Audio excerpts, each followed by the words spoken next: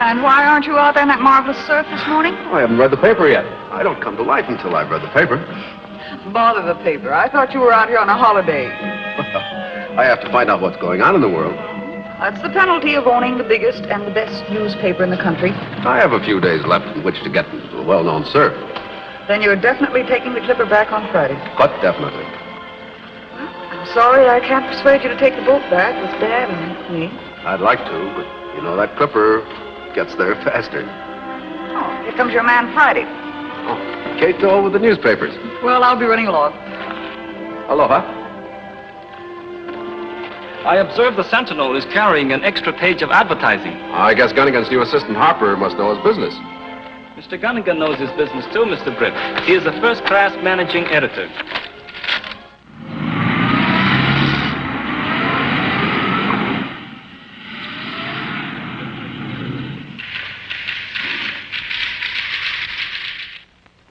Sure, I just came from having a talk with poor Gunnigan. That broken leg of his is going to keep him in the hospital for another month. You know, I've been wondering about that accident. Did he ever tell you how it happened? Well, it was like this. Gunnigan was going home one night from the office in a taxi, when all of a sudden a big truck...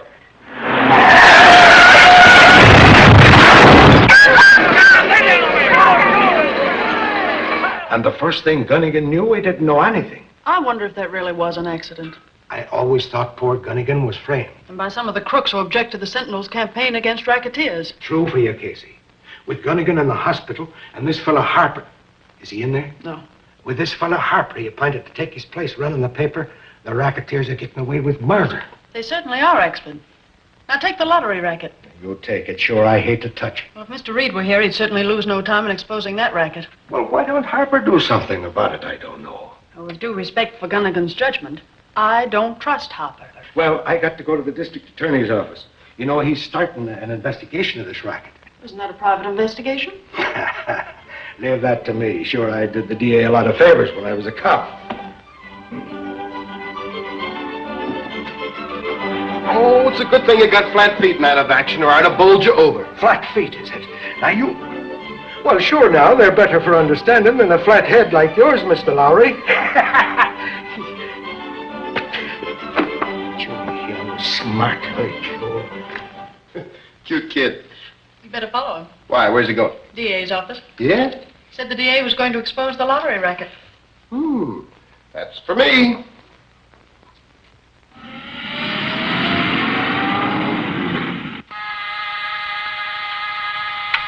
This is Harper reporting. All right, come in.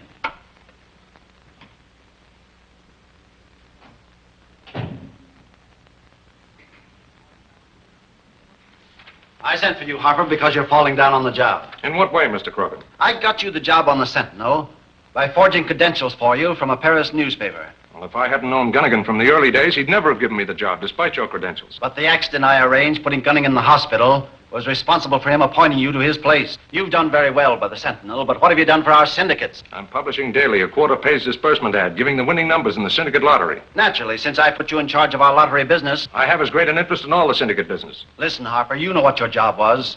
To dispose of Britt Reid and to cripple his paper so that the syndicate could buy it outright. that takes time. You've had plenty and you've failed. Now I'm warning you for the last time. Britt Reid must be disposed of before he leaves a boy. You may go. Not that way. Use the private elevator.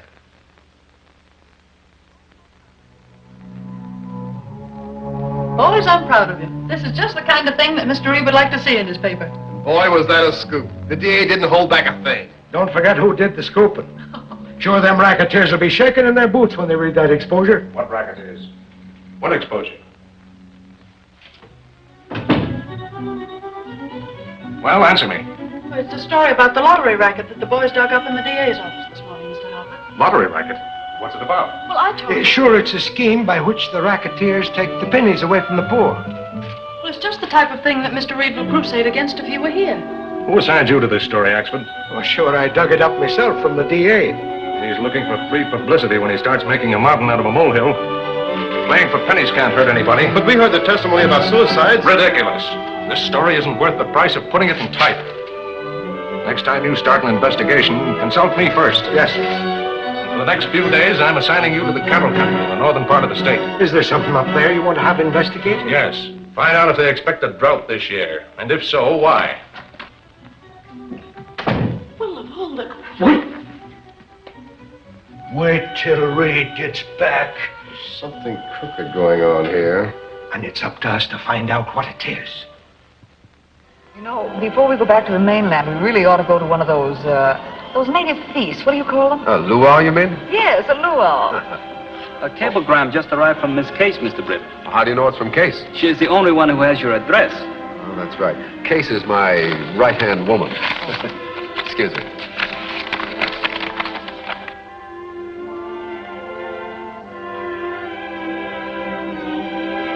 I'll have to answer this. Will you excuse me just a minute? I have brought cable blank and pencil, Mr. Britt. Thank you.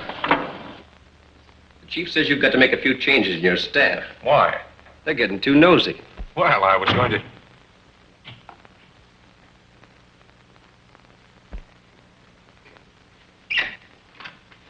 What do you want?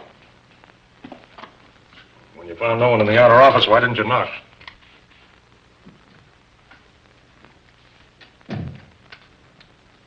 Cable addressed to Miss Case. I'm taking no chances.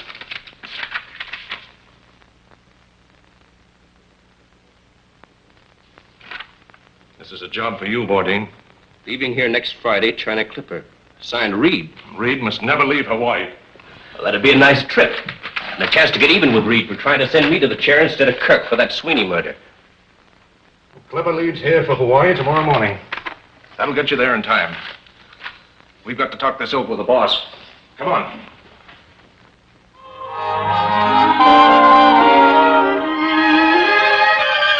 There's Reid now. They're coming this way. I don't know why you can't come back on the boat with us. There's only a few days' difference between the boat and the Clipper. Why don't you persuade your father to go back on the Clipper? Good evening, Brit. Oh, good evening, sir. Hello, Dad. Well, Gloria, it's time we started. We're going to that luau.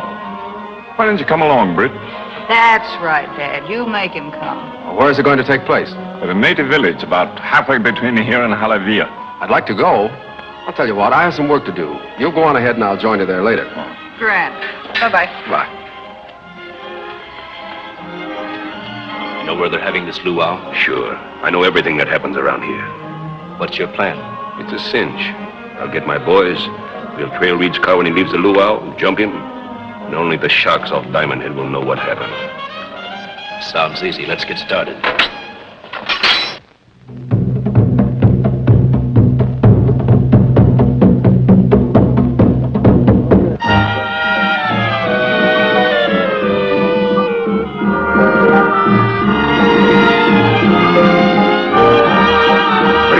It's near morning. If I don't get back, I'll miss the Clipper.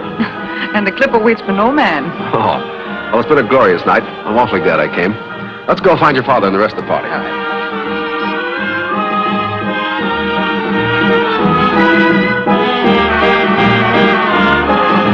Reed and his servant are just leaving. Anybody else with them? Just the driver. 3 of them, eh? We can handle them. You drive the car.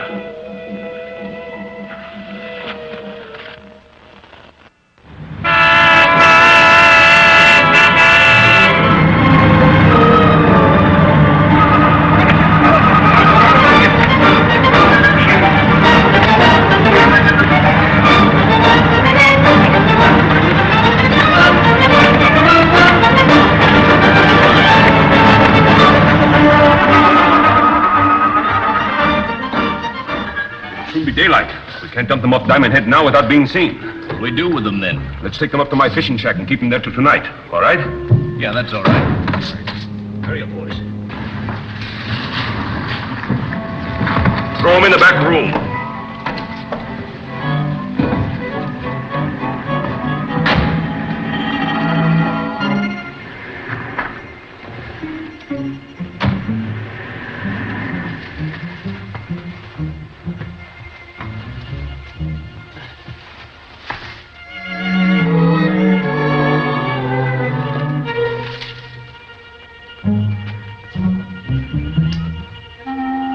You're sure your men can be trusted?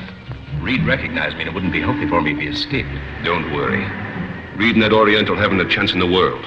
I'll come back tonight and finish the job. All right, then. We'll return to my hotel, and I'll pay you off. I'm pulling out in the steamer that leaves this morning.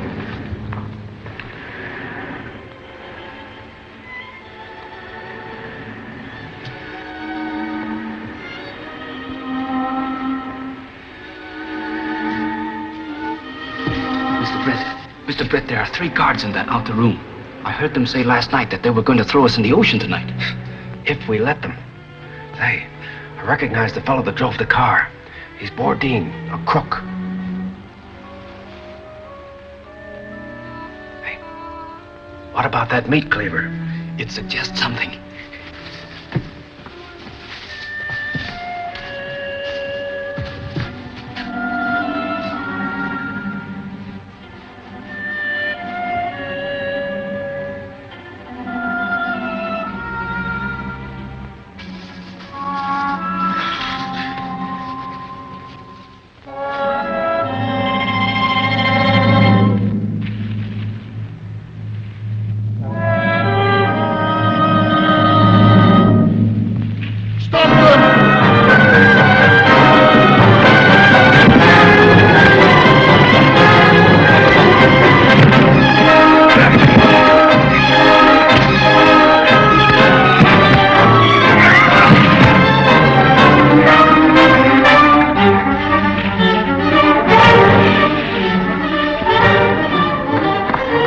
If we can make it.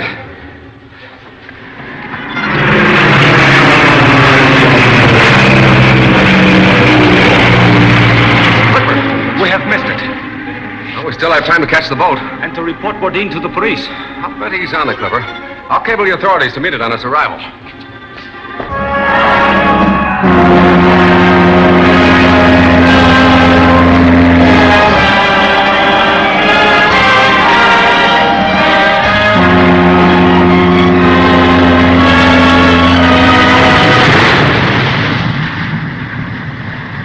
Weren't you on deck? Shut that door. What's biting you, big boy? Brucus fell down on the job. You mean he didn't fix Reid? How do you know? Reid and his valet are on board. That means I'll have to lay low all the way across. Well, I don't see why. You've got him where you want him. And as soon as it's dark, you Don't can... be a fool. Better give the ship's officers 4 days for an investigation. Remember, I've got a record. Well, then what are you going to do? Lay low, like I told you. Now, the captain's ball takes place the last night of our voyage. There'll be plenty of excitement aboard. I'll be safely ashore before they discover there's a passenger missing.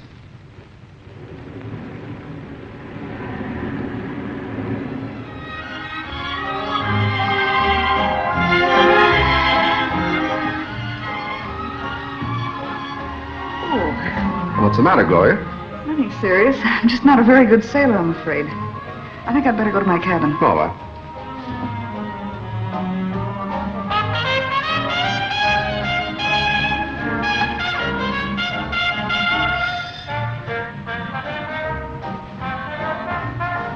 I feel better now. I'll rest for a few moments and join you later. I'll call you back to my cabin and see if you're feeling all right.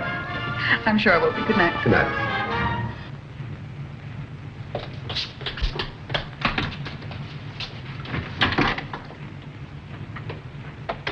What's the matter, Kato? Bourdain is on the steamer. Are you sure? Yes, Mr. Britt. I saw him on deck and followed him to his cabin. It's room 97 on B deck. Come, I'll show you. Wait a minute, not so fast. I just can't make it out. He must have known for 4 days that we've been on this boat. And has made no further attempt on our lives. Yeah, that's the mystery. Bourdain has a lot of information that I need. I'd give $1,000 right now if I had the Green Hornet outfit. Thank you, Mr. Britt. I can use that $1,000 very nicely. What? You mean you have it? Good. I thought it best not to leave it in your apartment. If your building caught fire, or should someone find it... Yeah, it would be difficult to explain. I think so, Mr. Britt.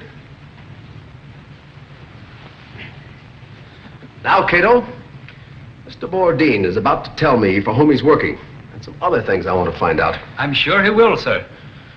You know, he collected a reward of $5,000 from the state when he turned in Kirk for Sweeney's murder, and he knew all the time Kirk was innocent. I'd like to return that money to the state. The mask.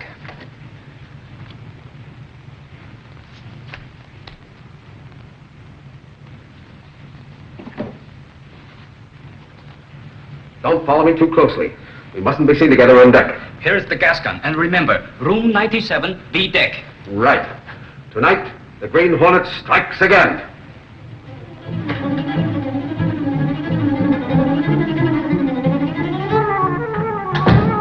The Green Hornet.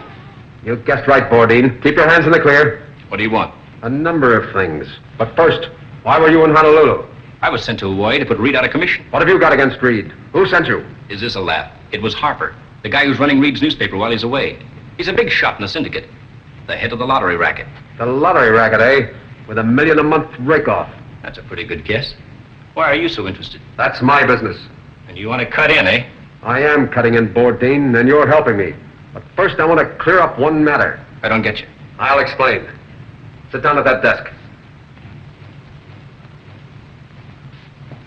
Now, write down what I dictate. I, the undersigned, confess to the murder of Patrolman Pat Sweeney. I'm confessing nothing. It wasn't murder. I killed Sweeney in self-defense. Yet you pinned the charge of murder on Kirk, an innocent man who was sent up for life. It was Kirk's fault. The cops caught up with me. And you collected a reward of $5,000 from the state for turning in Kirk. Fire's been discovered in the hold, sir. It's almost beyond control already. Fire in the hold? Yes. Order all men at their stations. All passengers on deck. Send out an SOS. I'll go to the bridge right away.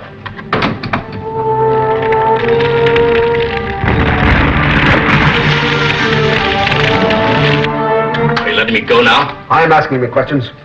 Hand me over your wallet. I'm collecting the Sweeney reward money. It's all I got, Hornet, about $2,500. Not so fast, Bourdin. Now answer my questions, quick. Who's behind Harper? Who's the head of the syndicate? I can't tell that. I can't. It means certain death for me. Answer my question. I can't. They'll kill me. I can escape the police, but not the syndicate.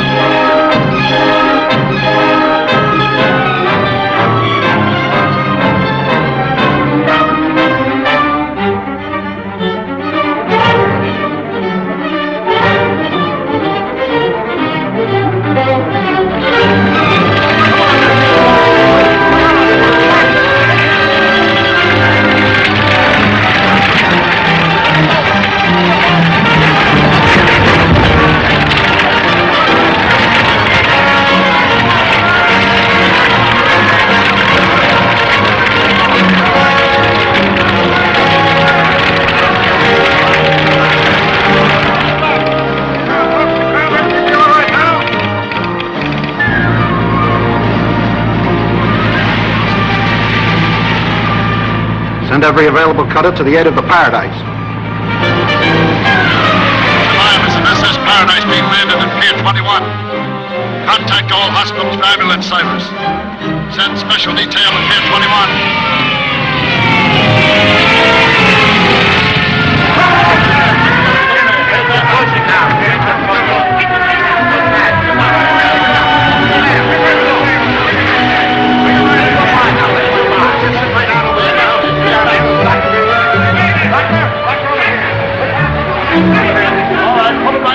Sure, that's fine, and thanks very much. I hope you get all right. Suffering snakes, Lowry. Do you see what I'm seeing? Look, Britt, there's Father. I'll join him. Britt Reid. Goodbye, Gloria. I'll see you later. And thanks. Reid, my boy, are you all right? Hello. Oh, gee. Hello, Kato. Sure, it is a sight for sore eyes to be seeing you. Nobody had any idea you were on that ship. Boy, is this a scoop for the settler, or is this a scoop? We come down here to get eyewitness stuff and find you on board packing a whole story. I'll dictate it on the way to the office. Phone this case and tell her to hold the presses for an extra. Okay, Chief. Oh, Britt, how about a little exclusive story for myself while the kid's busy on the phone? All right. Kato, give him the story. Oh, but Hello? Yes, Lowry. What's that? Mr. Reid on the Paradise. Well, is he all right? Oh, I'm so glad. And he wants the presses held for an extra. All right, I'll have the men in the composing room stand by. Tell Mr. Reid how delighted we are that he's back and safe.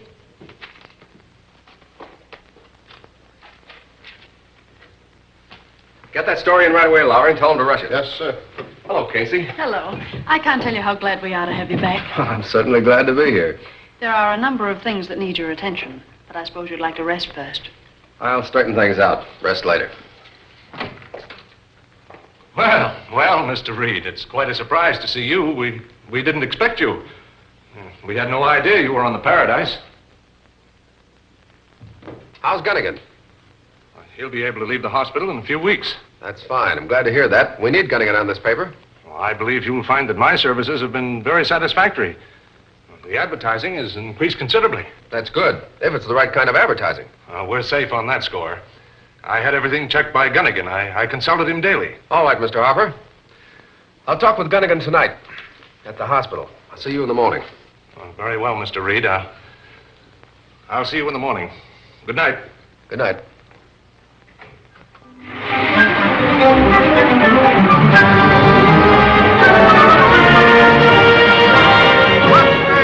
Read all about it. What's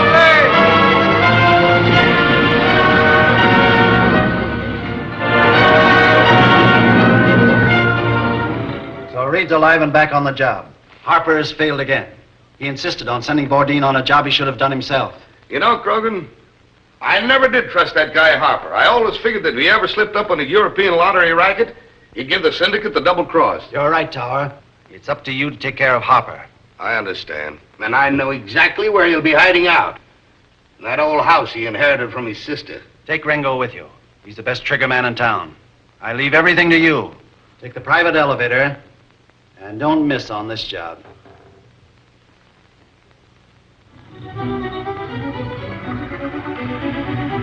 Kato, we have two very important jobs to do tonight. I understand, Mr. Britt. We will call on Mr. Harper? Oh, yes. And we'll deliver to the district attorney's home Bourdain's confession that he killed Sweeney and the money he collected for turning in Kirk.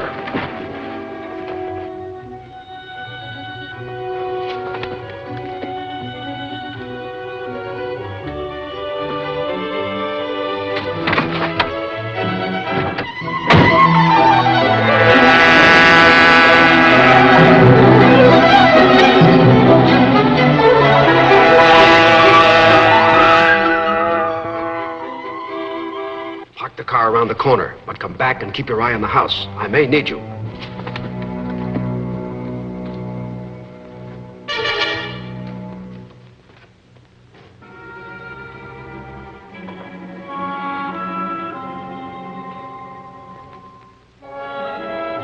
Don't tell her. Don't.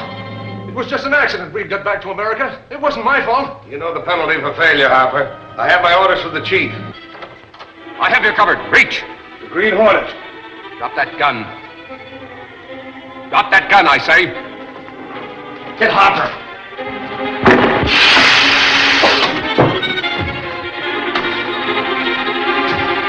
Not so fast, Harper. Get down from there.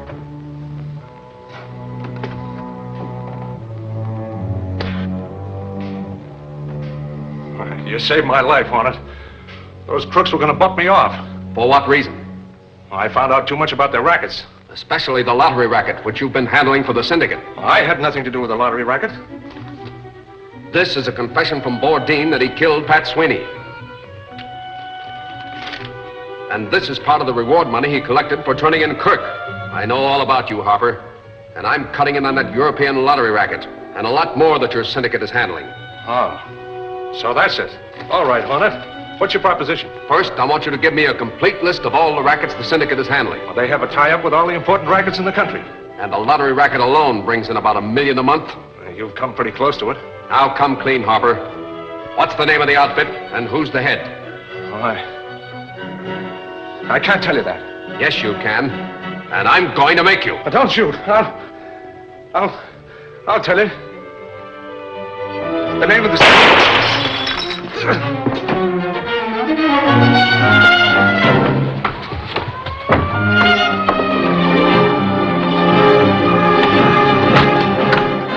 Are you all right? What happened to the other rat? I got his gun, but he escaped. Both these men were killed? Harper was killed by that shot from the window. I used my gas gun on the other. Keep watch outside.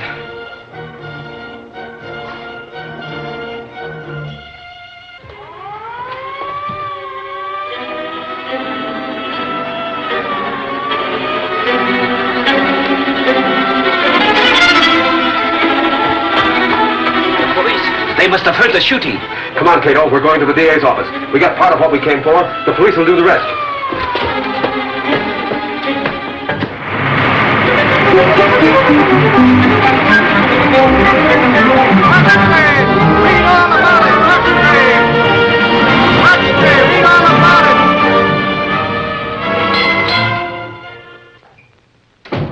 Morning, boss. What do you think of my Harper story? Not so hot. Sit down. Who do the police think killed Harper? Well, they figured that the Hornet, by bumping off Harper, was getting even with the Sentinel for offering a reward for his capture. Oh, by the same token, now that I'm back on the job, I suppose the Hornet will be after me, huh? That's what the district attorney thinks, and so does the police. By the way, what was your candid opinion of Harper? Boss, I always thought that Harper had some tie-up with the racketeers. I'm afraid you're right. I want you to call on a friend of his, a Mr. J.E. Lynch. Lynch?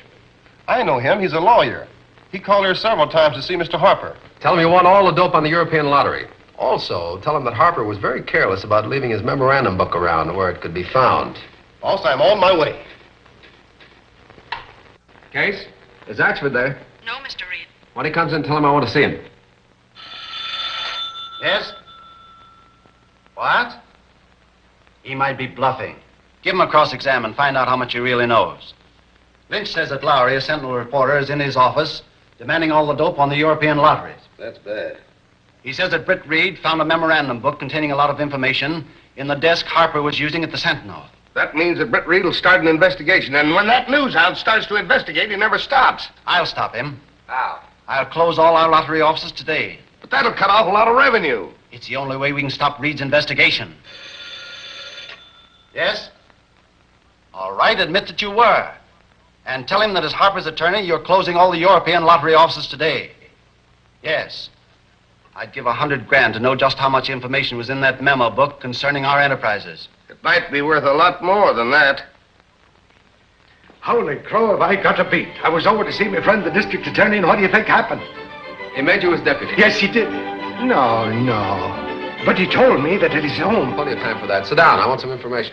Yes. Do you know anything about the Colton Ammunition Company? Do I know? Didn't I lose me 3 months' salary buying a bunch of their worthless stock? Well, you remember, Mr. Reid, they got a large order for shells from Europe. Oh, and then they floated a stock issue for money to expand their plant. Yes, and then a lot of serious accidents happened, and part of the building was destroyed. And the company went broke. And a lot of poor devils like me lost their shirts. Did Harper ever mention the Colton plant? Well, not in my hearing. But we did carry several half-column want ads for mechanics and machinists for the company that bought Colton's out. Oh. And that might explain the note in this memo book that Harper was so careless to leave behind. And what does the note say? It says, word Colton want ads in manner to attract kind of men we can handle. By all the saints. Didn't I tell you, Casey, that Harper was tied up with the crooks? Michael, get your car. You and I are going out to the Colton plant to investigate the new setup. Sure, it's parked right across the street and raring to go.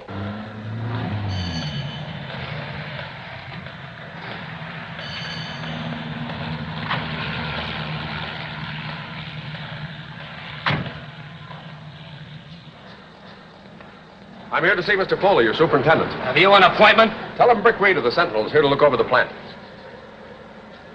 Call Foley on the phone. Is this the main entrance?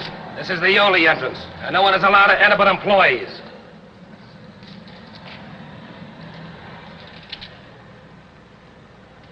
All right, this way. But Foley, I tell you, we can't allow this Reid to go snooping around the plant asking questions. He knows every ex-convict in the city. He'll recognize some of the workmen. Do you think he'll recognize you? Sure he will. And keep out of sight. I certainly will. Hello? This is Foley. Connect me with Krogan. Yes? What? Britt Reid? Yeah, Reid and his bodyguard Axford are here to look over the plant. I let them through the gate. They're waiting in the guard's office. Well, don't let them go beyond your office. Tell them you have strict orders not to admit anyone to the plant but employees. This is my chance to dispose of Reid. It certainly is. Reid's attempt to investigate our Colton plant is further proof that Harper's book furnished him with a complete list of our enterprises. I'll stop Reid's investigation if it's the last thing I do. All right, now I'll tell you Michael. Foley, if you don't let us go through your plant, I'm turning the whole thing over to the Federal Bureau of Investigation. I've got my orders, and I'm going to enforce them. Who gives you your orders? The president of the company, Mr. Colton. Colton sold out. He's still president, and besides, you're wasting a lot of my time. If you don't want to waste more time in the hospital, keep a civil tongue in your head. Michael.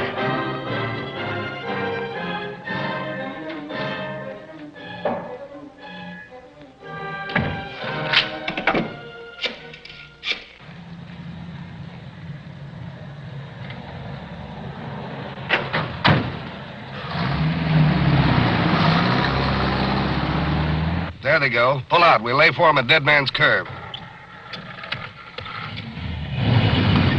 Well, just as sure as you're alive, the new setup now controlling the Colton plant is a bunch of saboteurs. I agree with you there.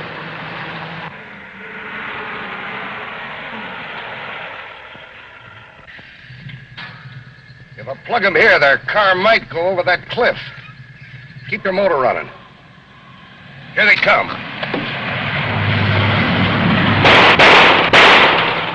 The police, get going and step on it.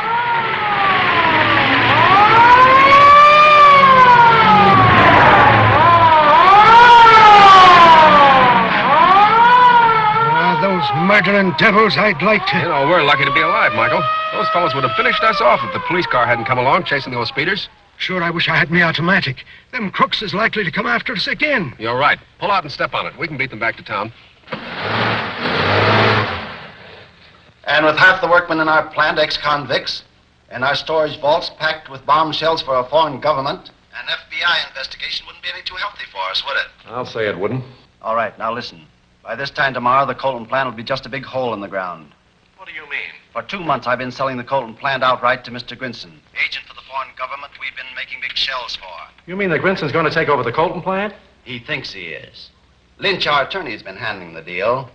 He's already been paid $400,000 in cash. Tonight, Grinson makes his final payment, $100,000. At your house, Foley. Well, why my house? It's the most convenient place from which the foreign agent can mysteriously disappear.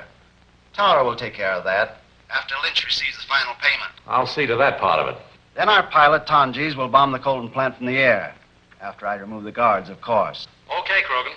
Well, why destroy the plant? With this rigid investigation going on, manufacturing large shells for a foreign government is too risky an enterprise even for our syndicate. Tonight, Kato, the Green Hornet is going to call on Mr. Foley, superintendent of the Colton ammunition plant. We will go to the Colton plant? No. We're going to Foley's home. It's 10 miles out on the highway, north of the Red River drawbridge. Tonight, the Green Hornet strikes again.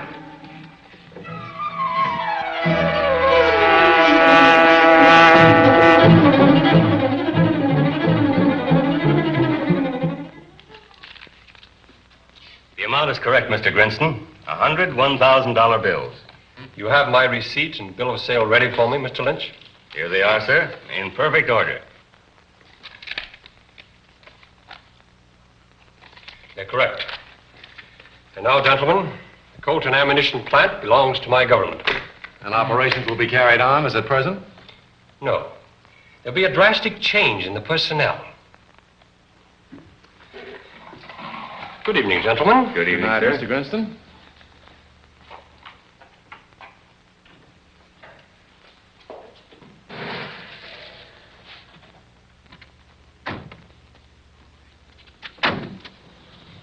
There's someone leaving. Shall I follow them? No. Wait here. Now I'll phone Krogan the good news. That'll be his signal to destroy the Colton plant. Oh, you better use the phone in the hall. I'm expecting a long distance. 100 grand. The final payment of $500,000 on the Colton plant. The syndicate certainly cleaned up big on that deal. Yeah, considering the very low price we paid Colton for it. And after we put the plant on the skids. Keep your hands in the clear. The Green Hornet. Surprised to see me, eh? I'll take over that 100 grand, and you crooks are going to answer some important questions. Get over.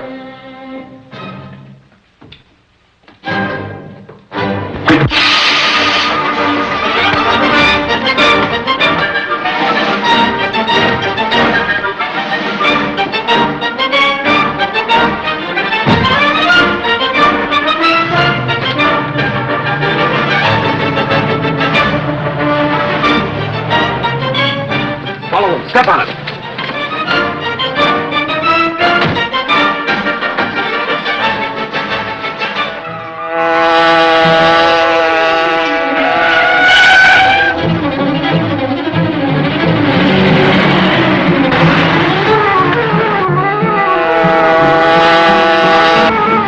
Hornet's after us. Step on it. You got a gun. Why don't you use it?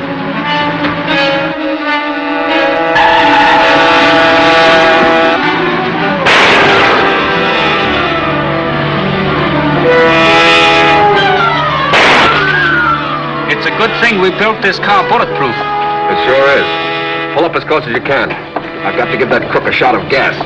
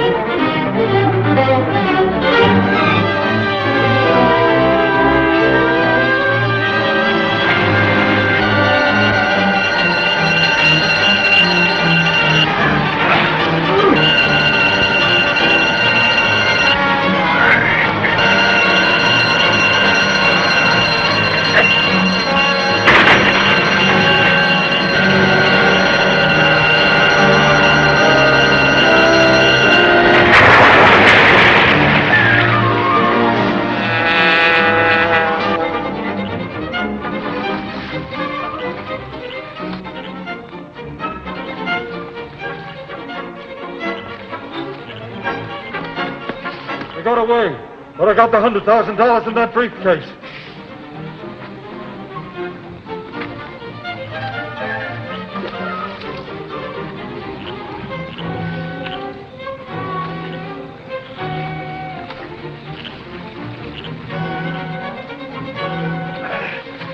You're not hurt? No, not much. I jumped before the car hit the water. The others? They're both gone. Hurry and get to the car. We still may have time to capture the man I left gassed at Foley's.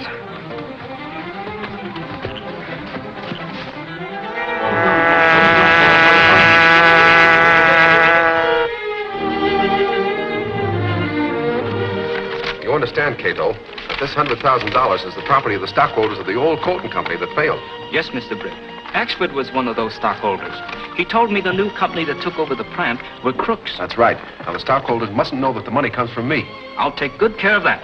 No, not that way. You might run into Axford. Take the back door and mail them at the post office.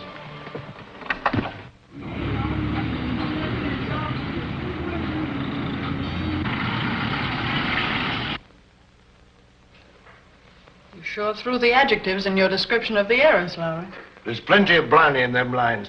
Maybe he's figuring on marrying the million. I understand she doesn't like reporters. Oh, she don't she? Well, who is she to be controlling a big company the government's liable to be dependent on in case of war? You don't mean she's really going to control it? She could if she wanted to. She owns 3/4 of the voting stock. She could make herself chairman of the board and run the whole show if she likes. You're right. And what a swell chance for a villain. Morning, boss. Good morning, Reid, my boy. Good morning. Good morning. What do you mean, a chance for a villain? Well, in the present world situation, aluminum is one of the most important products in the manufacture of war materials. Of course, but I still don't see... It's this way. Aluminum Products Incorporated controls the aluminum market. Francis Grayson controls aluminum products. Now, if some shrewd, unscrupulous person should get control of Francis Grayson... Our first step is to find an actress whose stature and features are sufficiently like those of Francis Grayson to pass muster after a clever makeup. Say, Chief, I know where I can dig up a Jane that's a dead ringer for this Grayson gal, and she's a clever actress. Who is she? Her name's Stella Moyer. Never heard of her. She's famous for her impersonations. And with a little makeup, she could deceive Miss Grayson's own mother. Miss Grayson has no mother, nor any other relatives, fortunately for us. Can this Stella Moyer be trusted? Stella can be absolutely loyal. She's paid enough. Bring her up tomorrow by the private elevator, blindfolded. Well, anything more? Yeah, this Britt Reid seems to have a fifth sense in probing into things that we're interested in. This editorial in the Sentinel on the death of Grayson says in part, the Sentinel feels sure stockholders will hesitate to entrust leadership of the highly important aluminum products company to the inexperienced 21-year-old Miss Frances Grayson, who inherited that exalted position from her uncle, Homer Grayson. Well, you had your order to take care of Reid. Why don't you execute it? Well, he's pretty well guarded, but waiting for a chance to do a job that wouldn't implicate us. It's imperative that you act at once. I guess your hunch about aluminum products was all wrong, boss. As far as I can find out, everything's under control. All right, Lowry. By the way, when does Miss Grayson arrive? She sails from London in about 10 days. Why, does it make any difference? It might. You remember that memo book we got from Harper? There was a mention in it of Homer Grayson. That's her father. That's interesting. We know that Harper was definitely connected with the crime syndicate. Here it is. Apparently it's an order from somebody. It reads, in the event of Homer Grayson's death, consult me before publishing anything about it. Of all the crooks. Boss, who do you think sent Harper that order? I'd give a lot to know. Probably the head of the crime syndicate. They're after the Grayson millions. You want to warn the Grayson company. I intend doing that at once. I'm going to call on Kenneth North. He's vice president in charge of production out there. He's an old friend of mine. Oh, tell Axford to bring his car around to the front of the building. Yes. Hello, Ken. Oh, glad to see you, Britt. Glad to see you. Oh, this is Michael Axford, one of my reporters. How do you do, sir? Take a chair. That was a splendid editorial that you wrote about the death of Mr. Grayson. We all appreciate it. What can I do for you? What's going to be the new setup around here when Miss Grayson returns? Miss Grayson simply gives proxies to the board of directors. You hope she will. But by golly, you can't depend on women. I knew one once. Michael. Now tell me, Britt, what's on your mind? Well, as you know... All right, Stella, you can take off the bandage. Boy, that's your blindfolding, all right. I ain't seen a thing since I got into that car. That was the intention, Miss Moyer. And you'll be taken away from here in the same manner. There is a general resemblance to Miss Grayson. But, Oh, wait till she gets through with her makeup, Chief. All right, Stella, there's a mirror over there. Here's a picture of Miss Grayson. Get busy. Huh. This'll be easy.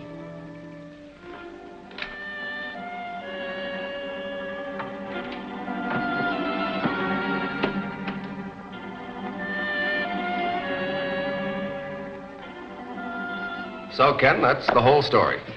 I appreciate your interest, Britt, but I'm sure that Grayson will not take any active part in the operation of the company. I hope not. Well, if I need help, I'll certainly call in the Sentinel. Goodbye, Mr. Axford. Goodbye, sir. So long, Ken. Bye. Perfect, eh, Krogan? Very good, so far as appearances go, but there's much more to it than that. Miss Grayson, will you please tell this gentleman what you propose to do about Aluminum Products Incorporated? Well, I shall do nothing about it, really. What does one do about such things? I shall sign some of those, is it proxies you call them? One of our cultured gentlemen will accompany you to Liverpool. You understand what you're to do? Leave it to me, big boy. I get in with the Grayson dame on the boat, study her voice and so on, and show her how much we look like. Then I sell her on the idea of fooling the reporters by swapping places with me when the boat docks. She's right, Krogan. The Grayson dame dislikes publicity, dislikes reporters. She'll be glad for a chance to trick them. Beside that, she's always ready for an adventure that promises a thrill. I got a complete record of Miss Grayson's life and activities. Stella will be letter perfect in the part by the time she returns. Very good. And if you succeed, you'll be independently wealthy for life. But if you fail or try to double-cross us, the stage will lose a very charming young actress. Don't worry. I'm not going to let you down. I won't double-cross you.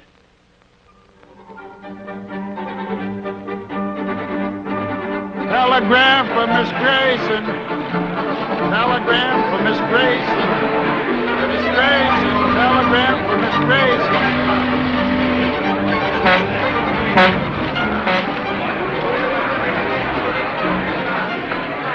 I'll take care of Grayson. You find out who's on that stretcher. Okay, I'll meet you at the taxi stand. All right.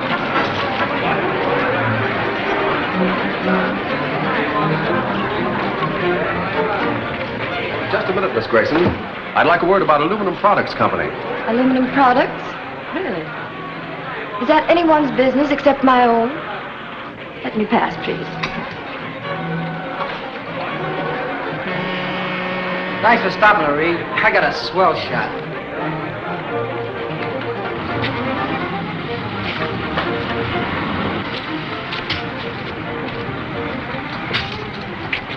Who is the puddle duck? Miss Moria. Just seasickness. All right, smart guy. We'll take care of her.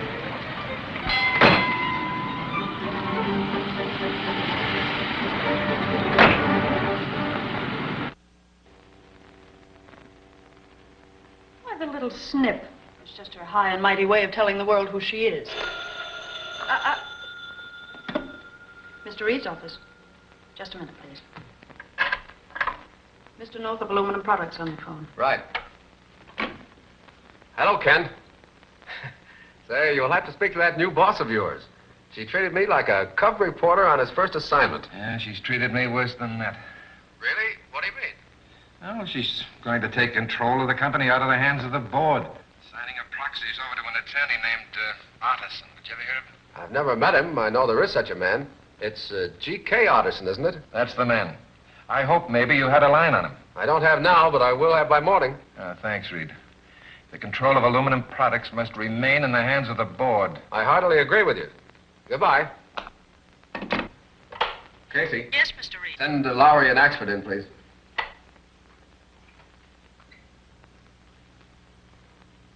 I want a line on an attorney by the name of George K. Otterson. Do you know him? He's a big shot corporation lawyer. Plenty of money, country estate. What's he done? That's what I want to know.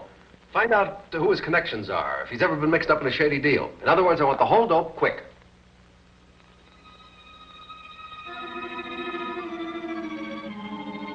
Did you find out anything about Otterson? Only that the guy is too perfect.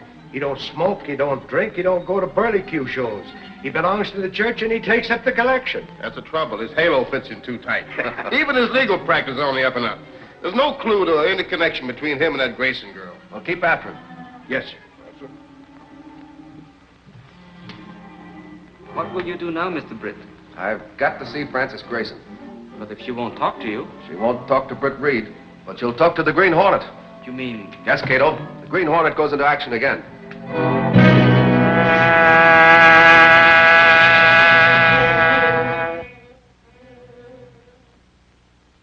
It's good. It's almost perfect.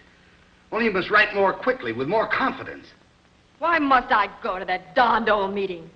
Why can't Otterson go and take the papers with him already signed? He's a corporation lawyer. He can handle it. Well, they might question the signature, and if they see you sign the documents, there'll be no question. Now try it again, a little faster. Cut the motor.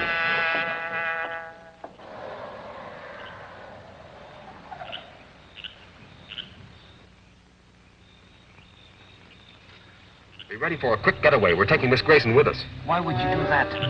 To keep her from attending an important board meeting of aluminum products tomorrow. I understand. That's good enough. Otterson will be here shortly to give you final instructions about the directors' meeting.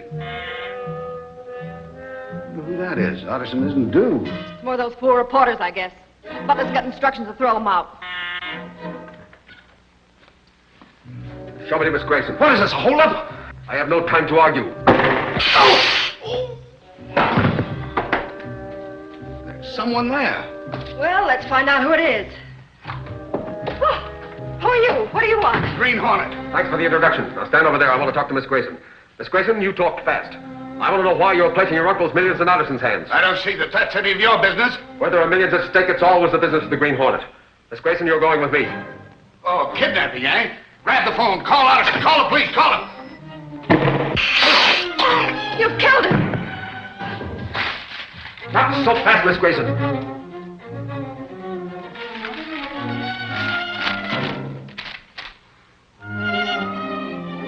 Did you write that?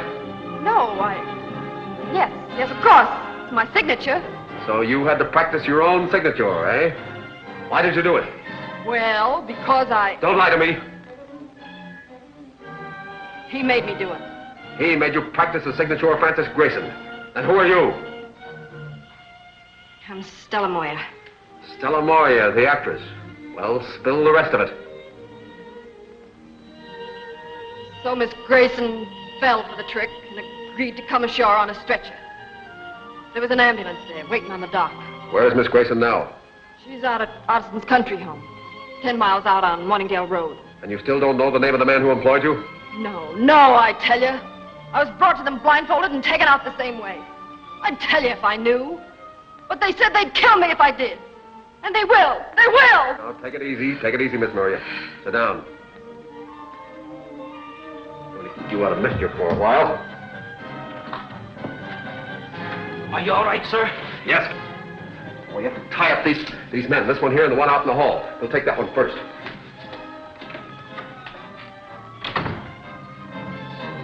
After you've roped them, call the police. Tell them to pick up these people on a charge of conspiracy to defraud the Grayson estate. Arrest Miss Grayson? No, that's not Miss Grayson. That's an actress impersonating her. Miss Grayson is a prisoner at the Otterson country home.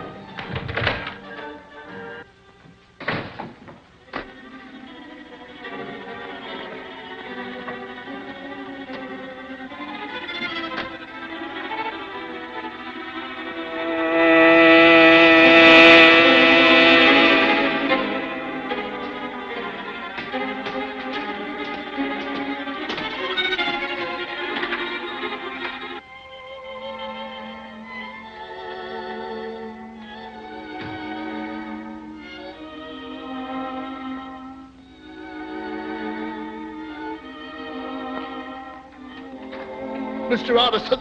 Oh, Stella. What's the meaning of this? The Green Hornet. Hornet? What's he doing in this job? I tried to kill him, but he gassed me. I don't know what happened then. I thought he'd killed Tower and was going to kill me. He found out who I was and forced me to tell him where Francis Grayson is. We've got to get to my place quick. The Hornet means to kidnap Miss Grayson and hold her for ransom. If Francis Grayson gets out of our hands now, we're all due for a spell in the pen. We've got to get the Hornet. You get out of town and stay hidden. Communicate with Tor as soon as it's safe.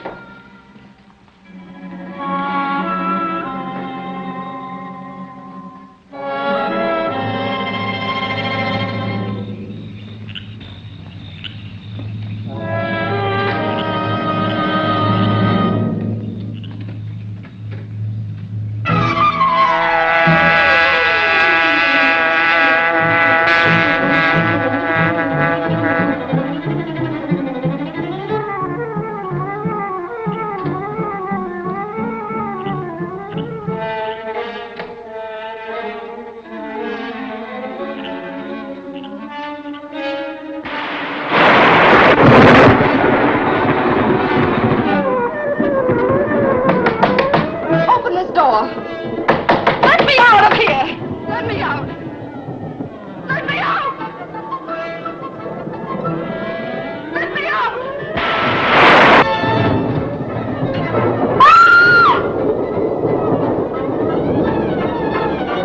Open the door.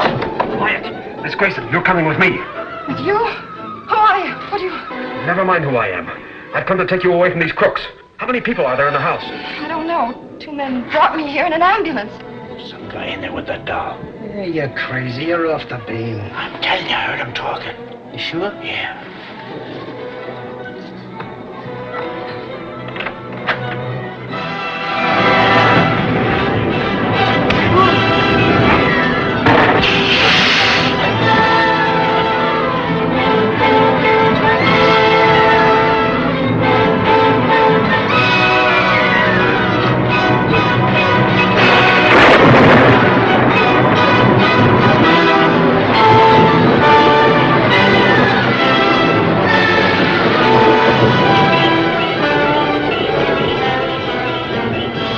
That was the Hornet in that car. And that Grayson girl was with him.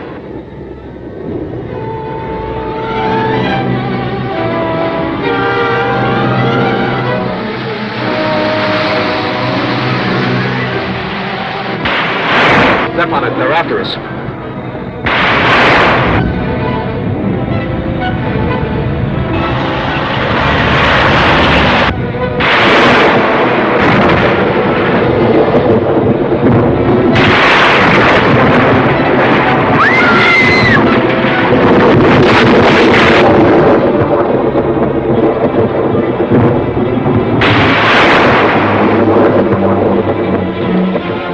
There's a house over there. Come on.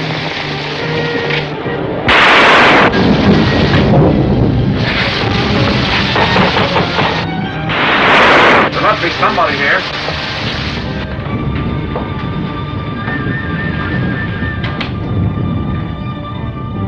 Hello?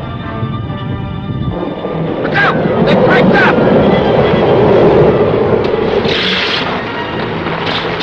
Well, that looks like the end of the Hornet. Don't bet on it. He's hard to kill. Who are you? I'm known as an outlaw, but I don't want to see the safety of our country jeopardized. What do you mean? Those men who were holding you were... If they've escaped, we'll never find them in this storm! Look! There's a light. It takes reference to that house.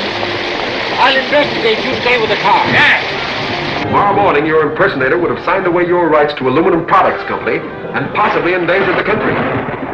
Whoever you are, I owe you my life.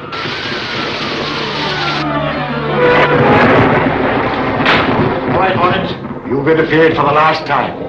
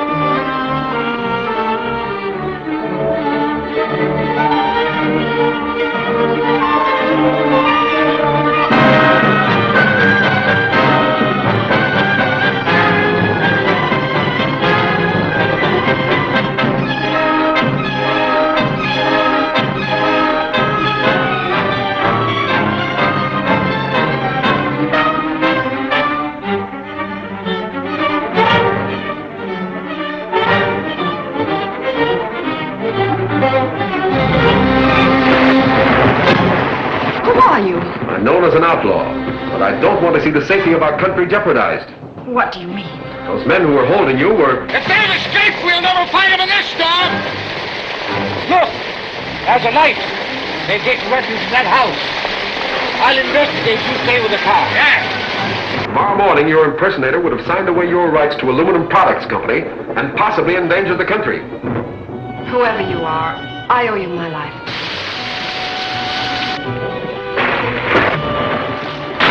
All right, Hornet. You've interfered for the last time.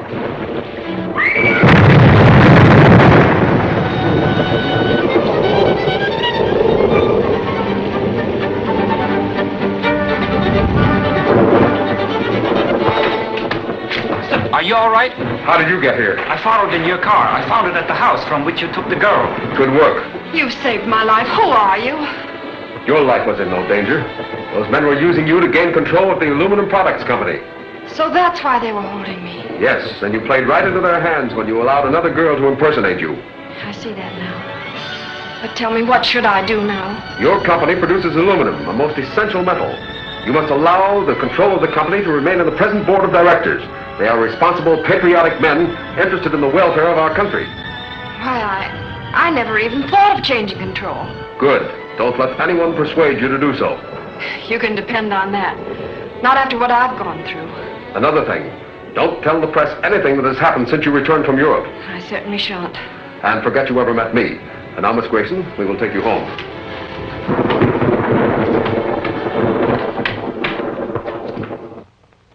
I'm glad you escaped, but we'll miss Otterson. It doesn't mention the Green Hornet or the Grayson girl. I'd like to know what happened to them. Yes? Put him on. Yes, Oliver, what is it? Oh, she is, eh? All right, you get back here as soon as you can. Salter reports that the Grayson girl is back in her own home. Taken there, of course, but the Green Hornet who wants a cut in the millions. It's uncanny the way he senses our plans and disrupts them. He's outspotted us at every turn. And there's no excuse for it. We have unlimited resources, a hired army of fighters, and yet single-handed, the Green Hornet is too much for us. He sure messed up our aluminum products deal. Not altogether. I'm working on another angle to get control of that company. What is it? Striking at them through Home Electric, the company from which they buy their power. I get it. Without light and power, they're licked. Send Franks in. Franks has been making an undercover investigation of Home Electric for me. Hello, Tower. Hi. What have you accomplished? Well, for one thing, I found that the franchise Home Electric has been operating under for years has a trick clause in it. What is it? If Home Electric fails to serve power for a period of 24 hours, the franchise is null and void. 24 hours. It shouldn't be difficult to put them out of business for that long. Then our triple state electric company can take over the franchise. Right. And after that happens, the service we furnish aluminum products won't do them any good.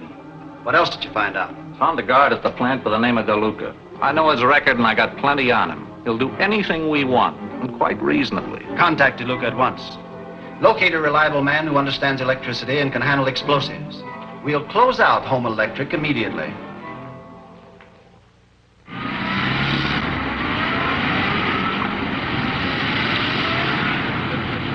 I'm telling you, Reid, this trouble they're having at the Home Electric plant is the work of foreign agents. I think you're right, Michael. We've already published rumors to that effect. What more can we do? People wake up and realize what's going on all around them. It'll take more than rumors to wake up people, won't it, Case? It certainly will. To most people, sabotage is just something they read about in the paper. And do nothing about until it lands with a wallop. Michael, dig up the facts in the Home Electric case and we'll print them. Sure, and I've been after trying to dig them up. But this President Marsden of Home Electric is just a big puddin'. Says I to him, put one good Irish cop like myself in your plant, and he'll round up them foreign agents in no time. Did he offer you the job? He did not. He ordered me out of his office. Yes, I know. He called me about it. He's on his way over here now. Boss, I got the lowdown on that blackout at the Home Electric plant last night. All right, let's have it. 3 emergency switches were pulled, and the overload burned out 1,000 feet of cable into a whole flock of pole transformers. I thought the switches were kept locked. They are, but somebody fouled the lock.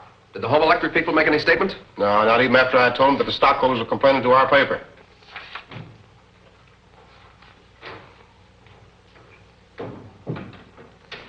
I'm here to see Mr. Reid. What name, please? Mr. Marsden. Yes, Case. Mr. Marsden is here. Send him in. Okay, boys.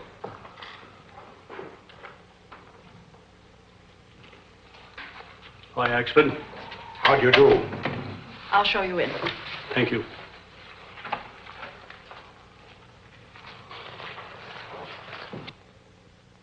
Won't you sit down? Thank you. What do you think you're doing, Lowry? Oh, I just wanted to hear what Marsden had to say about man of action here. Well, it won't be good. Gousey here. Mr. Marsden, I judge by our phone conversation that you think the trouble you've been having is sabotage caused by foreign agents. I certainly do. We're supplying power to many important industries. Yes, I know. One very important industry, the Aluminum Products Company. Why do you especially mention that company? In these days, aluminum is a very important product. You're right. Have there been any former attempts at sabotage at your plant? Yes, several, but none have done any damage until recently. Have you considered the vulnerability of your big dam up the river? Why, that's a massive structure and couldn't be damaged except by an enormous amount of explosives. But if the water gates were closed and the motor which controlled them disabled, then the plant would have to close. So that's the weak spot. I beg your pardon? I was just thinking aloud, thinking of what a prolonged blackout would mean to the essential industries you're serving with power. I'd like to have a look around your plant up at the dam, if I may. Why, I'd be glad to have you. Then you can satisfy those stockholders who've been complaining to you. You won't print anything about that Watergate control. Oh, that's off the record. Good. I'll write you out a pass. Will you make it for 2, please? I'd like to take one of my reporters with me. All right.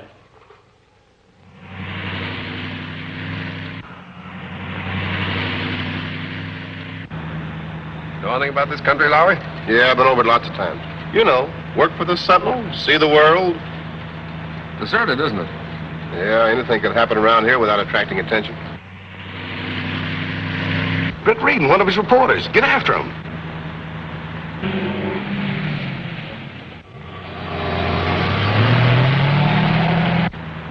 Hey, Lowry.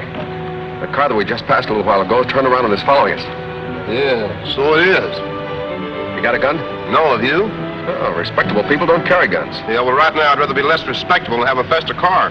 This thing go any faster than this? I hope so. They get in the way, I'll try for their tires.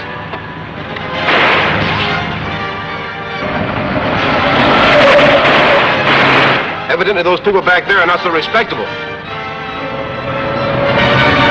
Hang on.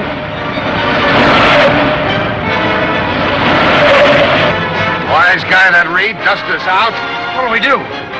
Keep after him. I can't see a thing. You can stay on the road, can't you? Yeah.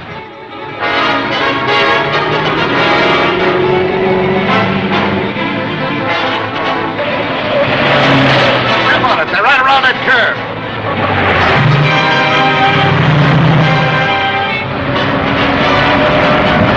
Ah, we've lost it. We might as well turn around.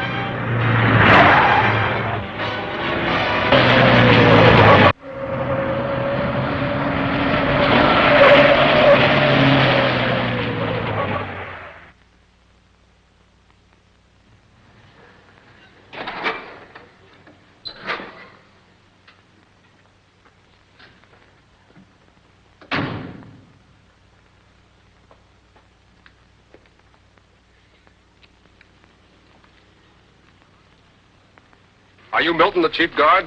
Yes, Mr. Reid. What can I do for you? I'm interested in seeing the place from which the water gates are controlled. Take these gentlemen to the gate control house.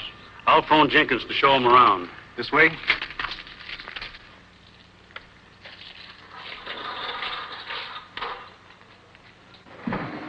Jennings, I'd like to know about the water gate control. This is the motor that opens and shuts the gate. And this is the control switch. I see. Well, now, if the gate were closed and the motor disabled, could the gate be opened again? Not unless the motor was repaired or a new one installed. What's this big board for? It's an extra board for emergency use. Carries a full load like the one in the powerhouse below. Do you think there are enough men around here to guard the place properly?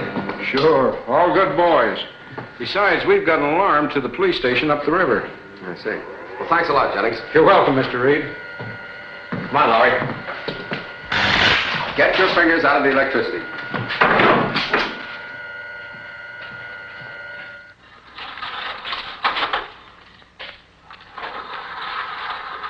See what you wanted to? Yes, thank you. Have you hired any more guards lately since you've been having trouble? No need to. My men are all good guards. Besides, I have more at the upper gate. Oh, boys, meet Mr. Reid of the Central. Hello. Glad to meet you, Mr. Reid. Your face looks familiar. A lot of people tell me that. I guess it's because I got such a funny pan. His name's DeLuca. DeLuca? No, I don't remember the name. Well, Milton, you've got things under control here. I'll tell your boss. Thanks, Mr. Reid. Much obliged to you. You know, Lowry, I think I've seen that guard DeLuca somewhere before, and under circumstances not to his credit. Why don't you tell the chief guard? Well, I'm not sure. I don't want to cause an innocent man to lose his job.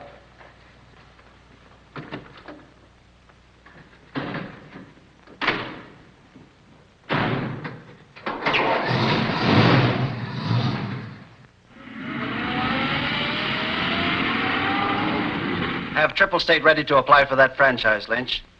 We're putting Home Electric out of business. That's right. Yes? It's Tower, Chief, with the man I told you about. Come in.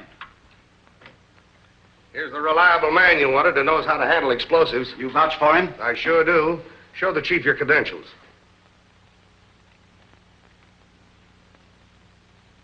Bourdain. That's right. I wasn't burned up in that ship fire as everybody thought. I wouldn't have known you. That's why I figured he'd come in handy. The Green Hornet won't know him either. All I ask is another crack at that guy. You had your chance on that boat. He jumped me, but I had him halfway over the deck rail. What happened? The last I remember was his gas gun. Then I came to in a hospital on the waterfront. He got in touch with me last night. Your recovery is very timely. Get set for tonight. With that guard DeLuca has fixed to let us in, we can't miss. It's lucky Axford's out tonight. Otherwise, he'd be curious to know why I'm going through his rose gallery. Yes, sir. Mr. Axford is very fond of asking questions. Not so fond of some of the answers he gets.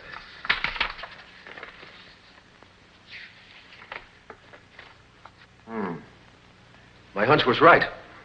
DeLuca does have a criminal record. A string of aliases as long as your arm. Look at this. Larceny, grand and petty. Arson. Here it is. He was mixed up in that tunnel job last year. He didn't recognize you, Mr. Britt? No, when we met in the tunnel, I was the Green Hornet. Take that back to Axford's room and get ready to travel. Travel? Yes, we've got to get that information to Milton, the chief guard, at once. And Mr. DeLuca is going to have a visit from the Green Hornet.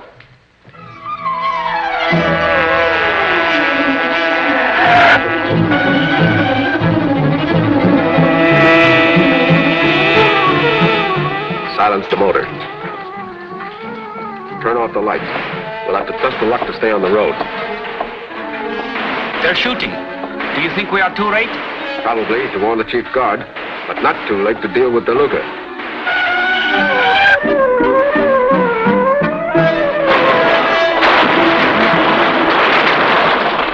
Light him up, boys. Ryan's turning in the alarm. The alarm wire's been cut. A big hunk taken out. It can't be spliced.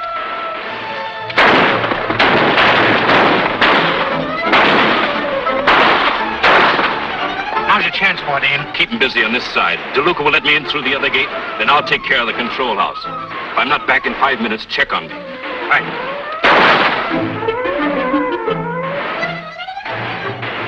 Their main attack seems to be the powerhouse, and I'm sure their chief objective is the gate control. What can we do? You can get to the telephone and call the nearest police. But you... I hope to have my job finished by the time the police arrive.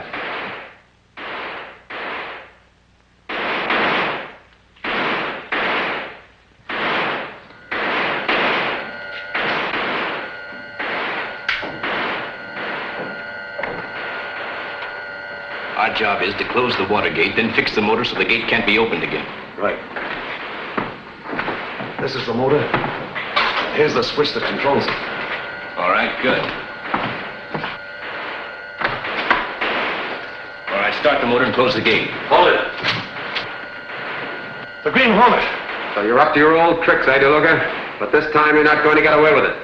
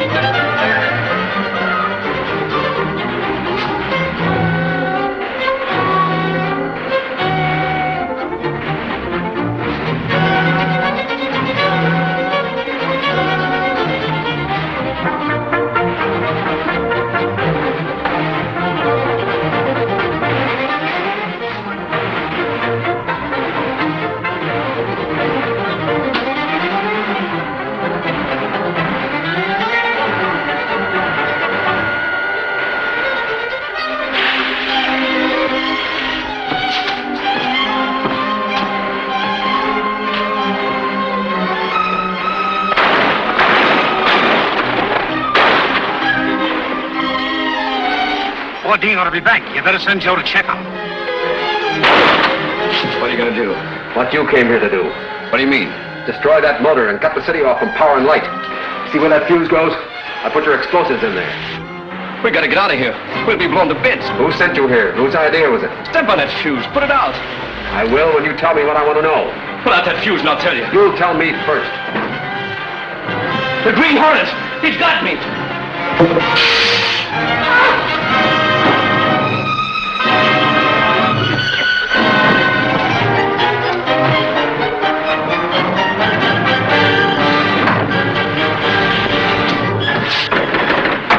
That piece of timber will break the door down.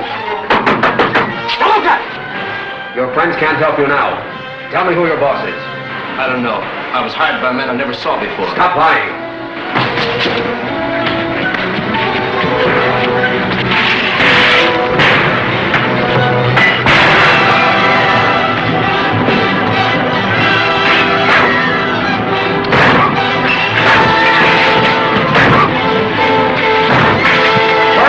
Down that door!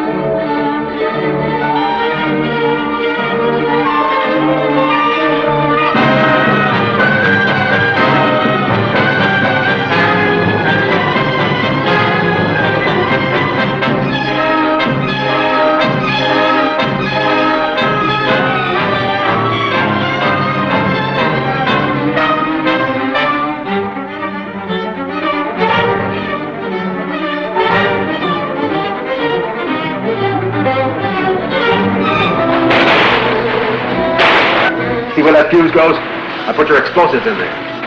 We gotta get out of here.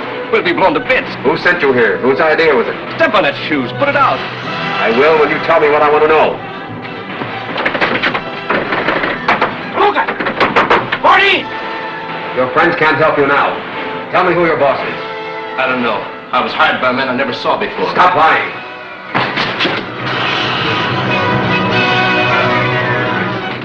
Spread that piece of timber, we'll break the door down.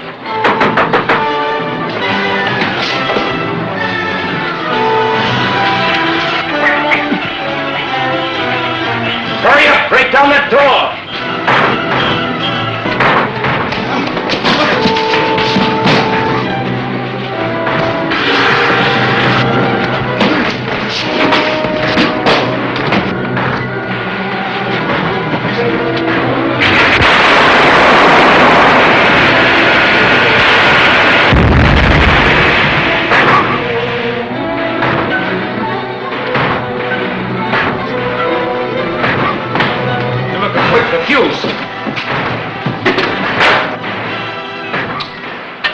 smart trick. Well, it sure pulled a fast one on us. You know, we never connected that fuse with the dynamite after all. Yeah? Where is the Hornet? He's over there. Dead. Electrocuted.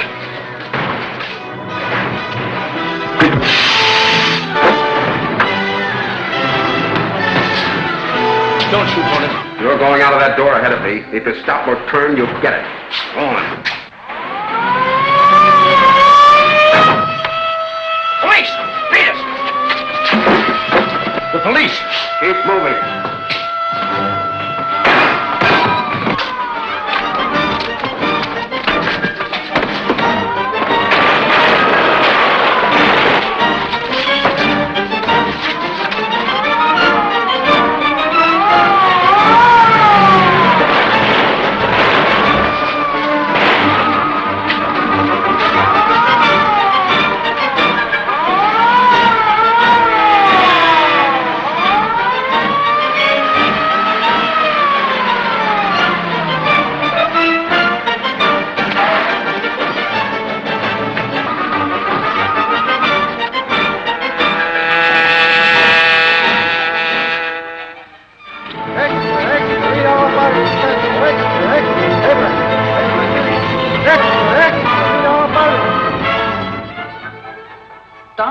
One of the guards in the control room fought the Green Hornet.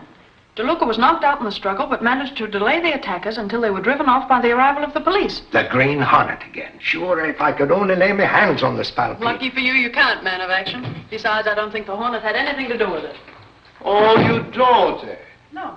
Remember, I wrote that story. So what?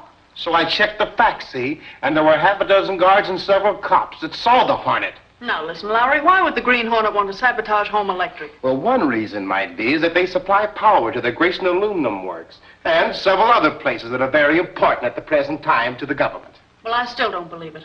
The Green Hornet may be a bandit and a racketeer, but he's not a traitor. Yes. I'll send him right in. Mr. Reid wants you. Why, I don't know.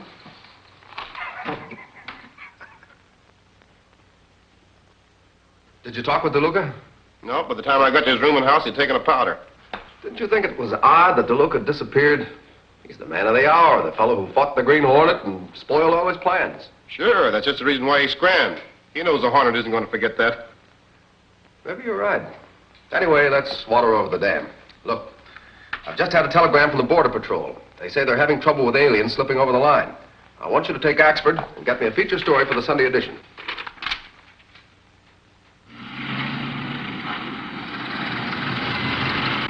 Sure, I know. I should have finished the Hornet when he was down, but I thought that electric Jolie got it, polished him off, and We'll take care of the Hornet and get control of the Home Electric before we're through. In the meantime, you'll have to keep out of sight. When does the next shipment of rifles go down to the border? Tomorrow. Good. Put DeLuca on one of the trucks and get him over the line. Wait. Take Bodine with you at the warehouse and show him how we operate this job.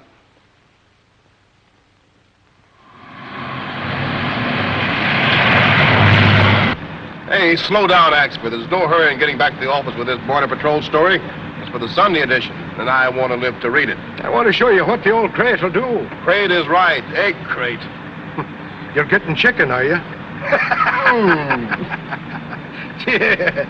No, I tell you, I had a supercharger put in, and the next time I see the car of the Green Hornet, I'll chase it up a tree. Yeah, you do your tree climbing on your own time. Slippery snakes! He's on the wrong side!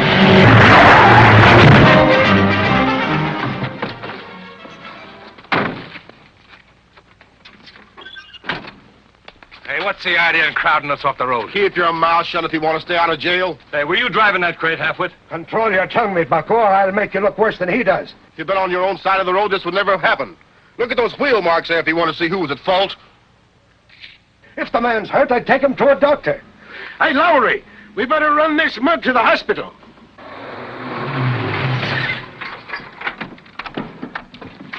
What's holding you up? Accident. What's going on here? Go on, clear out of this nosy before I bust you. You and how many more of your mob? What do you got in them bales? None of your business. Why? Hold it, Mike. Hold it. One of your men is hurt. We were going to take him to a doctor. You're going to get moving in about 1 minute, or you'll need more than a doctor. Hold it, Mike. Hold it, Mike. Okay, tough guy. But if the guy croaks, don't blame us. Come on, my Oh, let me poke him. Come so on, I can come knock on. the three of them.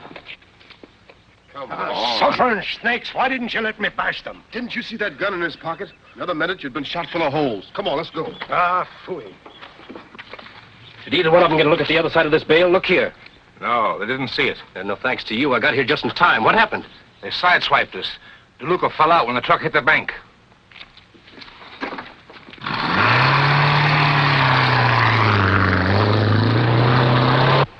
Take it easy, expert. Take it easy. You know, the fellow that got hurt looked familiar to me, but I can't place him. I didn't get a look at him. Hey, pull it over there and stop. I want to take another look at those guys.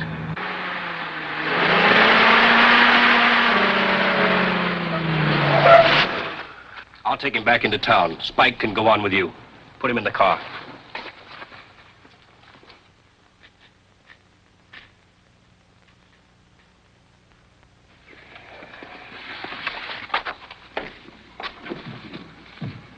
Now get your load back on the truck and beat it.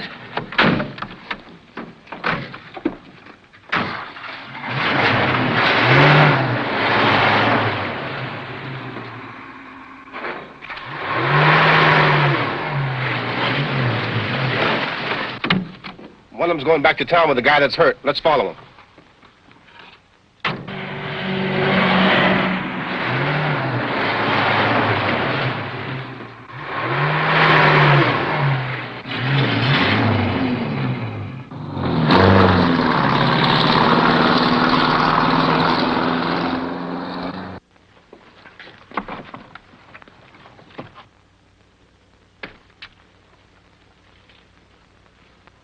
And when we had run the murdering smugglers into their lair, this would-be reporter wouldn't let me go in and drag them out by the scruff of their necks.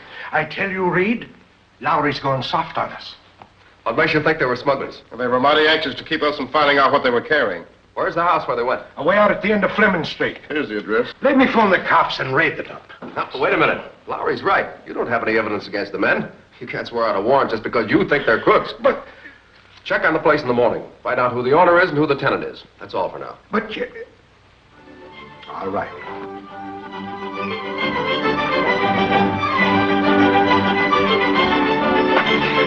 Have you no bringing up your load?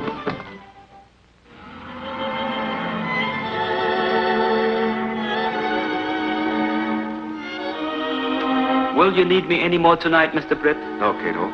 There doesn't seem to be anything more the Hornet can do about the home electric power plant raid. No, sir. Not unless you can locate the missing guard, Viruka. Reid! Reid! Yes? Now, by golly, maybe you'll believe me. Here's a picture of one of them smugglers in me private rogues gallery. That's the fellow that was thrown on his head when we crashed the truck. And will you note that one of his aliases is DeLuca, the name of the guard that disappeared from the home electric power plant. Well, why didn't Lowry recognize DeLuca? He saw the man at the home electric plant. Yes, but he didn't see him at the truck accident. The mug was down on his face and Lowry was busy arguing. Maybe you've got something there, Michael. Take this down to Commissioner Brunson the first thing in the morning and tell him your story. He might make you a detective. Well, sure, he might do worse for the force. Good night, sir. Good night. Is that the man, Mr. Britt? Yes, that's DeLuca, all right. The Green Hornet has to talk to him before the police get to him. Get my mask and gun, Kato.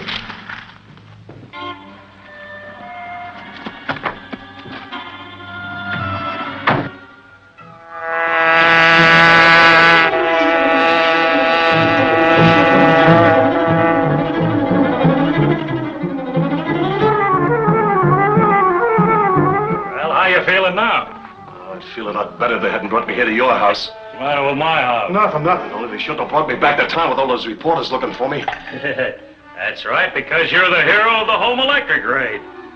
Brave Guard defends property. Lay off the ribbon, will you?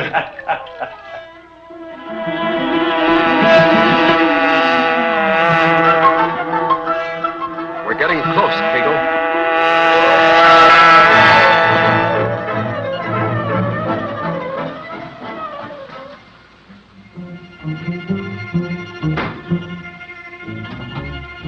Listen, I gotta get out of here, I tell you. Quit your beefing. There'll be more truckload of guns going over the border. Yeah, that's the trouble. The chief has enough rifles down there now to equip a whole regiment. And he'll be wanting all we can ship to him, too. The Green Hornet! You meet again, don't we, DeLuca? What do you want? I want information.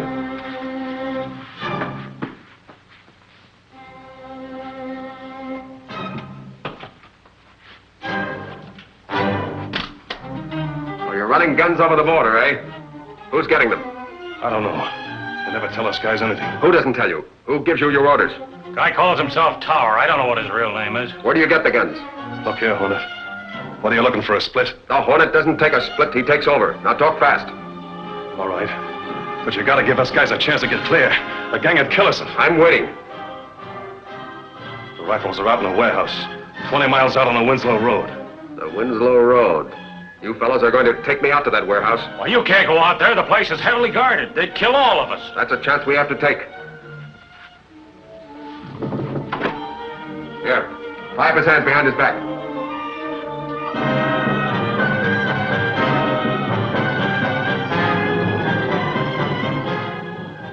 Make it tight.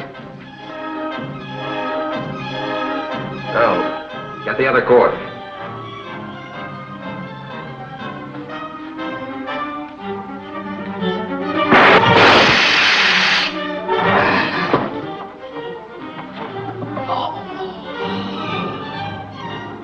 Come on.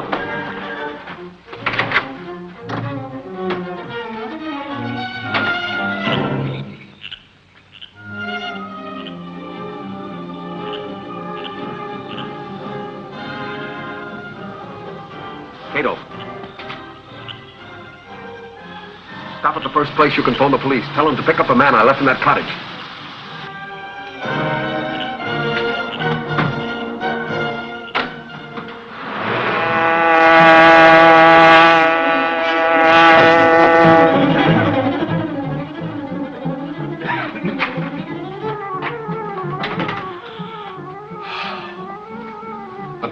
What's wrong? Where's DeLuca? The Green Hornet. He's got DeLuca. They've gone to the warehouse. We've got to tell Krogan. Come on. Please.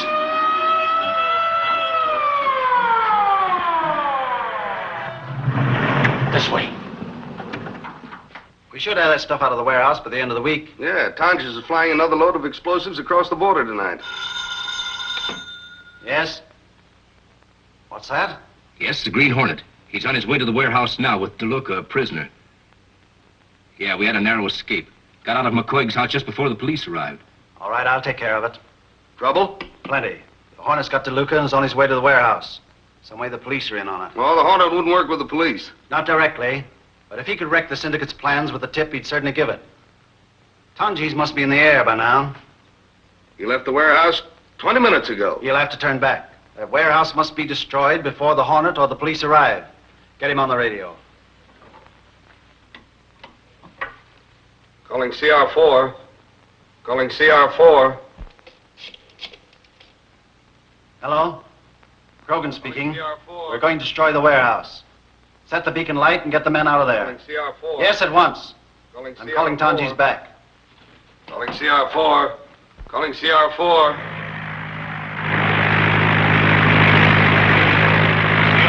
Answering. Go ahead. Tonjes, Krogan speaking. We're going to destroy the warehouse. Turn back and drop a bomb on it. The beacon light will be set and the men clear in 10 minutes. Okay, Chief.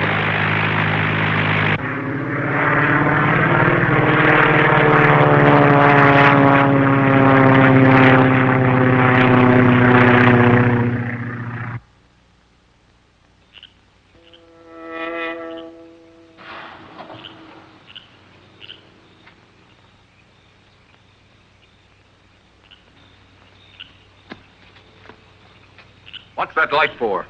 That's the guide to flyers so they can make a landing. I tell you, we can't go in that warehouse. They'll shoot you down. You're going ahead of me. They'll know you. Well, they'd shoot a dozen like me down in order they could kill the Green Hornet. Get going.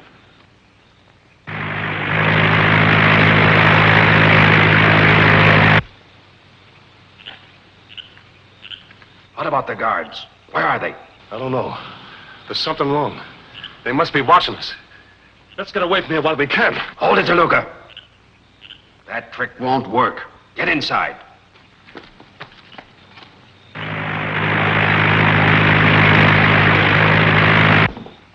Do all these cases contain explosives? Yeah, there's tons of it. Grenades and shells. Where does that door lead to? Well, that leads to the basement. There's nothing down there.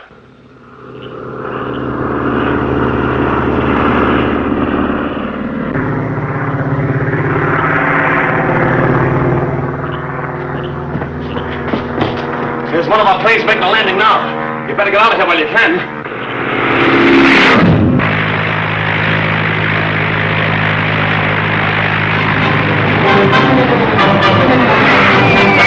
He's dropping a bomb!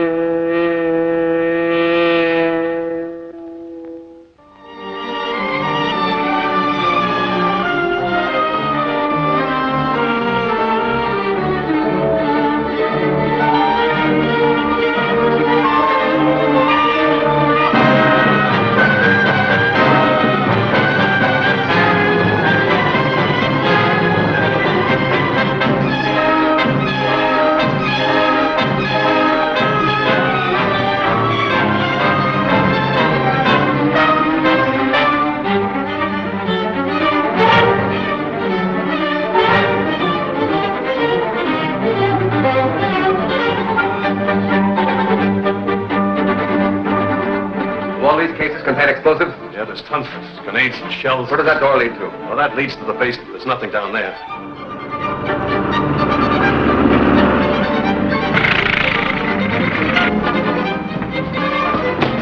There's one of our planes making a landing now.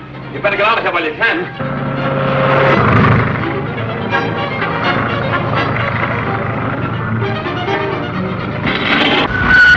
Stop the bomb!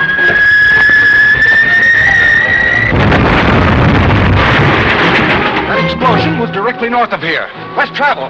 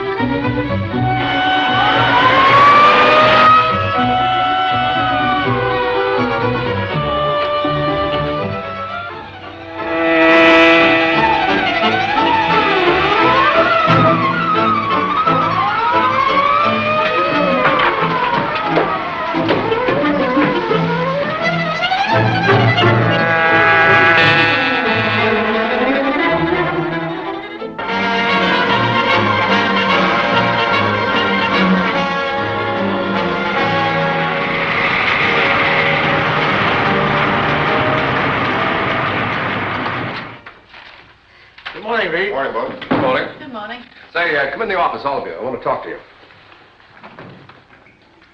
Did you read my story about the bomb warehouse, boss? Who gave you authority to say that place was bombed from the air? Well, I checked with a man who lives about 2 miles from the place. He claims he saw an airplane circling around there just before the explosion. Well, if that's true, it's a pretty serious situation. Oh, by the way, where did you get the information that the Green Hornet was there? Oh, just a wild theory of the police. Oh, sure, Lowry's wrong about that. The police told me that when they got there right after the explosion, they heard the Hornet's car pulling away. Here we go again. Axford and the Green Hornet. And why should I not suspect him? Sure, he's mixed up with every devilish thing that happens in the city. Well, I haven't changed my opinion of the Hornet. I still think that he's a public-spirited citizen, risking his life to help make this city a better place to live in. Oh, Casey, sure, you try me patience. If he is, why doesn't he come in and identify himself and work with the police? And get himself arrested. They'll catch up with him someday. And discover that he's a modern Robin Hood. Or a clever racketeer. Sure, and I'm believing that's just what he is. All right, Michael. Right now I have a job for you. Oh, that's fine. And Lowry. What is it? We've got to find out what that warehouse was used for. I want you fellas to go out there and search the wreckage of the place thoroughly. Well, leave it to us. We won't pass up a thing. In the meantime, I'll try to find out who owned and operated it. Yes, sir. You know, Case, that explosion may be part of a widespread plot. It's up to us to find out. Yes, sir. What's the matter with you and your men, Tower? Between the Green Hornet, Britt Reid, and his newspapers, they're making monkeys out of all of you. Listen, Chief, I'll admit the Green Hornet has outsmarted us at every turn. He certainly has. And we still don't know how much he's found out about the warehouse. I sent Dolan and DeLuca over there to destroy any evidence that they could find in the wreckage that would give the police a clue. They should have been back long ago. What held you up? Oh, we had a run-in with a couple of Britt Reid's reporters. They got away with some broken rifles and were trying to get away with this box they found in the ruins. Well, why didn't you get away with them? Oh, we would have if the police hadn't interfered. It's a good thing they didn't get away with this box. What's in it? Invoices from the Grimbolt steel plant. You don't think those reporters found anything from those broken rifles, do you? Certainly not. Why do you suppose I had this stuff made without serial numbers or manufacturers' names? It'd be tough to have an investigation of the Grimbolt plant now. If they did, it would cripple the greatest racket that was ever thought of. That is, if Weaver's invention is a success. You're right. Every nation in the world will be bidding for it, including this one. They won't have a chance to bid for it. I've already closed a deal at my own terms. You don't mean to say that you're not going to give this country a chance to get in on it? Why do you think I've been guarding Weaver's invention with such secrecy? I understand. When's you going to be ready for a test? Some night this week. Yes? This is Manning at the Grimbold. Go ahead, Manning. Listen, Krogan, we just had another accident. An electrician named Carter killed. I'm telling you again, this stuff of Weaver's is too dangerous to handle. I know it's dangerous, but we've got to proceed. Report Carter's death in the usual way and send some flowers at the funeral. Well, they sure knocking him over in that lab. 2 chemists and 3 electricians. It's got me worried. I don't want anybody to start asking embarrassing questions. There aren't any clues here. 1 minute, please. This might lead to something. Where did you find it? Among the warehouse wreckage. What is it? Well, it's a shipping tag from the Grimbolt steel plant. That's the place where they've been having so many fatal accidents lately. You dig up all the information you can about the place. Yes, sir. There's Mrs. Carter outside, and she insists on seeing you. Well, have her come right in. Now, go ahead and let me know as soon as you get that information on the Grimbolt steel plant. Yes, sir. Come on, kid. I'll give you another lesson. Yes, sir. Wait.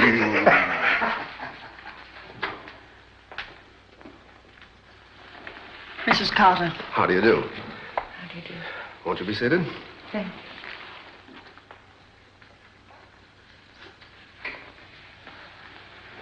What can I do for you? Mr. Reid, you and your paper have helped bring to light so many terrible conditions in town. Well, I thought there was something you ought to know. Well, concerning what, Mrs. Carter? It's about the Grimbolt steel mills. Oh, do you know anything about it? Only that they've had several fatal accidents there recently. Yes. My husband was just killed there. Well, I'm sorry, Mrs. Carter. I didn't want him to take the job because he wasn't a steel worker. They offered him such high wages he couldn't refuse. You say he wasn't a steel worker? No, he was an electrician. They were using him in some kind of a laboratory on experiments. electrical laboratory. You may depend upon it that I'll do all I can to help. Thank you. Thank you for coming, Mrs. Carter. Goodbye. Goodbye, Mr. Reid.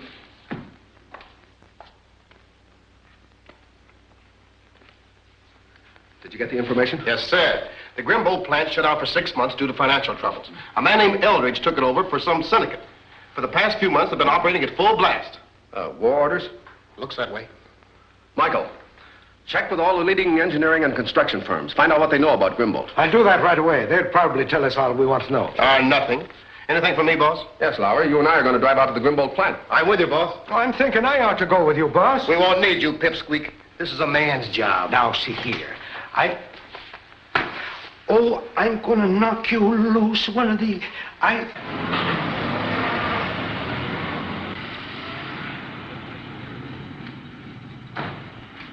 I'd like to see Mr. Eldridge. Will you tell him that it's Britt Reid, the Sentinel, and Mr. Lowry, one of his reporters?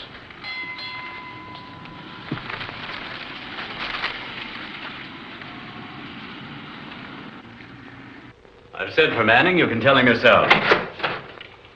How are you, Manning? Hey, Manning, there's been too many beefs about the accidents around here. You gotta clamp down. Yeah? Who?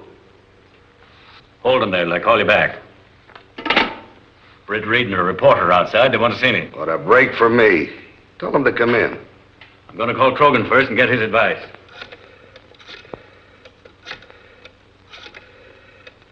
Miss Eldridge. Britt Reid and a reporter here. Yeah, they want to see me. Come to investigate the accidents we've been having, I suppose. Well, this is a chance we've been looking for. We've got to let them in, but as to Reid's getting out, well, that's up to you. I understand. Well, Tower's here. He can handle it. All kinds of accidents can happen around a steel plant. Tower, here's your chance. And will I use it? You let Dolan handle the ladle crane. He knows how to operate it. Tower can give him the signals from the catwalk. I got you, boss. I'll show Mr. Reid the operation of the open hearth. That's it. Now place your men and come back to my office.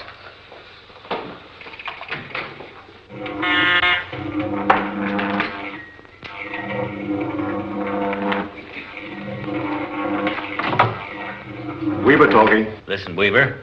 Stop all work in your lab for the next half hour. Turn out all your lights. All right, Mr. Eldridge. Now let Mr. Reid and the reporter come in.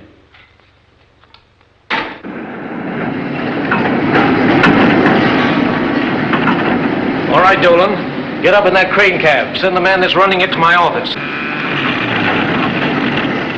Don't forget to watch for my signal. We can't afford to miss this time. Come in, gentlemen. Mr. Reid, I'm glad for this opportunity to congratulate you on the splendid work your paper's been doing. Thanks. This is Mr. Lowry. How are you? How do you do? Won't you sit down, gentlemen?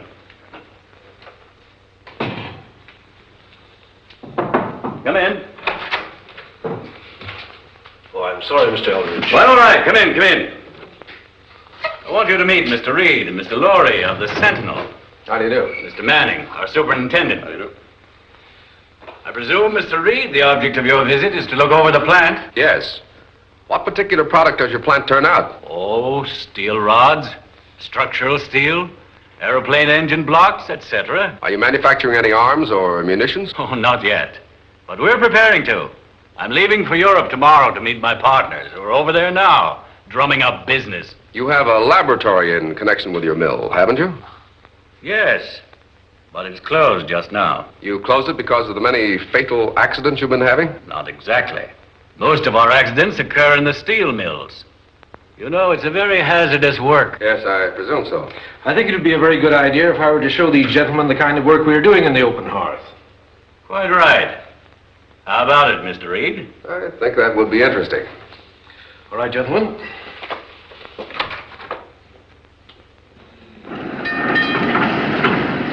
Those cars you see there are rolling into the charging buggy.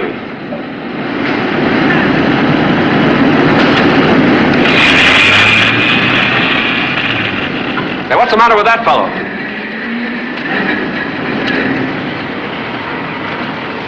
He's got hot milk cramps. Due to drinking too much water around these furnaces. He'll come out all right.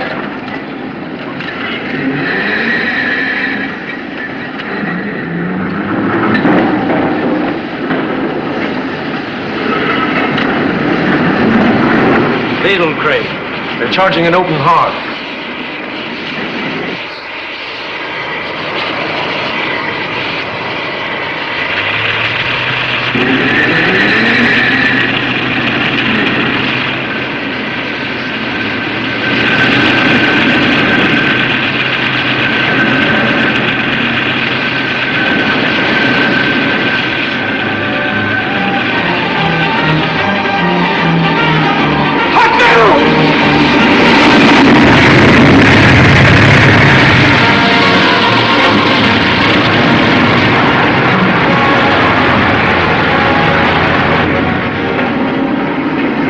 Thank goodness you're okay, boss. You all right? Yeah. Sorry, Reid. I wouldn't have had this happen for the world. Sometimes these ladles slip. Our men are always on the lookout. They have good reason to be. I don't think I'm in shape to do any more sightseeing today. I can understand how you feel. Another day, perhaps we can take it up where we left off. Thanks.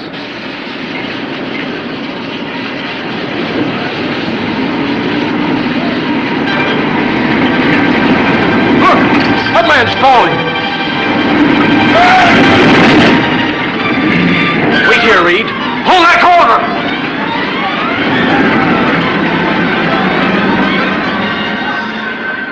Another poor guy to be buried in a mold of steel. How does a thing like that happen? Hot mill cramps.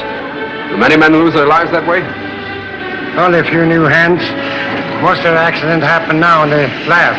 The lab? Where's the lab? Back of the building. Come on, Lowry, let's take a look. It's all locked up. The head chemist Weaver stopped working about a half an hour ago. Does anyone work around here at night? Only the watchman and a few workers standing the furnaces. Thanks. Hey, there's Eldridge. Looks like he and Manning are having a squabble. I think I've seen about enough for today. Me too. What do you think of the place, boss? They ought to do something about safeguarding the men who work there. Yeah, and the people who visit there, too, judging from the accident that almost got us. That was no accident. Say, you don't think that was an attempt on your life, do you? I'm afraid it was. That fellow deliberately jumped by me to knock you in the clear. Maybe you're right. But people do a lot of funny things when they get excited. Manning wasn't excited.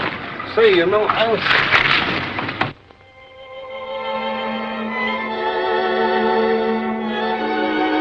Tonight, Kato, the Green Hornet's going to find out what they're making in that carefully guarded lab at the Grimble steel plant.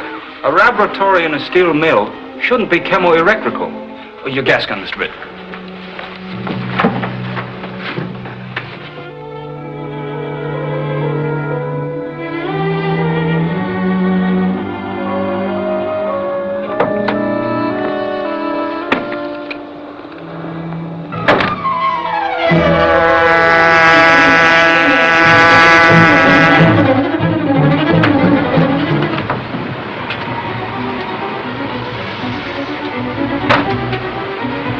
How does this look, Kato? Looks good, Mr. Britt.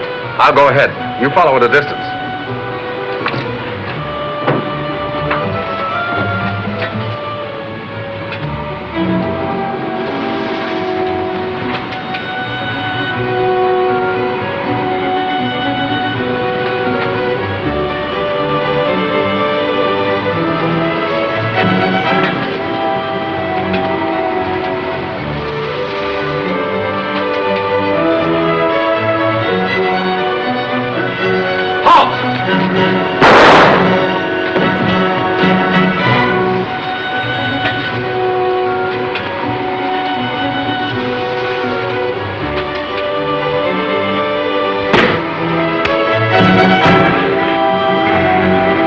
Hear a shot?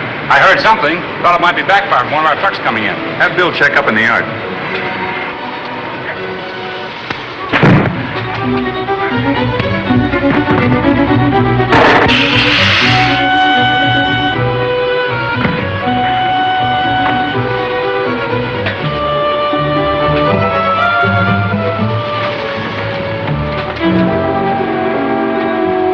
Now we've got to move fast.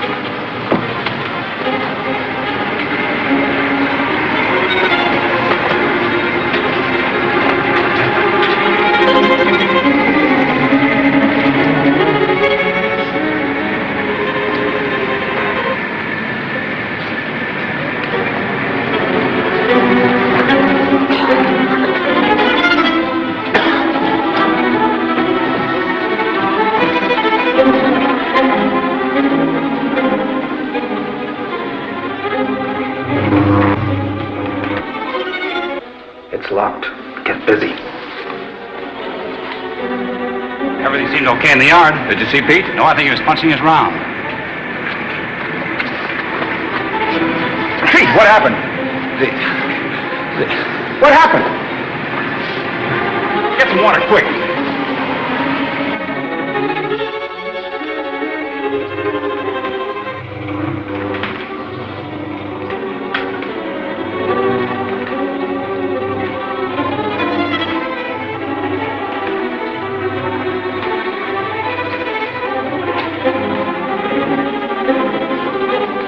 Stand up with your hands in the clear. What do you want? Who are you? The Green Hornet? Yes. Now answer my questions if you value your life. Are you in charge of this lab? Yes. Yes, I'm the chief chemist here. Why are there so many fatal accidents here? Speak up. We're working with very dangerous chemicals. What are you making? I cannot tell you. I'm sworn to secrecy. You are going to tell me. What are you making? An anti-aircraft bomb. Why should that work be so dangerous? Don't lie to me. Give me the details. I can't tell you. It's a government secret. What government? Answer me. I can't tell you. They kill me.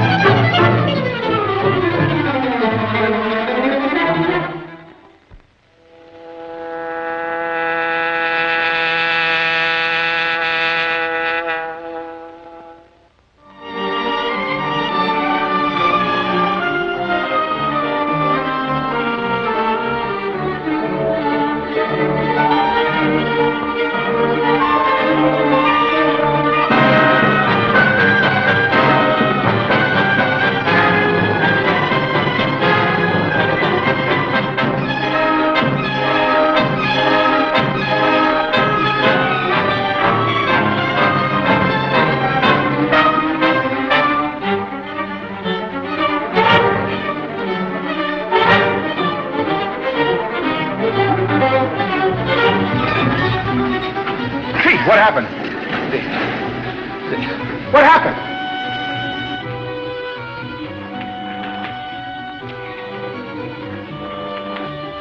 It's locked. Get busy. Get some water, quick.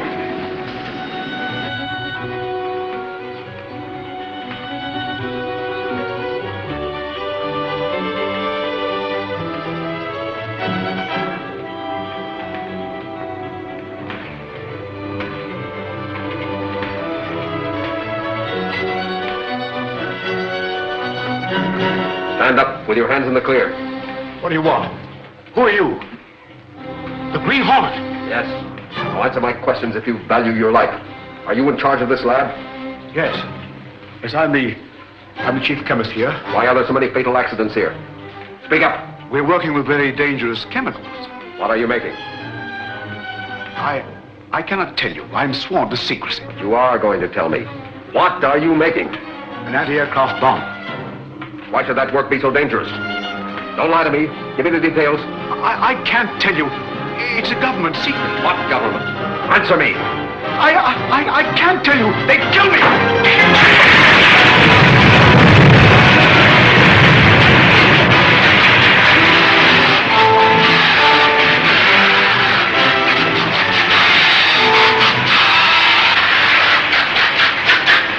Find the main switch and cut off the current.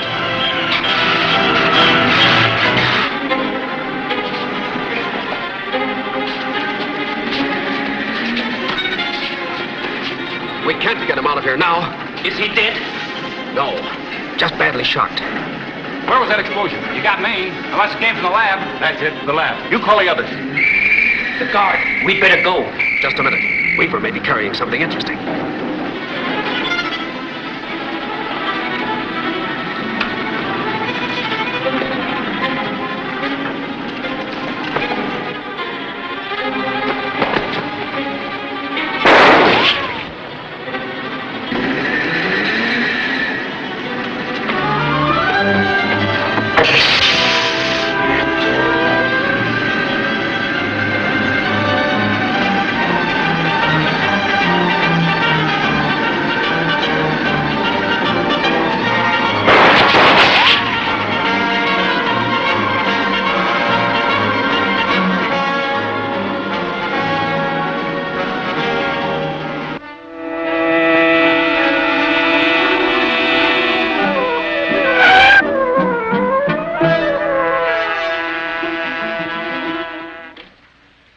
Notebook fully explains his invention, doesn't it?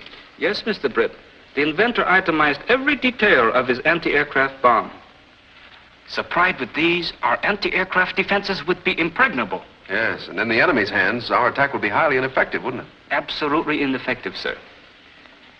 The bomb works on the scientific principle of magnetic attraction. That means particles, highly magnetized, will automatically move with great speed toward metal. Well, in other words, once the bomb explodes, the fragments would tend to find their own targets, which in this case would be the motors of the attacking planes. Is that right? That is correct. And according to this, every airplane within 1,000 feet of the explosion will be hit. That's very ingenious. Say, do you know anything about this Dr. Bedlow, whose name is in the book? Yes, he's an inventor and a very well-rated scientist. Could he have been the man in the laboratory? Absolutely not, sir. I know the doctor by sight and by reputation. Still, he might be mixed up in this anti-aircraft bomb business. I do not think so. He's a scientist, living entirely in a world of abstract thoughts. Suppose you go to his place for some advice on one of your own inventions. I'll be very glad to do so. I'll go this evening. Good. You might find out something important about the identity of the inventor of the anti-aircraft bomb. Think hard, Weaver. Was there anything else in that notebook the Hornet took from you beside the layout of that bomb? You better come clean with us. I've told you repeatedly there was nothing in that notebook except the electrical and chemical formula. No names? Here are telephone numbers. None except Dr. J.C. Bedlow's. Bedlow's? Who's he? Does he know anything about this bomb? He knows all about it. I've been consulting with him privately, all the way through. Holy cats! Wait a minute. Wait till Manning hears of this. Sit down, Weaver. We're not through with you yet.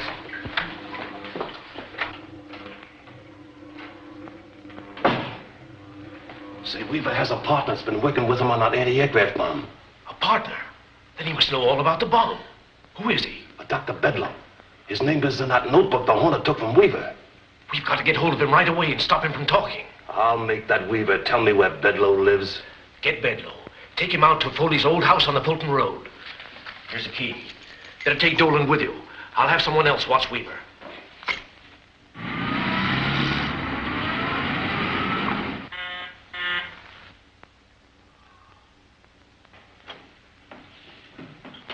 What's a good word? We got the anti-aircraft gun. Good. And the right type for the anti-aircraft bomb. It's out where we're going to make our test? No, it's still at the factory. But you said you had it. Now, look, this thing is risky. It takes a lot of figuring out. I know all about that. What about our undercover man, Evans, at the factory? He's done his job, all right. Which was to let me know when the right type of guns were coming through and being delivered. Sent me word today. And now it's up to us to pick one off. Is that it? That's right. They're being delivered to the armory late this afternoon. The gun we want will be on a covered truck heading out along the Red River Highway. The bombs are all ready, which means we can make our test tonight. I'll phone Manning to hijack that gun.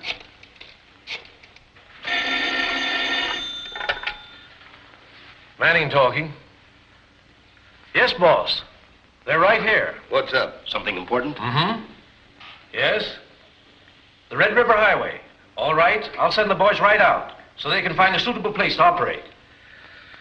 Well, it's up to you two now. What is?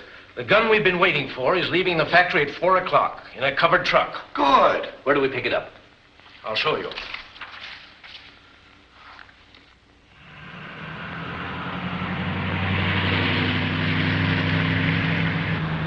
Hey, now, slow down. If them things are what they look like from here... That's just what they are.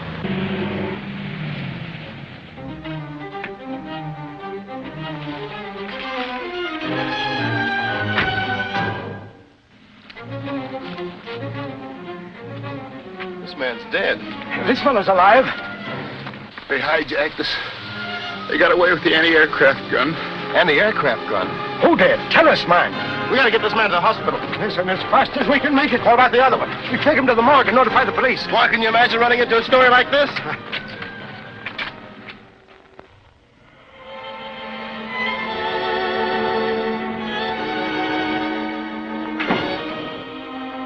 Did you see Dr. Bedlow? Yes. As I was driving toward his home, I saw Dr. Bedlow struggling with 2 men who were dragging him from his house. They threw him into a car and drove away. Did you follow them? Yes. They took him to that house on Fulton Road, the place where we had the trouble with that Mr. Foley. Foley's house. And Dr. Bedlow's in the hands of the racketeers. I am sure he is. Let's get the Hornet outfit. We're going to call on Dr. Bedlow.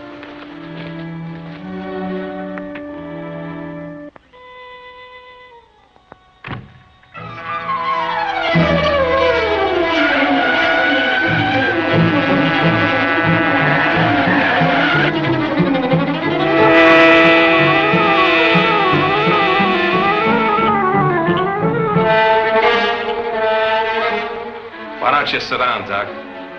That marathon ain't gonna get you any place. Silence the motor. We're almost there.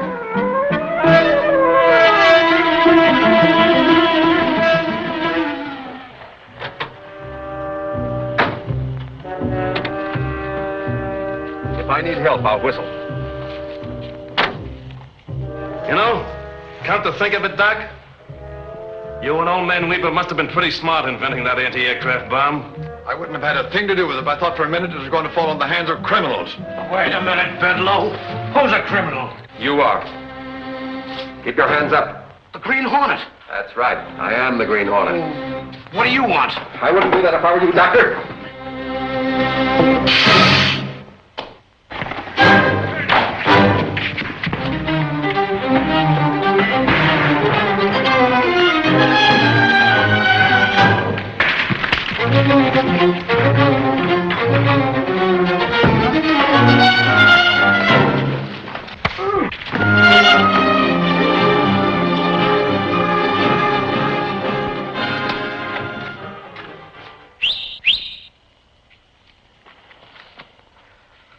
Now, Dr. Bedlow, I came here to help you. No, the Green Hornet never helped anybody.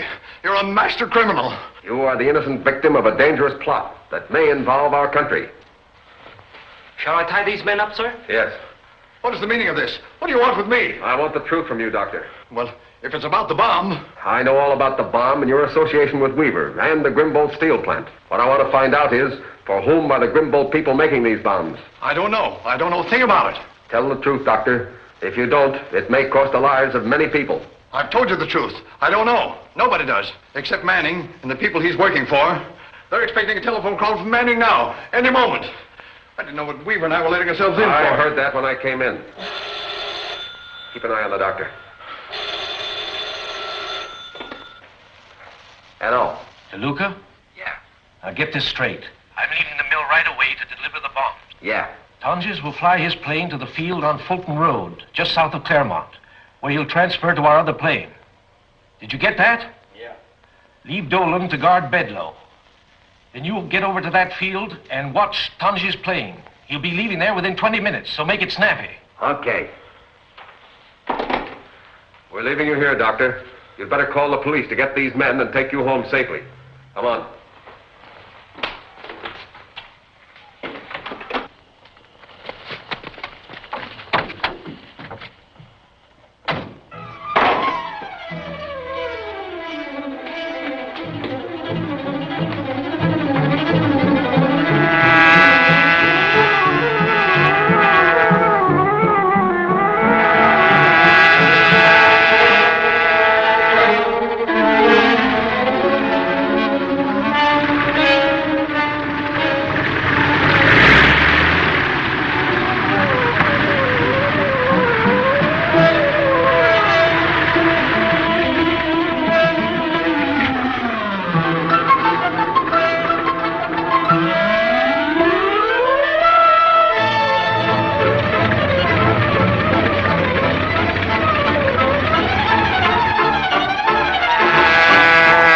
faster, Kato.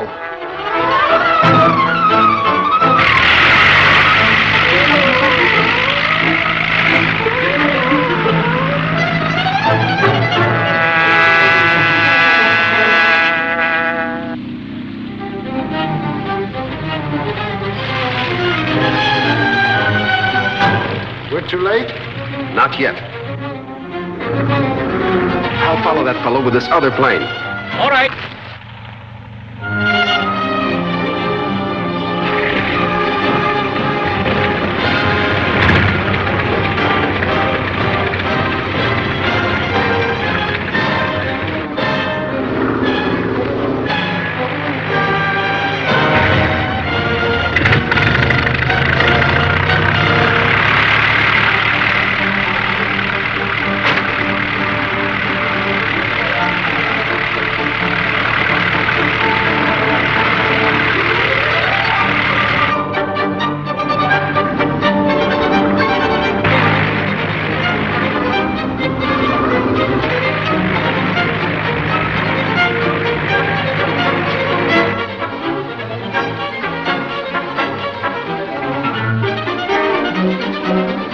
Seems to know his business. He oughta. He's a deserter from the artillery.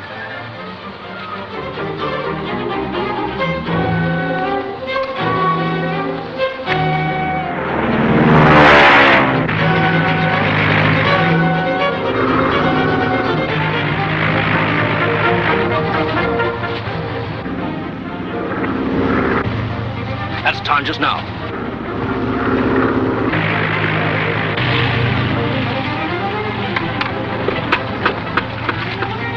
Shell.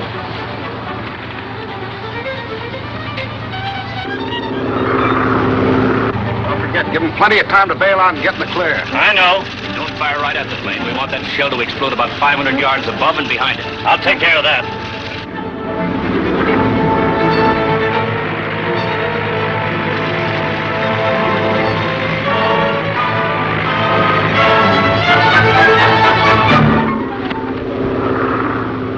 There he is.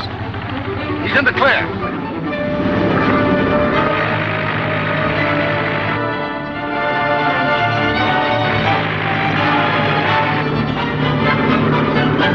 But there's another plane up there. Yeah, but he's got no business being there. Fire that gun before Tonja's plane crashes. Go ahead and shoot.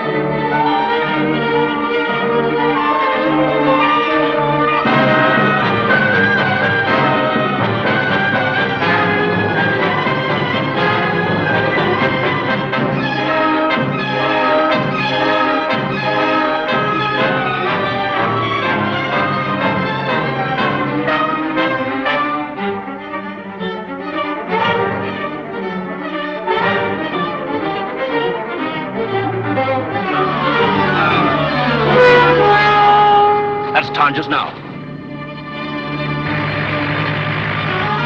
Give him plenty of time to bail out and get in the clear. I know. Don't fire right at the plane. We want that shell to explode about 500 yards above and behind it.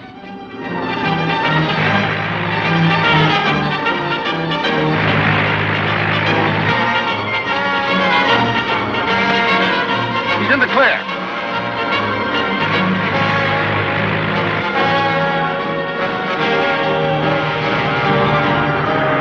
Well, there's another plane up there. Yeah, but he's got no business being there. Fire that gun before Tons's plane crashes.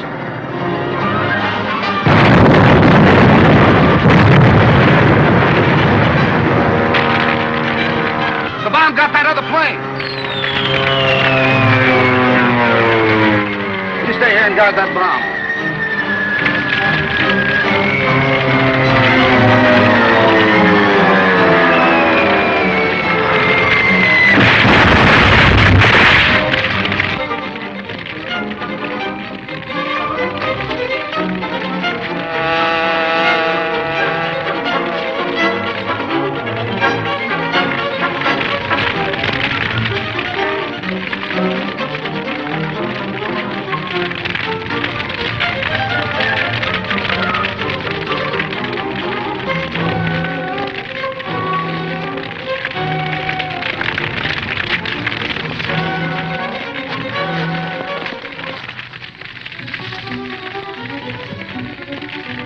Be able to identify the guy that flew that crate. That plane was 1,000 feet from the bomb when it exploded. Every inch of it. Old Weaver's bomb was a greater success than we expected. No wonder old Weaver was sore when the chief insisted that he take an extra bomb along in case the first one didn't work. Yeah. We'll have to get that extra bomb. It must be over there where those fires are burning.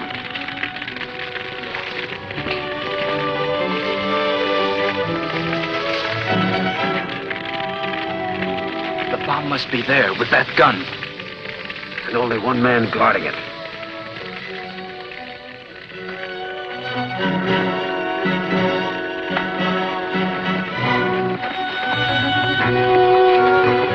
Grab that bomb. Smash the ignition on that truck so they can't get away with the gun.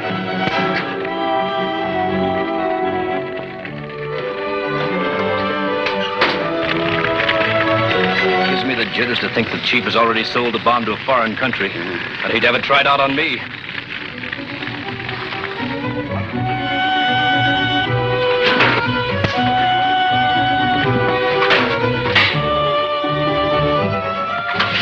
Good.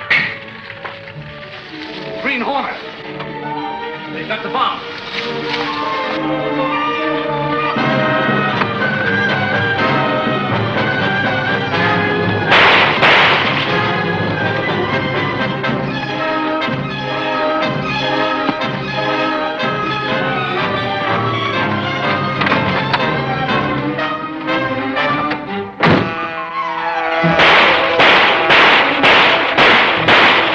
We're wasting lead. That Hornet's car is bulletproof. This'll sure put us in a bad spot with the chief. You ain't fooling.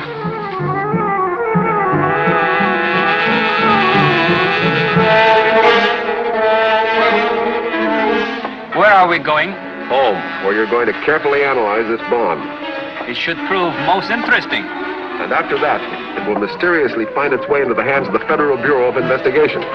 They will be much surprised to receive it. They'll be more surprised when they read the note explaining its destructive force and the fact that it's being manufactured at the Grimbold Steel Company for a foreign government. Men who are so disloyal to their own country deserve harsh treatment. Don't worry. They'll get it. The Green Hornet has cost us $1 million getting away with that bomb. I can't see how. We can make more bombs, can't we? How can we? Weaver never gave us the secret formula for the magnetic force that makes it so effective. Can't we put the pressure on him and his partner, Bedloe? If we can find them. Frank's just reported that Bedloe and Weaver have both disappeared. Not bad if I do say it myself. Miss Frances Grayson, aluminum products heiress, who recently returned from Europe to take over her inheritance, is so impressed with the product they are manufacturing that she is having built with great secrecy a special aluminum sport plane for her personal use. At a cost of $300,000. Holy crow. Miss Grayson stated... So how'd you get this story, Lowry? I thought Miss Grayson didn't talk to reporters. Oh, I have a way with me, Casey. Sure, if you ask me. Nobody's asking you. Nevertheless, I'm telling you, I'll bet you get the story from the Grayson cook. Good morning, all. Good morning, Good Chief. morning. Hey, come into the office, all of you. Lowry, I read your Grayson airplane story. That's pretty swell work getting a story on that, Jane, eh, boss? That was pretty good reporting, but Mr. North, the head of aluminum products, Miss Grayson's company, is a little worried about it. Why is that? Well, you see, Miss Grayson just returned from Europe. She doesn't know the town's full of racketeers. When they find out that she can spend that much money on what's practically a toy, they're going to consider her a pretty good prospect. I hadn't thought of that. And what did you think of my story of him hijacking that anti-aircraft gun? Well, Michael, you covered that very well. Anything special from me this morning, boss? Yes, Lowry. I've heard a rumor that the FBI are starting an investigation at the Grimbo steel plant. Try to get a line on it. That's a tough assignment, but I'm on my way. Oh, Michael, just a minute. Case, Mr. North wanted me to call on Miss Grayson. Will you see if you can get an appointment for me today? Yes, sir. Michael, I want you to go out there with me. While I'm interviewing Miss Grayson, you have a look around outside. You're expecting trouble there? You never can tell. I've got to give Miss Grayson a little advice about these racketeers. Did you see this morning's Sentinel, Chief? I was just reading it. That story about Francis Grayson gave me an idea. I thought it would. The syndicate needs a good one about now. $300,000 for a private airplane. If Grayson can throw our money away like that, our syndicate can put it to much better use. And how? Maybe we can get back some of the dough the Green Hornet swindled us out of. Yes, and I'm betting right now that the Green Hornet is also planning to cut into the Grayson money. Well, we gotta beat him to it. We can, if what I have in mind works out. What is it, Chief? I have a pretty complete plan to relieve Miss Grayson of a substantial sum. More or less painlessly, unless she's stubborn. Her stubbornness shouldn't worry us. First of all, after Dolan and DeLuca finish mapping out the Grayson grounds... You mean they're already on their way? They've been instructed to look the place over. I gotta hand it to you, Chief. Once you get an idea, you sure don't waste any time.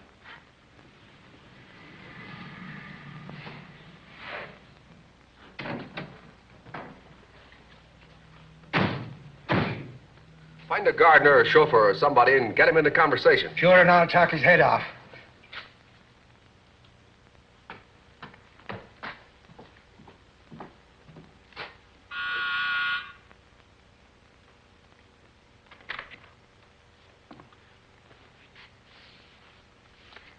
Miss Grayson is expecting me.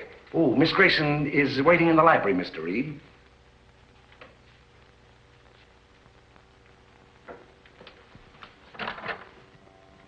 Mr. Reid. How do you do, Miss Grayson? I'm glad to know you, Mr. Reid. Mr. North of Aluminum Products has a great deal of confidence in you. He was most anxious that I should meet you. Mr. North is an old and valued friend of mine. He seems greatly worried about the story that appeared in your paper about my new plane. Yes, he told me about it. I want to apologize for running it. Apologize? Yes. But I really can't see what harm it could do. True, I was having it built in secrecy, but The danger is this, Miss Grayson. There's a vicious criminal syndicate operating in this city, and the fact that you are spending $300,000 on a plane for your private use might cause them to turn their attention to you. Of course. I should have thought of that. Well, I hope you escape their notice. But if any time anything unusual occurs, don't fail to call me. Any one of these numbers here will reach me night or day. Well, thank you, Mr. Reid. And I'm sincerely grateful for your interest. Well, it's been a pleasure, Miss Grayson.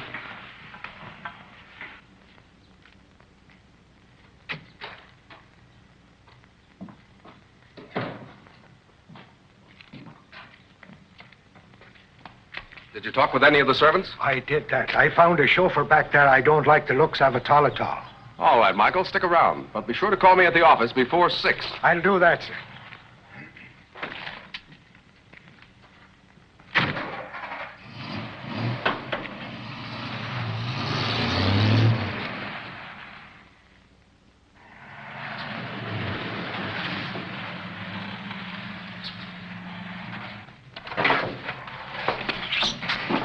I'll send the driver in with these and he can give us a signal.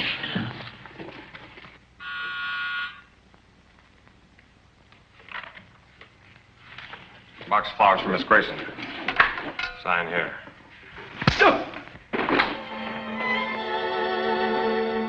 Come on. It's okay, let's go.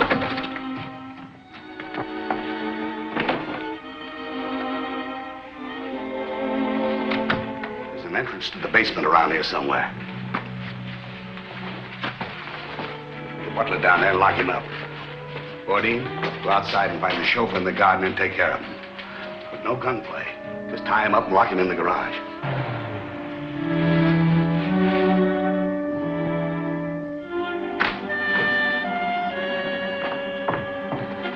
Dolan, come with me. DeLuca, you better go inside.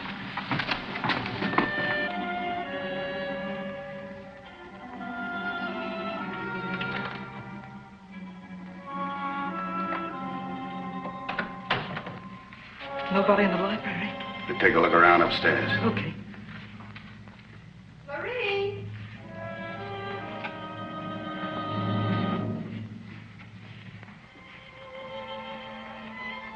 Marie!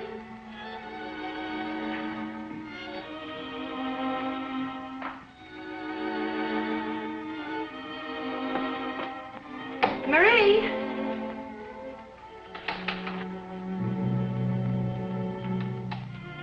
Marie! Just save your breath, lady.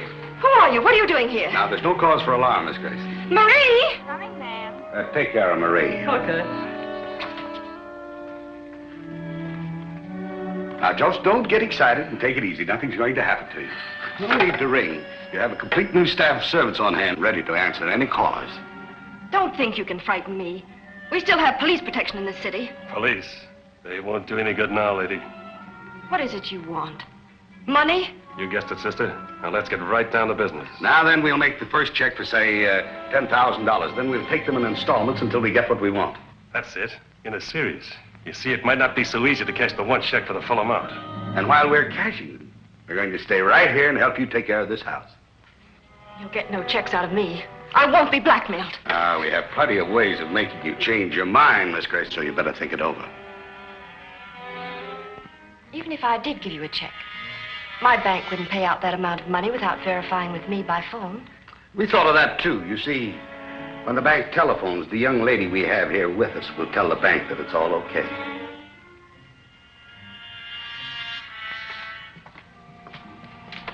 Hey, look. Hey, lay off that gun. Yeah, but it's that ex-cop, you know, Reid's bodyguard. I know, but Tower said no shooting out here.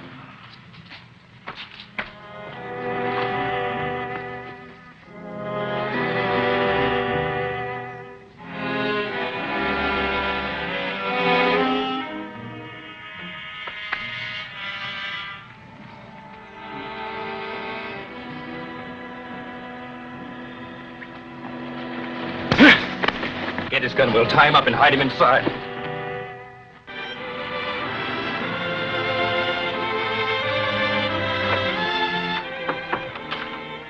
Has Axford phoned yet? No, sir. Have not heard from him all afternoon.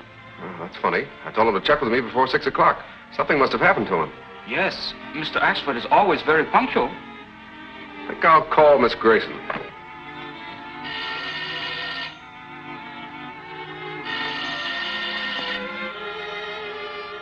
Hello? Yes, this is a Grayson residence. One moment, please. Britt Reid's on the phone. He insists on talking to Miss Grayson. Tell him Miss Grayson will be here in a minute. Please hold the wire, sir. Miss Grayson will be on the phone in a moment. Thank you. Am I talking to Miss Grayson's butler? No, sir. This is the second man. Here's Miss Grayson now, sir. Oh, yes, Mr. Reid. I'm sorry to trouble you, Miss Grayson, but I'm trying to check on Mr. Axford's whereabouts. Have you seen him around your place? Oh, Mr. Axford left here about 4 o'clock. I'm sure of that because I heard him talking to the gardener about the flowers just a little while before then. You're sure he was there at 4 then? Oh, quite sure. I see. Well, thank you very much, Miss Grayson. Oh, it was no trouble at all, really. Goodbye. Oh, did I put it over? You were all right. Well, thank you. Now go upstairs and take care of that dame. Oh, all right. She says Axford was there at 4. If he had been, he would have called me. Yes, it is not like Axford to forget, Mr. Britt. There's something wrong there, Kato.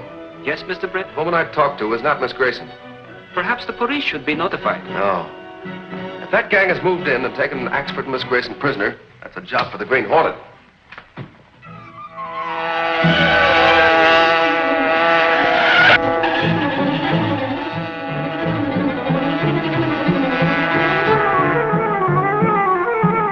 lights and silence your motor. Then pull in among the trees near the bridge.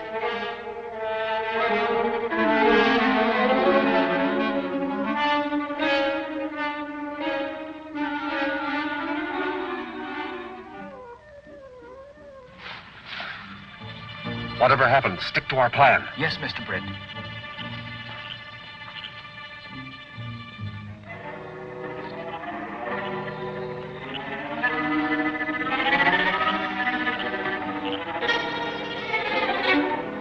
Hold it! Where do you think you're going?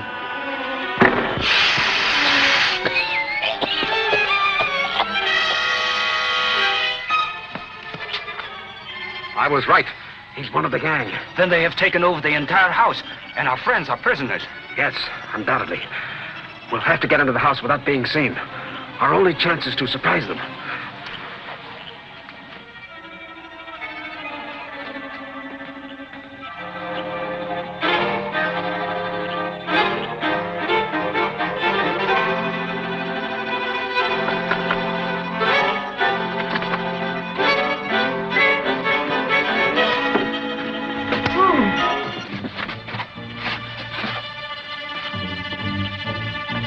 Don't know how many are inside. I'll look for Miss Grayson in Oxford. You call the police. Where's their telephone? There's one in the garage. I noticed a wire today.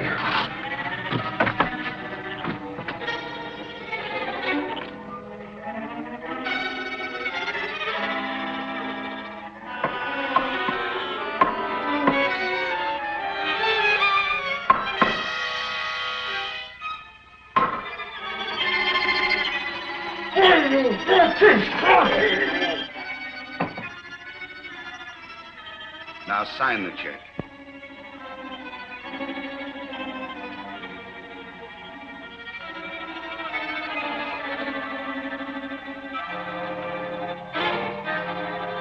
Very clever, Miss Grayson, but I'm not exactly dumb. Why, what do you mean? Make out another check and sign it as you did this cancel one, with your legal signature. Don't sign that, Miss Grayson. Green Hornet. Keep your hands away from that gun. Miss Grayson, get behind him. Pull that gun out of his pocket. Now, toss it in the corner. Get out to my car. It's under the trees near the bridge. Where do you think you're going? Turn out the light, Miss Grayson, and run!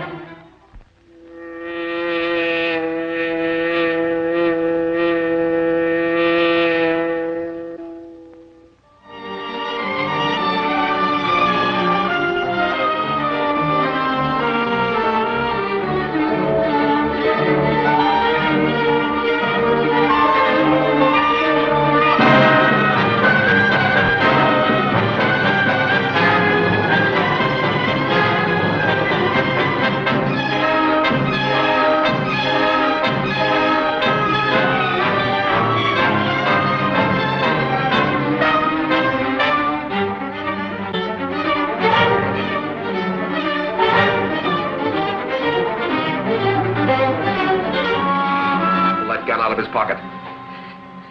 Now, toss it in the corner. Get out to my car. It's under the trees near the bridge. Where do you think you're going? Turn out the light, Miss Grayson, and run!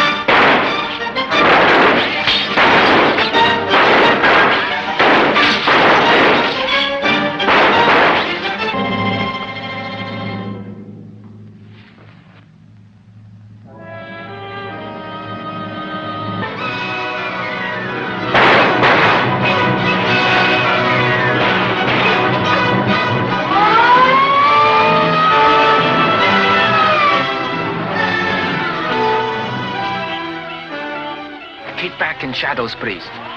Smash through that back gate.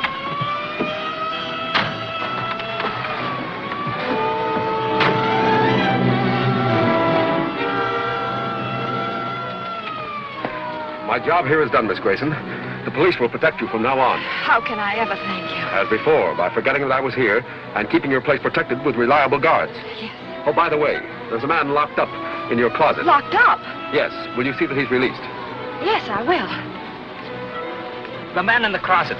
That would be Mr. Axford? It not only would be, Kato, it is.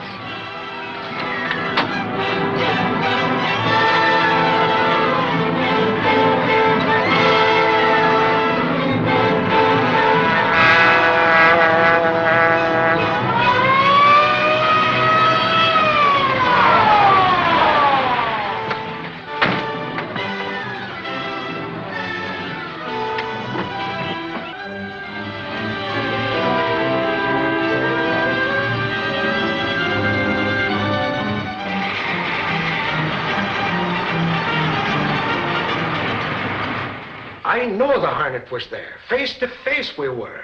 And me with me hands and feet tied. You've got the Green Hornet on the brain, Michael. I think he's beginning to get you. Maybe you got something there. Golly, I dream about the Spalpeen. I'm telling you, Reid, if I didn't have the evidence in my own eyes, I wouldn't believe there was such a creature as the Green Hornet. Well, why not, Michael? He comes and goes like a spook. Bullets have no effect on him, and that car of his was made by nothing human. Excuse me, boss. Emergency. Just got a call from the reporter on the police beat. There's a riot in a new building. Gunnigan wants me to take Oxford here and cover it. Well, go to it. My car's at the side door.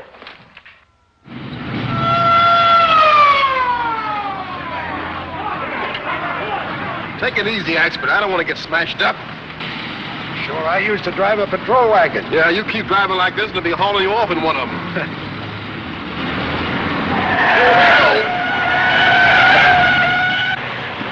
Why did you learn to drive? Correspondence school? I don't think.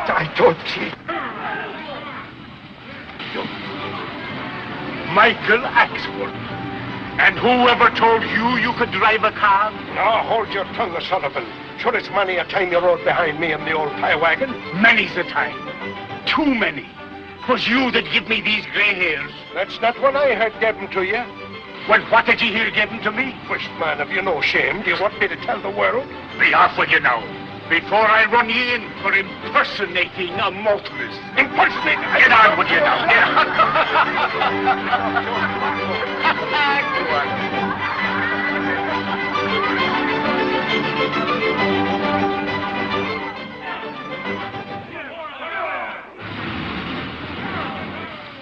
The building that was attacked today is not the only one that I've had trouble on. Well, Mr. Evans, do you know of any reason why your building should have been singled out?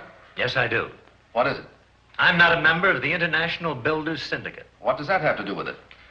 The syndicate gets most of its contracts by low bids, but it makes big profits by using inferior materials. Many of their buildings are a public menace. They've had several serious accidents. Well, there have been accidents in your buildings, too, haven't there? Yes, but they were caused deliberately by the crooks, so that it wouldn't appear that the syndicate's buildings are the only ones poorly constructed. Yes? Axford and Lowry are back from that assignment. Axford says it's important that he see you. Send him in. All right. On your way, man of action. Why don't you take all day? Where's Lowry? He's given the dope to the rewrite man. He'll be here in a minute. I wanted to... Do you know Mr. Evans, the builder? Oh, how do you do, How do you do? sir? I nearly got myself messed up just now trying to protect one of your buildings. You saw damage being done? Both to the building and to myself also. Do you think the attack was deliberate? Of course it was. One man was pouring water on bags of cement, and from the corner of my eye, I saw another one baiting on a hot hoist with a sledgehammer. Were any of the men caught? I caught one of them, but his gang rescued him. But I'd know them fellas again if ever I put my eye on them. Private joke, or can you tell it? You'd think that riot was a personal attack on Axford to hear him tell it. He's inside dramatizing it to the boss right now. Go on in. And with a little help, I'd have caught all the hoodlums single-handed. Oh, Lowry. This is Mr. Evans, the builder. Lowry's one of our reporters here. Now, Mr. Evans, you claim that the syndicate is putting up defective buildings. Now, doesn't that imply dishonesty in the city inspector's office? No, the building department isn't exactly dishonest, but it is very inefficient. It indicates more than inefficiency when dangerous buildings are certified as safe. This isn't for publication, but I think that several of the deputy inspectors are easily influenced, to put it mildly. Can you name any particular inspectors? I'd rather not. Mr. Evans, the Sentinel is always ready to attack rackets when it has the proper ammunition. But it can't risk libel suits by publishing rumors and personal opinions. But I know that everything that I claim is true. Yes, but you can't prove it. No, if I could have, I'd have gone to the district attorney instead of coming here.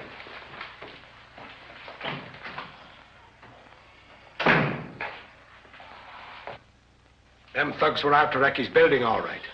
Granted, Michael, but give me facts, not rumors. Well, didn't I see a man pouring water on cement and another with a sledge? We'll print that and anything else you dig up that you can verify.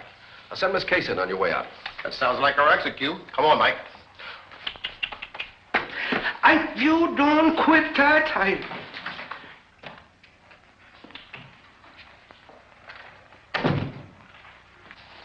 Yes, Mr. Reid? Case, I want you to get the name or names of all the city inspectors on those new buildings where the accidents have occurred recently. And concentrate on all those erected by the International Builder Syndicate. Yes, sir. It was a mistake to pull that raid in the daytime. I knew it was risky, but I was sure it'd make Evans fall into line and join our International Builder Syndicate. The raid was broken up too quickly. Hit at Evans again, but next time at night, as I advised you before. Okay, Chief. But I'm betting our next raid on Evans will compel him to join our syndicate. Oh, the International is a good graft. It may prove to be the richest of our many angles. Oh, there were a couple of Sentinel reporters at the rumpus this morning. They almost caught one of our men. We've got to stop this interference from the Sentinel. Tell the boys to turn the heat on that bunch again. Here's the name of the city inspector you wanted. Tenney, eh? I know the name. I think I know the man. Is Axford ready yet? He'll be right up. Goodbye, Case. Goodbye. Come on, Michael.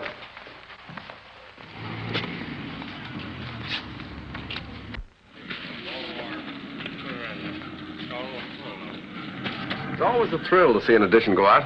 You know, Mike, a newspaper can do a lot of good. It can that, sir.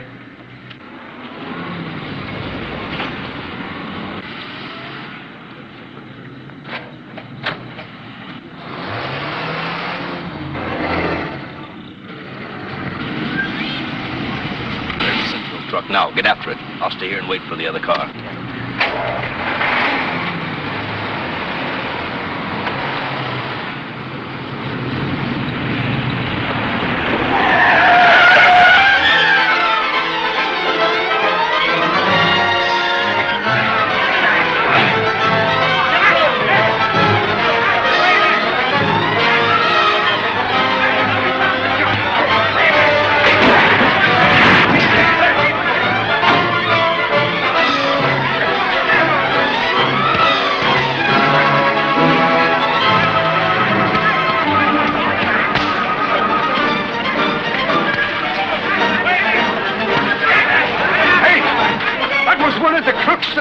Evans building this morning. What? Hey!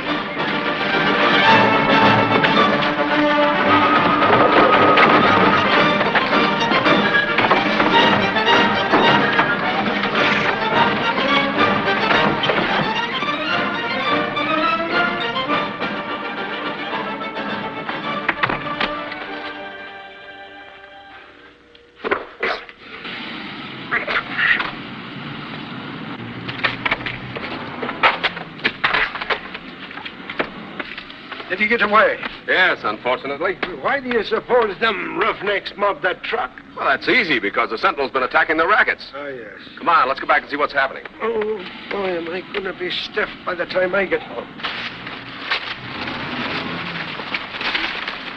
Everything under control? Yes, thanks to your help, Mr. Reid. Well, I was here, too, you know. Until I took a brody over that barrel. Thanks for your help, officer. Too bad they all got away. They were sure a bunch of slippery devils. They weren't that. Come on, Michael. Yes.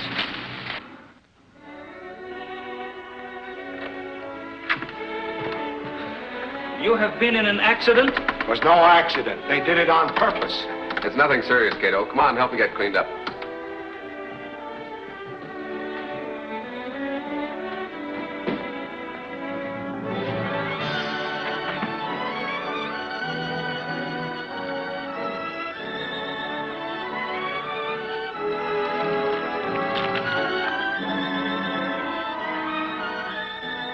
Kato, the Green Hornet's calling on a Mr. C. Smith tonight. Reid.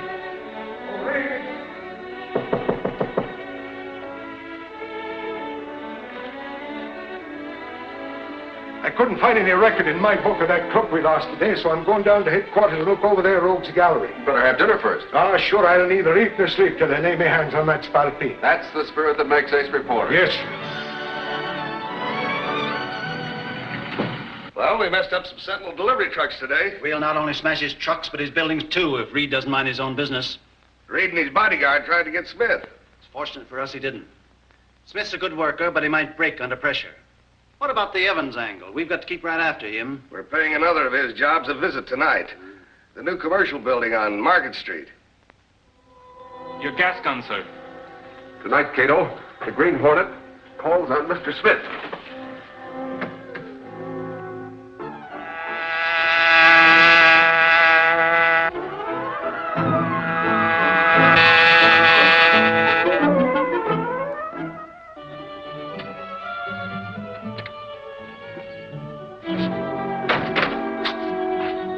That must be Smith's house. I'll see if he's home. Wait. There's a car coming out of the driveway. Well, that's Smith. We'll follow him.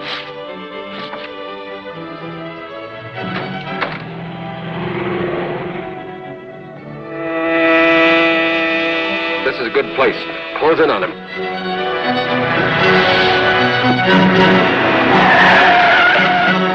Hey, what's the big idea? Green Hornet. You're right, Smith. What have you got on for tonight? Another wrecking job? What do you mean? I was just going to Stop meeting. stalling. What building were you going to work on tonight? Then I tell you. Quit lying.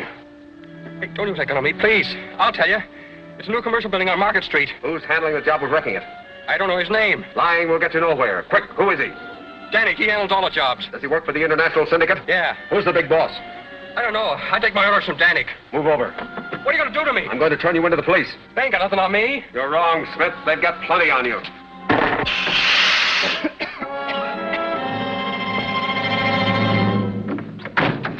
Find a telephone that I can use safely.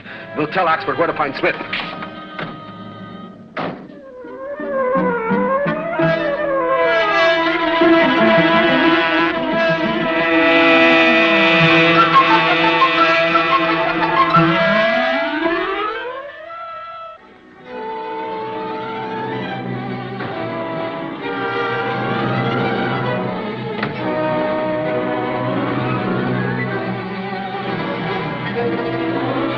Headquarters? Is Mike Oxford there? No, I don't want to speak to him. Just tell him there's a man he wants to meet in a parked car in the 200 block on Pine Street.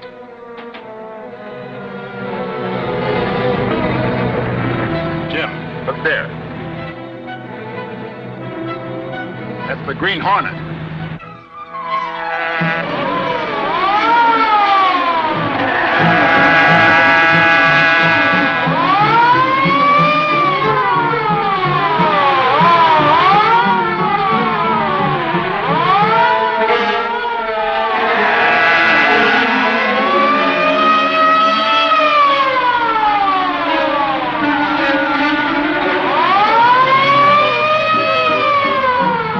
How do they expect us to catch a thing like that?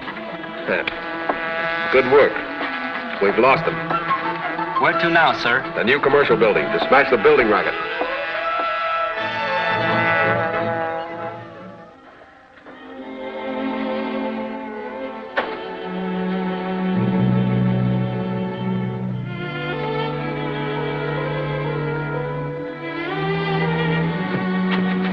your share. Now duck out and lay low. I sure will. Thank you, Mr. Danik. Get going. Wait a minute. Better go out the back way.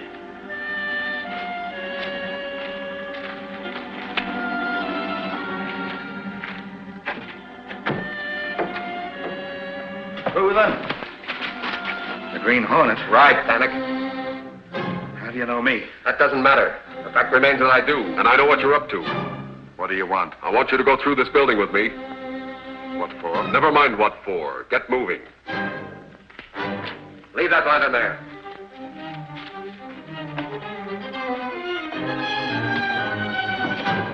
Stop here. What do you want? You're connected with a criminal syndicate. Your job is to wreck buildings. I want the name of the man at the head of your organization. Fat chance you stand to getting that, even if I knew it. But you're going to... Who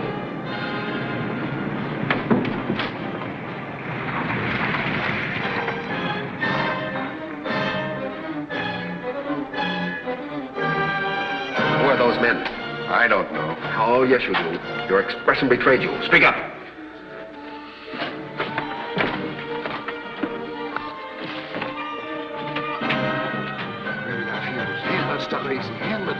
We've got to get out of here. Why?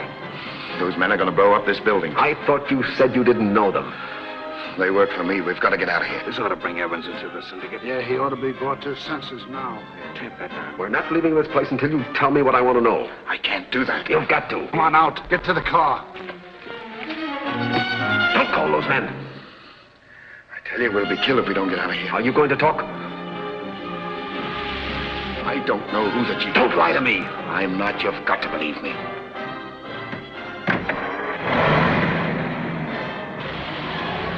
I take my orders from a young-looking guy with gray hair, a scar on his face, calls himself Bourdain. Board? All right.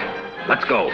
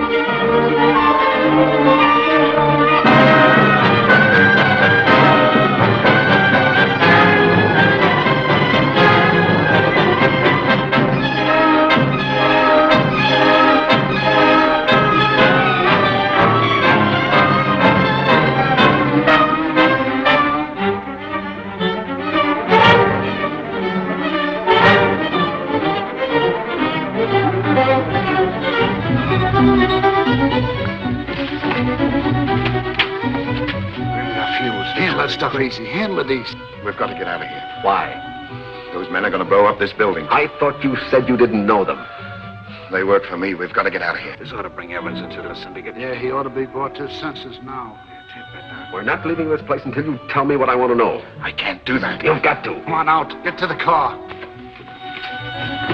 Don't call those men. I tell you, we'll be killed if we don't get out of here. Are you going to talk?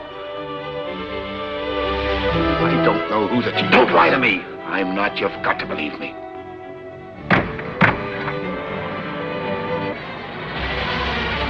I take my orders from a young-looking guy with gray hair, scar on his face, calls himself Bourdain.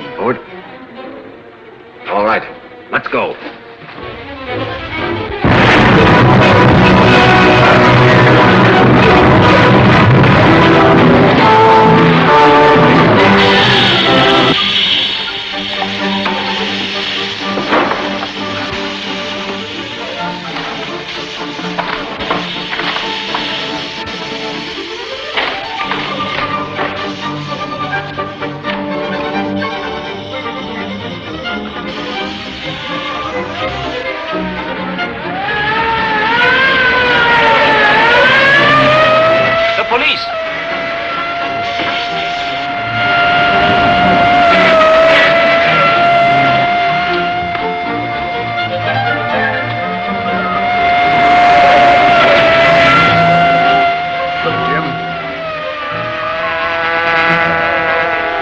Green Hornet.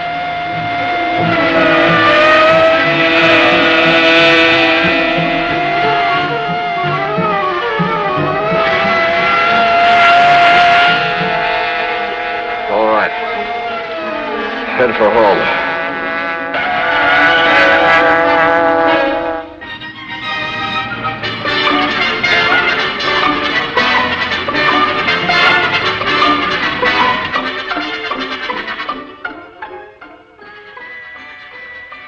Acting upon the confession of Smith, the police raided the offices of the International Builders Syndicate, but found the offices deserted and all books and papers removed.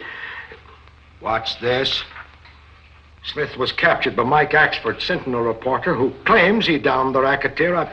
What do you mean, claims? Sure, the man fought like a demon. Yeah? Well, Smith told me that the Green Hornet knocked him out. You found him and drug him over to the police station. And would you be taking the word of a dirty crook against that of an upstanding citizen like myself? Sure, and I would at that. What? Hello, folks.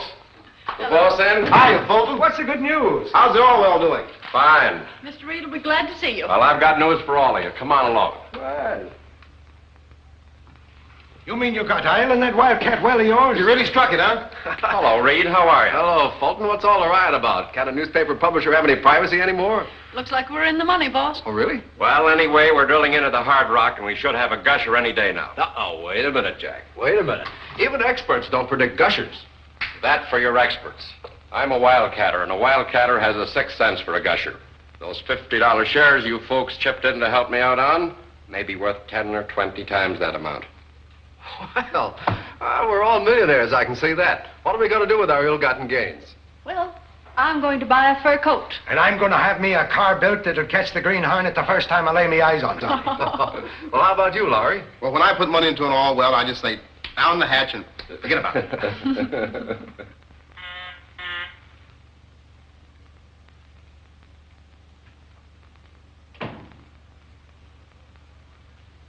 I just got a report from one of our men at Fulton's oil field. I guess we didn't make any mistake when we loaned him that 25 grand to buy up the acreage around his test well. Get to the point. The test well's coming in.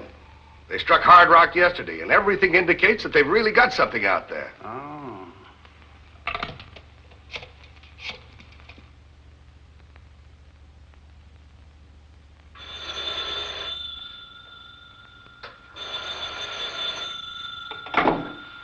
Kane speaking. Oh, yes, Chief. One moment. Get me John Fulton's note.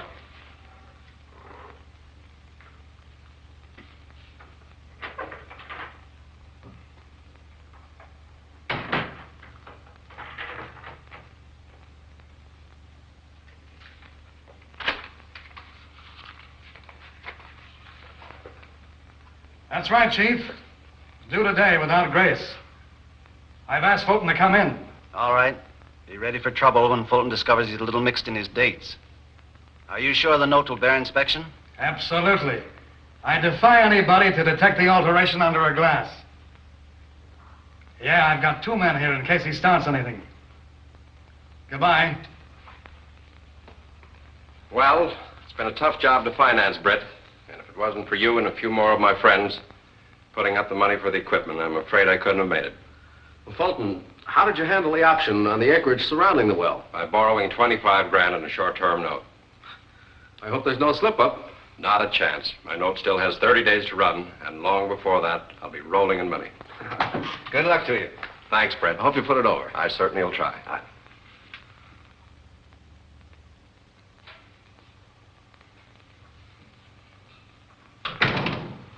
Fulton's here. Send him in. Will you come in, Mr. Fulton? Certainly will. How are you, Fulton? Fine. Heard you wanted to see me, Kane. What can I do for you? How's that well coming along? Great. Be flowing by tomorrow. Good. You made me pay pretty stiff interest in that money, Kane. But I don't begrudge it. The 100 acres I tied up is going to be worth $1 million. That's fine. Did you bring the check with you? Check? You don't have to worry about the check, Kane. Why, by the time your note is due, I'll be rolling in money. By the time it's due, it was due today at noon. Why, you're crazier than a hoot owl. That note still has 30 days to run. Somebody's crazy, but I don't think it's me.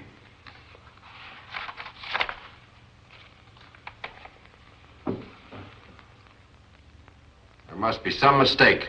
The note I signed was due on the 31st, not the 1st, as this one reads. That's your signature, isn't it? Yes, it is. Then don't welch. If your well failed to come in on time, that's your hard luck. Of course, if you wish to take the matter into court. I don't have to bring the matter into court. I'm going to tear up that note and write you a new one with the right date. Now hand it over. Get back. Barney, throw this crook out.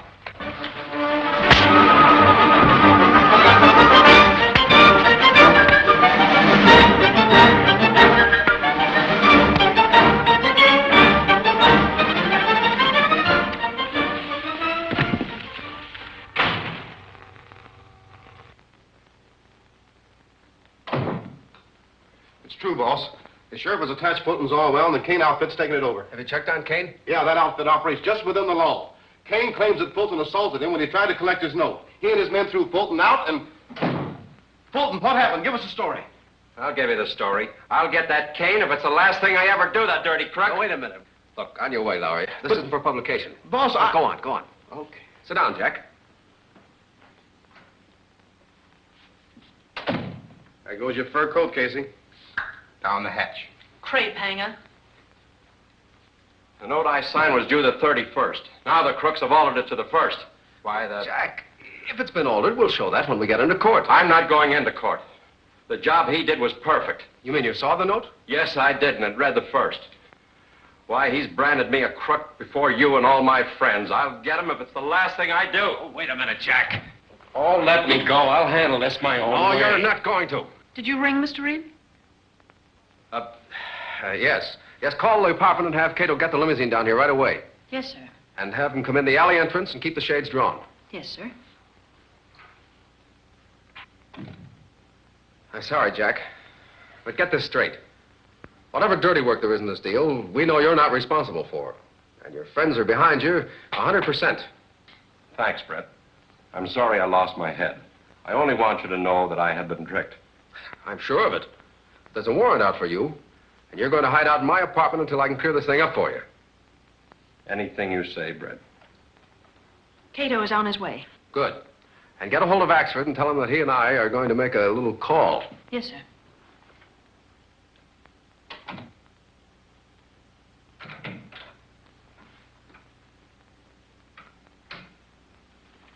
Britt Reid, the sentinel's outside with another man. What the devil is Reid after? Are Bonnie and Sam here? Yeah. All right, send Reid in. And tell the boys to stand by. Okay. Will you come in, please? How do you do, gentlemen? How do you do, Mr. Kane? Have a chair. Thank you. What can I do for you? We'd like to know about John Fulton's oil well. Your man Larry's been here, Mr. Reid. I told him all there was to tell. Fulton had a note come due, and... We didn't come here for a story, Kane. It just so happens that Axford and I invested a small amount of money in Fulton's well. Since the company is unincorporated, we want to know where we stand. And see here, Mr. Kane. I've known Johnny Fulton for 5 years, and an honester lad... That's all, Michael. How about those shares, Kane? Legally, Mr. Reid, you and the rest of the investors haven't a leg to stand on. However, we will no doubt be able to pay off the small stockholders up to the amount of their investments. That's very generous. We want to be fair, and no doubt it would be some expense if we were obliged to go to court. But, Reid, if the well turns out to be a gusher... It hasn't, Michael. You're lucky to get your money back. Thanks very much for the information. You're quite welcome. Good day. Good day, sir.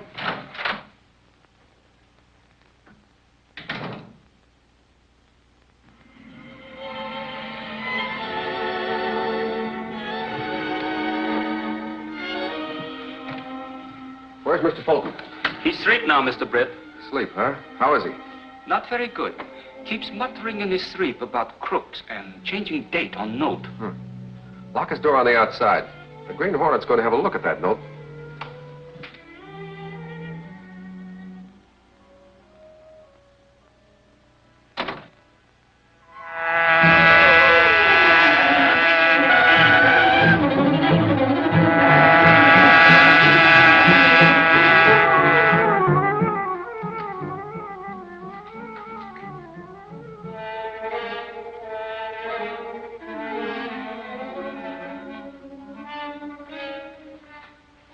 Don't close that safe, Kane.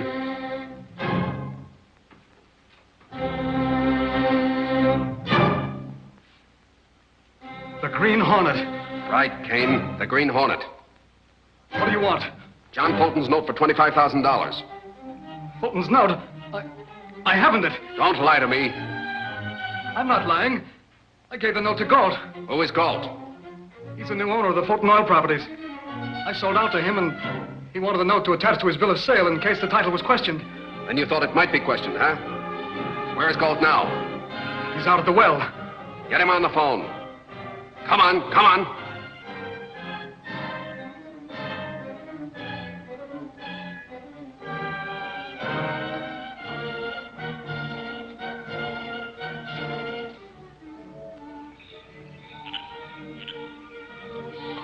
I'm going to shoot this well the first thing in the morning. There'll be a truck here with explosives any time now. Well, why shoot a well that's drilled the hard rock? It's dangerous, and besides... I'll decide what's dangerous around here. All you have to do is to obey orders.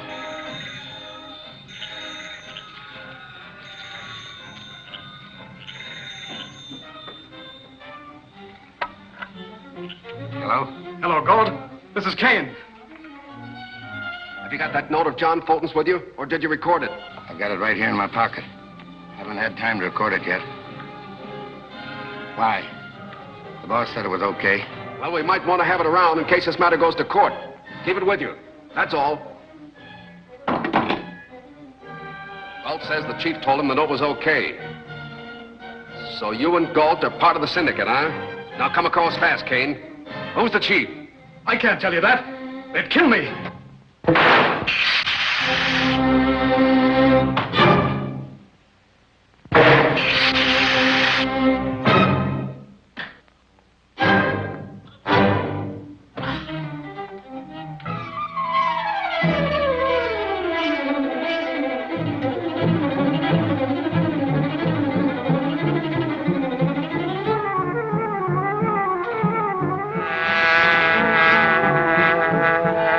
Mr. Fulton's note, Mr. Britt? Not yet, but I will before the night's over. Faster.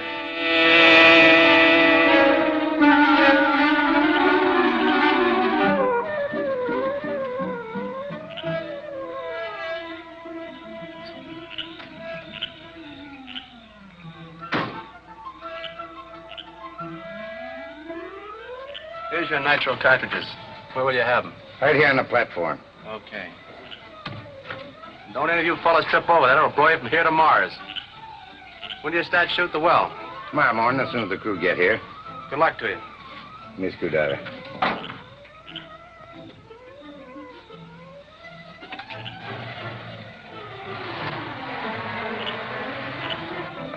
Well, I still think you better continue drilling. You're not supposed to think.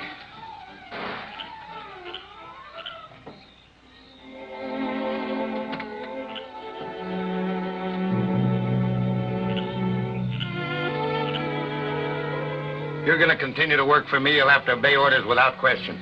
Well, I only thought... Never mind what you thought. Give me a flashlight. Hey, Mr. Galt. Don't move, either of you. Green Hornet. I knew there was something phony about this job. There is. Galt, I want John Fulton's note that Kane endorsed over to you. How'd you know about that? Perhaps you told me about it. Come on, hand it over, quick. And no tricks, Galt.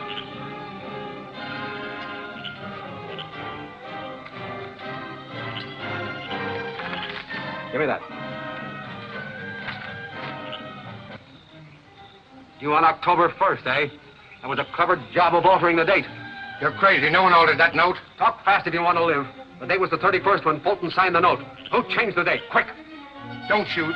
Kane used disappearing ink when he wrote the 3 and the date. It faded out a few hours later and left only the 1. That note's good in any court in the country. It's no good to you, Hornet. How about a little split? I don't need a split. With what I know, I can force Fulton to pay me $50,000 for that note. 50,000. We'll do better than that. We? So you're a part of the crime syndicate, eh? Who's the boss of the outfit? I don't belong to no outfit. I'm just a hired hand here. Stop!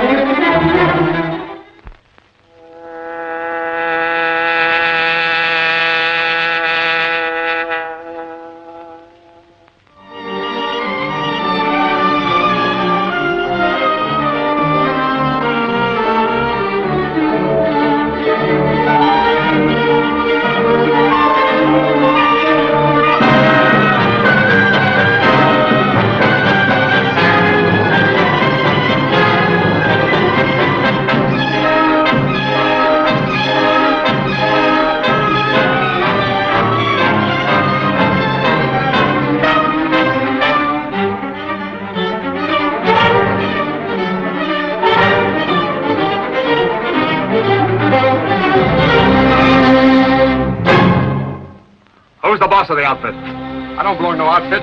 I'm just a hired hand here. Stop!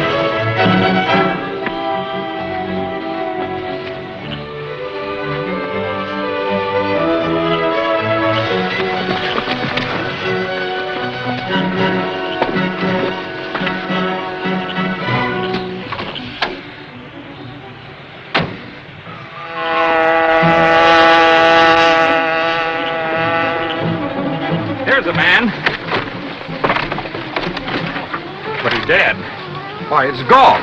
He's the man who's supposed to have bought all this property. Supposed to? What do you mean, supposed to? Well, you got me. There's something crooked about the whole deal. You're not badly hurt, sir. No. But it was a close call. Too bad that accident happened to Mr. Fulton's property. Yes. The loss of the rig is a serious blow. But he's got his well back. And he'll have his note back soon. You got the note? Yes. I'm going to give it to Plympton as soon as I get back to the apartment. You wake him up. I'll wait in the garage for your signal. Are you awake, Mr. Fulton? Yes, Kato. I must have been very tired to have slept so long. If you will step into the living room, I will prepare some food.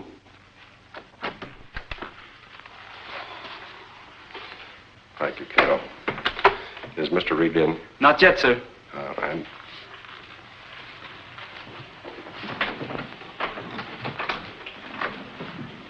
Hold it. The Green Hornet. Get away from that door. Back up to the wall, both of you. Here's that note you were tricked into signing. Where? How did you get it? Never mind that. My getting it destroyed your rig. My rig was destroyed? Yes, but your well is undamaged, and you still have a month to get it back into production and pay off your indebtedness. Why, this note, when I signed it, was due on the 31st. It was changed to the 1st by means of disappearing ink. What's your interest in this? That's my business. Well, it's my business to know what you expect to get out of this.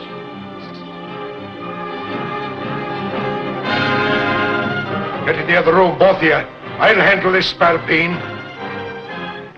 I finally caught you, Hornet. Now I'll soon settle you. Hold this door shut. But the Hornet! Hold this door shut till I get me gun.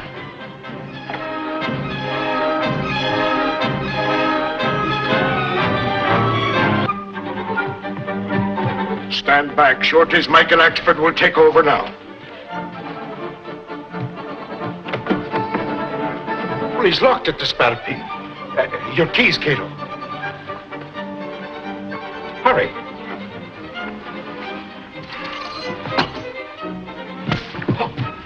You butterfingers, give way.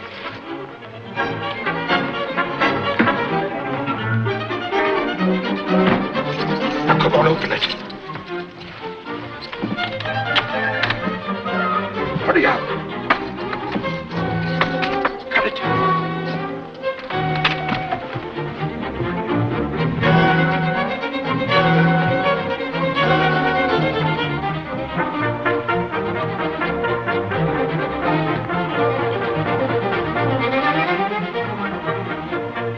Kato, nobody can walk through solid walls unless he's a spook. But he's done it. You think the Hornet is supernatural? I wouldn't put it past him. And to think I was face to face with him and me without a gun. What's all the excitement, boys? The Green Hornet was here, himself in person, and got away. Well, what could he possibly want here? He was looking for me. It calls for an explanation. Oh, it was about that note I signed. He gave it back to me. Let's all go in the other room where we can sit down and talk it over. So, the Green Hornet brought you back your note, eh, Fulton? Yes, Reid, but now that I have it, what shall I do with it? We'll pay it back when it comes due. You're right. The extra 30 days my note has to run will enable me to save my investment. Thanks for all you've done for me, Reid. I certainly appreciate it. Good night. Good night. Oh, sure, 'tis a black day for me, so it is. To have the Green Hornet so close to me and then let him slip through me fingers. Ah, Michael, if you don't catch the Green Hornet, I don't know who will. Good night, sir. Good night.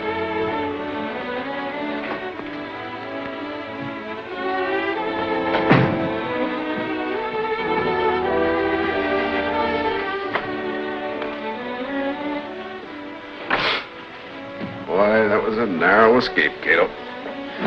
I didn't expect Axford back so soon. Yes, and I never knew Axford to be without his gun before. I wonder how much longer I'll be able to keep up this dual role. Long enough to finish what you have set out to do, I hope, Mr. Britt. Had some close calls lately, but I've got to keep up this thing until I run down the head of the crime syndicate.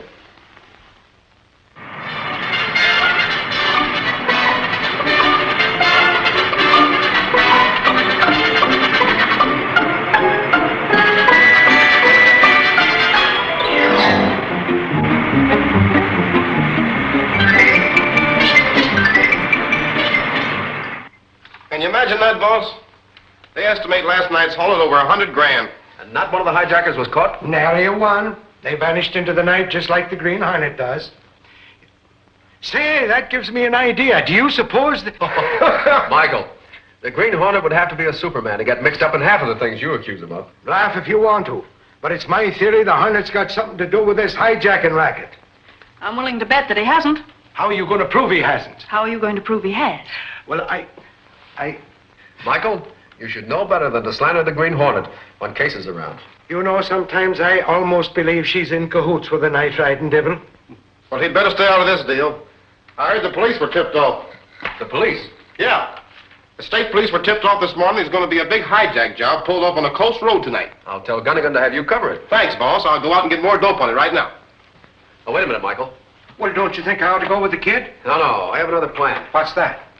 Michael, that hijack gang is very efficient. They proved that by the size of the haul and by the fact that not one of them was captured. So?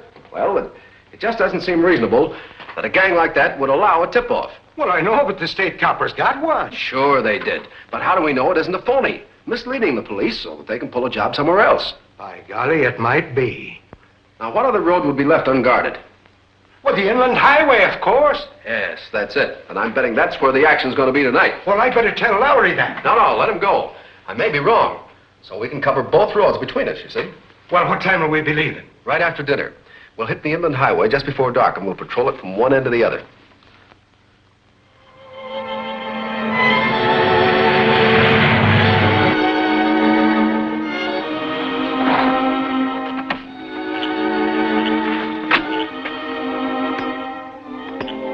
You stay here. I'm going to watch those fellows from the edge of the bank. I'll be right on the job if anything happens.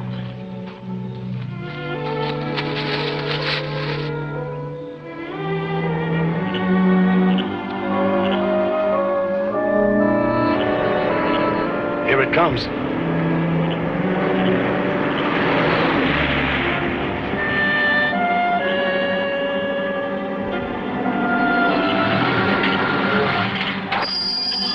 All right, you, get out. Come on.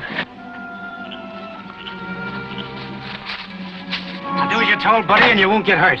All right, you guys, tie him up and put him in that truck.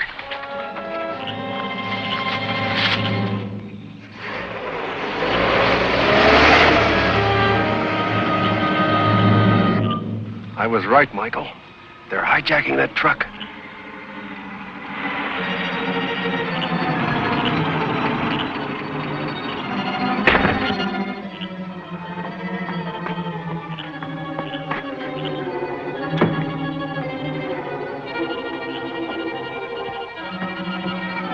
The nerve of them, right on the public highway. Yeah, it's their nerve that helps them get away with it.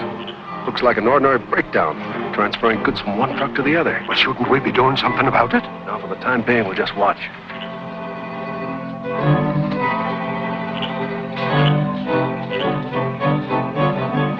They finished. Now they'll drive the empty truck somewhere and abandon it. Well, what'll we be doing about it? We'll try to find out where they take the stolen goods, if we can.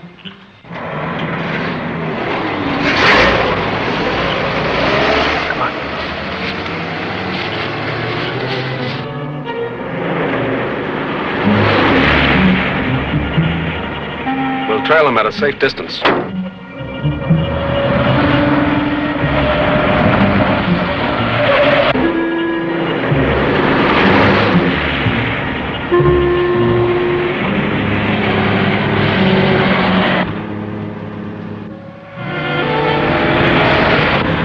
a car tailless with the lights out. Oh, yeah? We'll find out who's in it.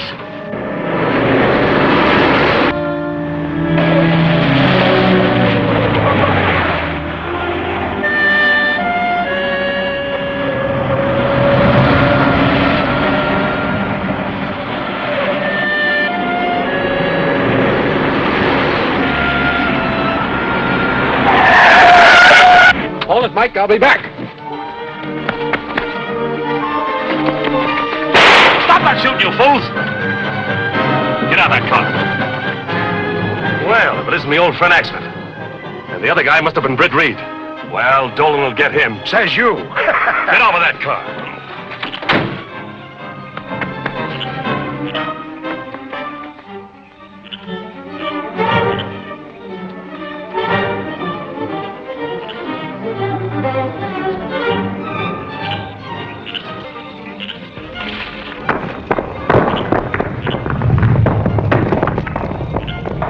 that? It must have been him. We missed him. Well, come on.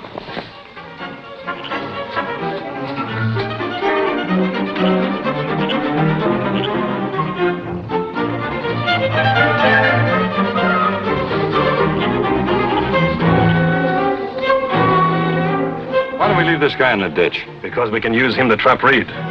If Dolan and Lefty don't get him, what do we do with Reid's car? Leave it to the other boys. And quit asking questions. Help me get this mug in the car.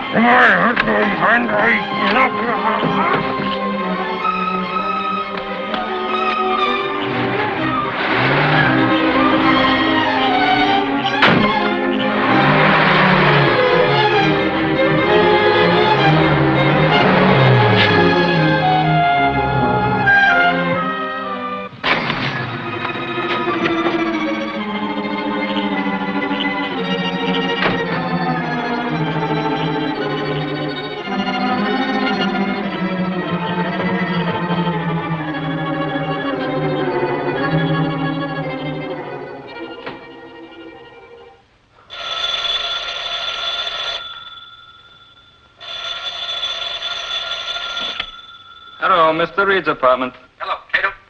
Yes, Mr. Reid. Bring Black Beauty and the Green Hornet outfit.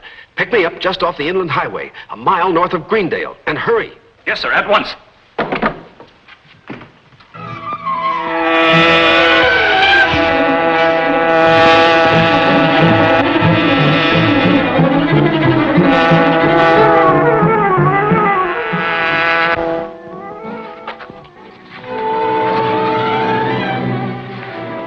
Cut your lights. Turn to the right and keep going until you come to a big farmhouse.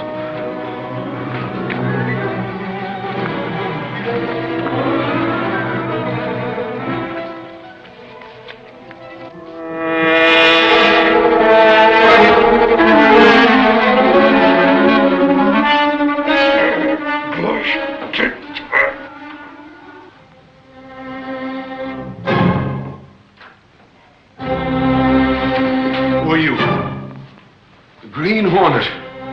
What do you want? Where did the other men go? Wouldn't you like to know? Yes, I would. And I'm going to, even if I have to use this gun. No, don't. I'll tell. They went to the Harbor Road after a truckload of silk. Who's in charge of the job? A fellow named DeLuca. Who's his boss? I don't know. DeLuca rented this place for me, and that's the only one I know. Hey!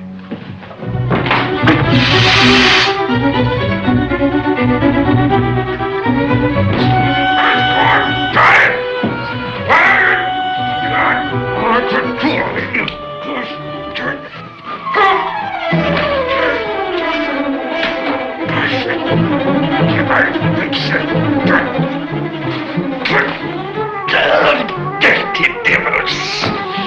I'll fix them. There they are. I recognize their car.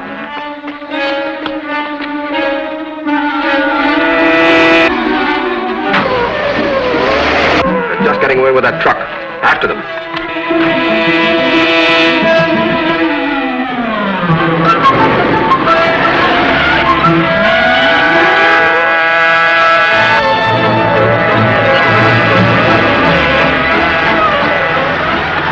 Stop this truck.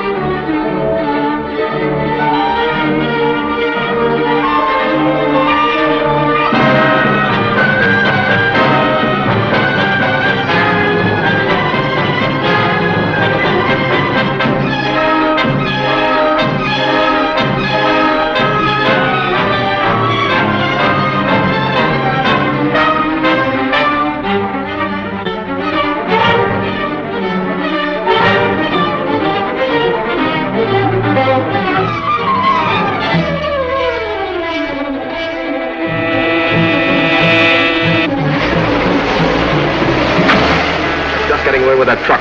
After them.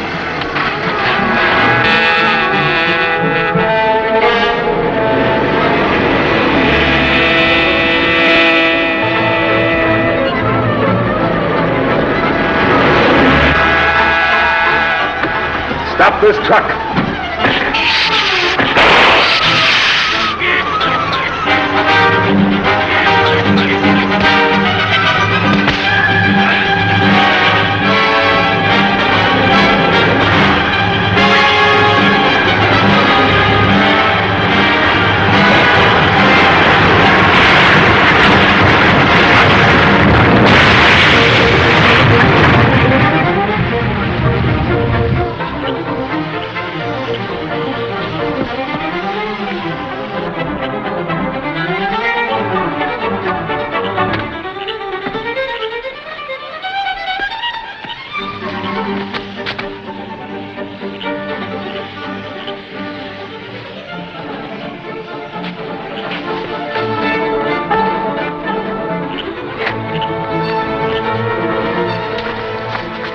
The rope, Hornet!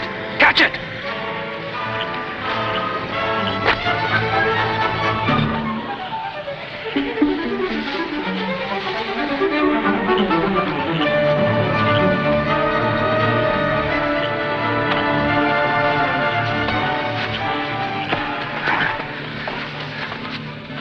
Oh, thanks. That was a very bad place to fall. It could have been worse. I jumped just as the truck went over the edge. The men who were fighting with you in the truck? They're still alive. I saw the guard pulling the driver who was gassed out of the cab. The police? They'll get the hijackers and the truckload of silk. Come on.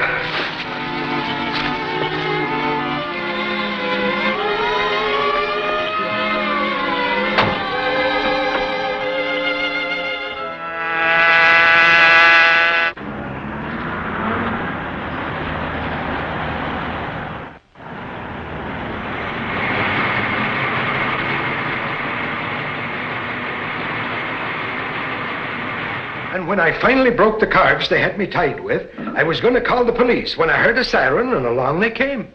Yes, Michael. As soon as I escaped, I called the police and told them to go out to the farmhouse. Well, that's another racket smashed. You know, there's just one thing that troubles me. When I finally got my eyes open, this was in front of me.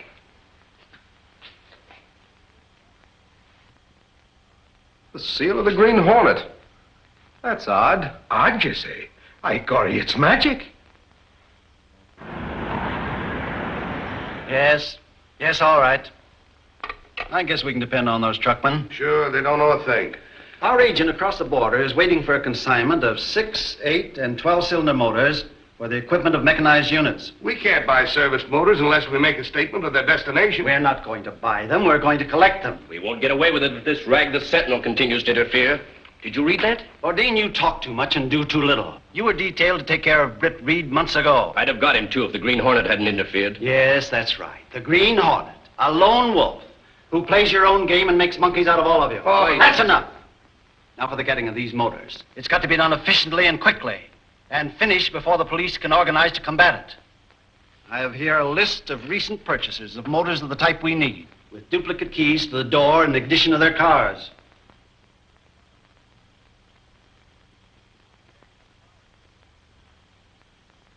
Okay, send in Lowry, please. Yes, sir. Chief wants you, Lowry.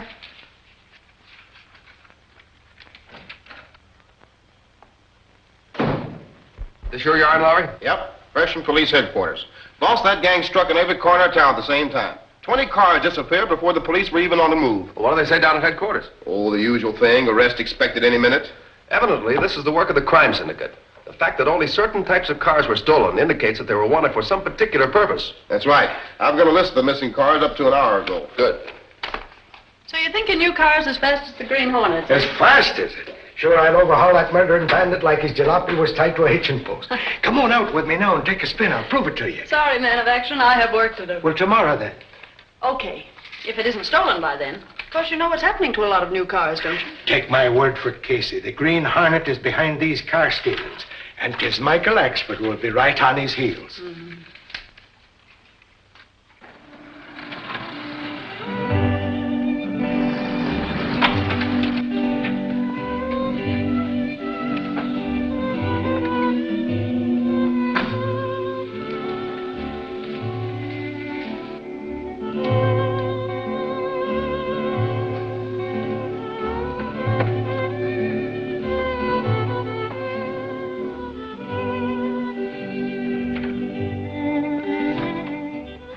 couple of Krogan's men outside.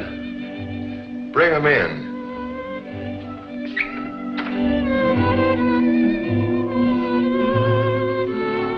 Hello, Agus. Hi. You know Bourdain? How are you? Hello. You guys are overdoing this car stealing racket. Why try to get them all at once? Special order for a certain type of motors. That's why we're here. A lot of the owners of these motors we're after happen to be customers of yours. Oh, I do only part of it. After all, my racket here is safe.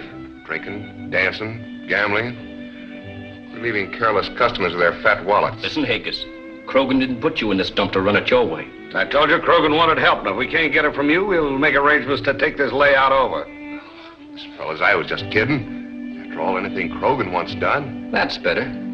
We'll put a couple of our men here tonight to pick up the cars we want. Your job will be to see that the customers don't make a discovery in time to squawk.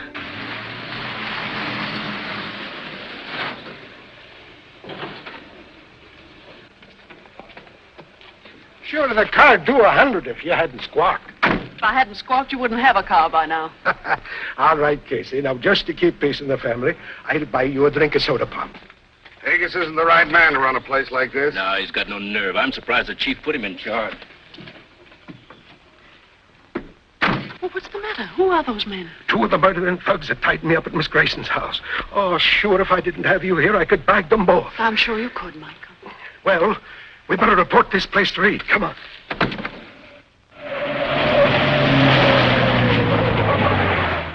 But, Reid, I tell you, I am right. It was two of the outfit we met up with at the Grayson house, and they were saying that the boss was making a mistake to let this fella Haggis run the joint. Haggis? You mean the guy that runs a nightclub on the Camden Road? Sure, that's the place. Do you know him, Lowry? I know the place, but that club angle is just a front for the undercover gambling. Sounds like the place needs looking over. Michael, suppose you and I go out there tonight. Well, they'll spot you two as reporters and you won't find out anything. Why don't you take me with you and we'll look like real customers? Sure, Casey wants to step out in the nightlife. That's a very good idea, too. Case, Michael will call for you at 9 o'clock tonight. I'll be wearing a tuxedo. Yes, sir. And that goes for you, too. Oh, for that.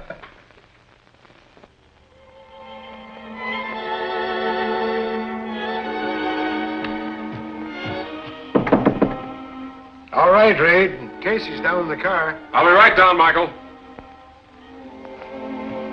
You understand what you're to do, Kato? Yes, sir.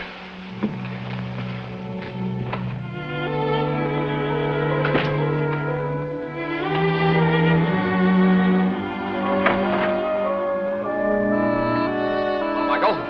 Hello, Case. Hello. Let's go. Remember, you're not going to a fire.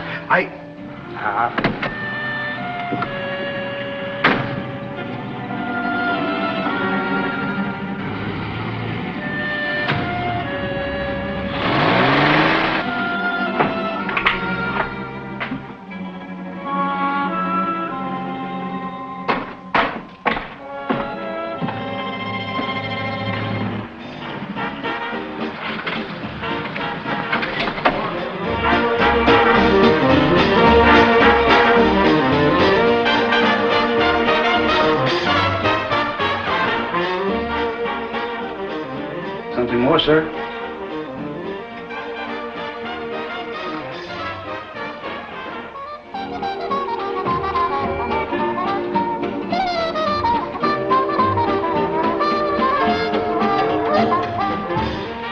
Car keys to 6X1941, black sedan. 6X what? 6X1941.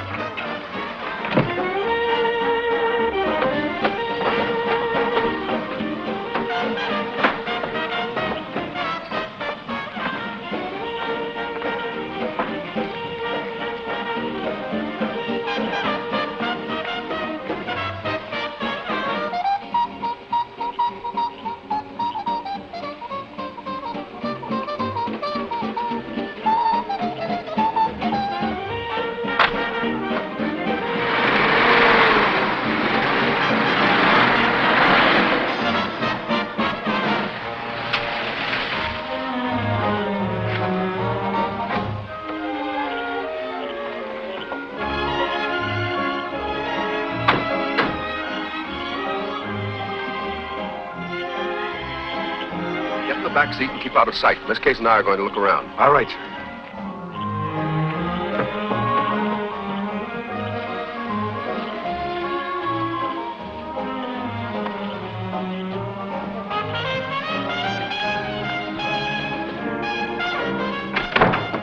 Reid just drove up. He's going to the club right now with a girl. Great. This is just the chance we've been waiting for. He mustn't leave here alive. We've got to take care of Reid's car, Dolan. Yeah, that won't be so easy. Mike Axford is watching it.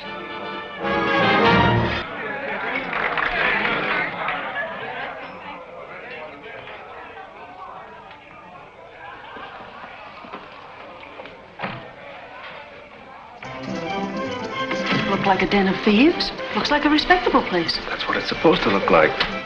Two, please.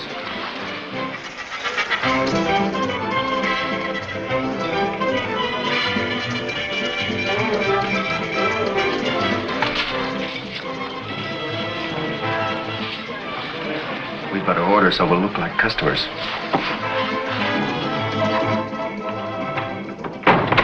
Jerry's serving him at a table near the door. Can't do anything out there. Have him paged. Tell him he's wanted on the phone in here. Hey, what are you going to do? Go on and have him paged. Shall we dance? Why not? All for Mr. Reid. All for Mr. Britt Reid. Here. Telephone call, Mr. Reid. The phone's in the office over there. Thank you. I'll be right in. Will you excuse me for a moment? I don't like this. Nobody knows you're here. Yes, Kato knows. I'll be right back.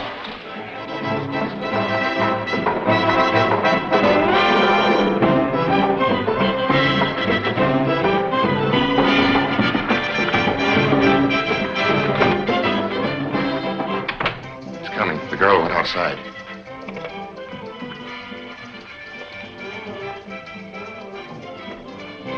Come in, Mr. Reid. Phone's right here. Thank you. Put your hands in the air, Reid. Stay where you are. What's the meaning of all this? Shut up. See if he's got a gun. What's it, Casey? Come inside, quick. I think Mr. Reid's in trouble. Get in the car, sister. If you scream, you're finished. Come on, get going. You interfered with us for the last time, Reid. Can't be as bad as that. There are too many people in there for a killing. There isn't going to be any killing here. Where's your car? Up by the rear door. All right, get a rope. You know, I came prepared for trouble. One of my men's waiting outside. Mike Axford and your secretary have been taken away from here a while ago. You seem to have planned this very well. You plan everything well. Here's the rope. All right, time up. Go ahead, time up.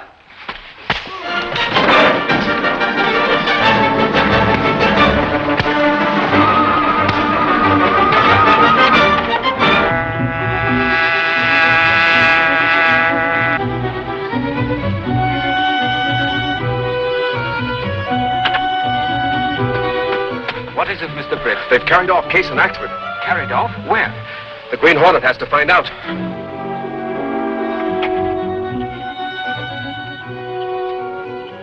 I'll force one of them to show me where they've taken Case and Axford. We'll go in this car? No, I'll go in one of theirs. You follow. I understand.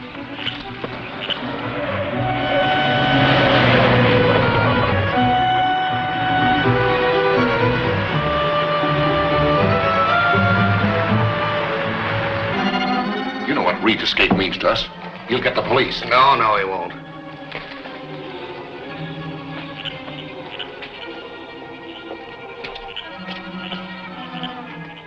Reid won't dare make a move against you as long as we've got Axford and the girl. You got him safe. Where were they taken? To the warehouse where we're packing the motors. Axford goes out of there in a box when we ship him. We'll hold the girl to bring Reid to terms. You can do what you like with the big Irishman. He's given me plenty of trouble. But I'm cutting in on those stolen motors. The Green Hornet! Lower your voice. Now, where are those motors? Talk fast. All right, Hornet. I'll talk. Now, you're going to answer my questions. Don't shoot. I'll tell. The motors are in a warehouse down on Grant Street. All right, start moving. Where? To your car. We're going to that warehouse.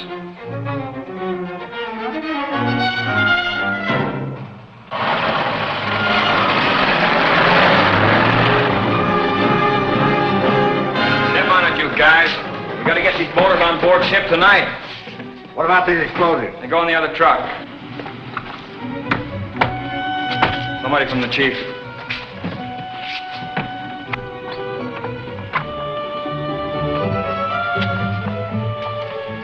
What's this? A couple of snoopers to be taken care of. Lock the door.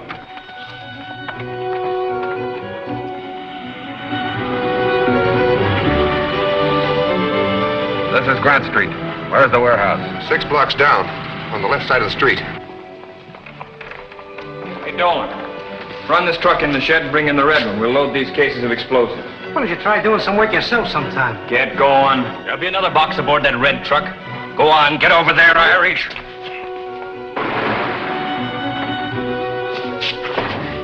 You dirty mug. Turn the girl loose or I'll... The girl will be taken care of.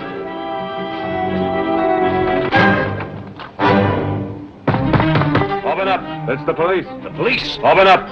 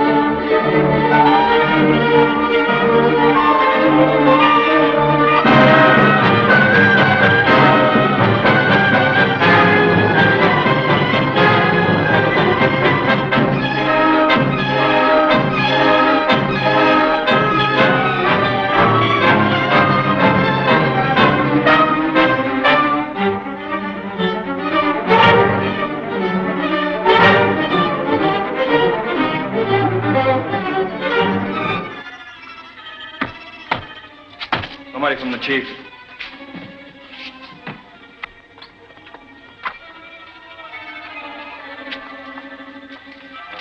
What's this? A couple of snoopers to be taken care of. Lock the door.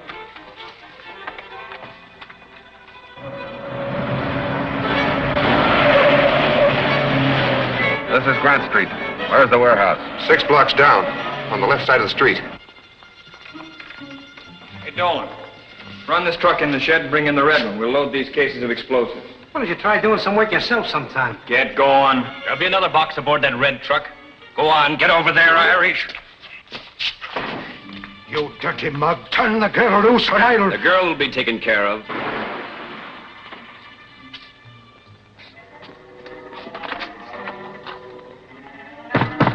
Open up. It's the police. The police? Open up.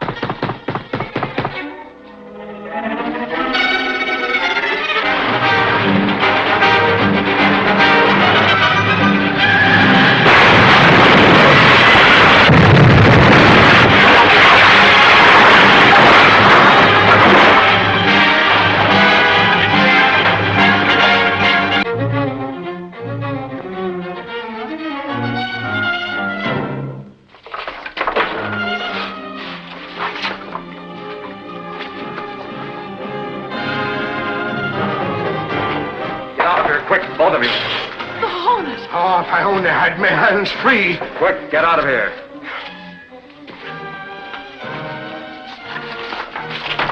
You're not hurt, sir? I'm all right. Quick, this way.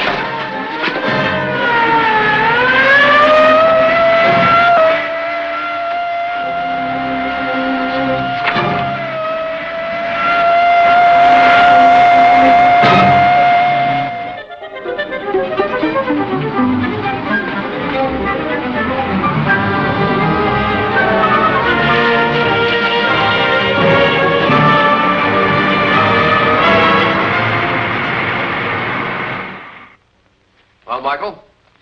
It looks like the Green Hornet did you a good turn last night down at the Grant Street warehouse. Ah, sure, he was just trying to get on me good side so I'd lay off trying to run him down. Boss, if I got a story. What is it? A new angle on the big fire last night. You mean the one down at the Crawford warehouse? Yeah, I went down to the Ruins trying to get a story from Crawford. Any luck? No, he wouldn't talk to me, but he talked to this guy plenty, his watchman. Jasper Vale, sentenced for arson, paroled 6 months ago. You mean he was the watchman at the warehouse that burned? That's right. I recognized him and dug his picture out of the morgue. Paroled Officer Russell Spencer. Case. Get me Russell Spencer down at the parole office, please. Yes, sir. Lowry, I think you've got something here. Crawford has had 3 fires in the last 6 months. Just the length of time this fellow Vale's been out of the pen. Mr. Reid calling Russell Spencer. Just a minute. Yes, Case. I have Mr. Spencer for you. Thank you very much. Hello. Hello, Mr. Spencer. This is Britt Reid of the Sentinel. I'm trying to locate a man by the name of Jasper Vale. Oh, he did? Thank you. He just left Spencer's office to go to Crawford's home. He's still working for Crawford. Holy crow, we'll nab him at Crawford's house and bring him here. No, wait a minute. You get over there, and when he leaves, trail him. Okay. Right.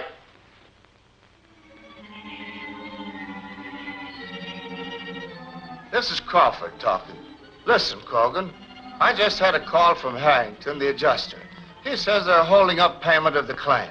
That claim is airtight, Crawford. If you did what I told you to do, we have nothing to worry about. They must have some reason for holding up the payment. They may have found something. Listen, Crawford, your job is to collect that insurance. See that you do it. What's that? Of course we're going to pull off the job tonight. Crawford will make more money on this deal than he ever made in his life, and he's squawking, eh? He's afraid some of that merchandise may have been discovered. Huh. How could it be discovered? That stuff's on its way to Europe. Those foreign agents sure work fast.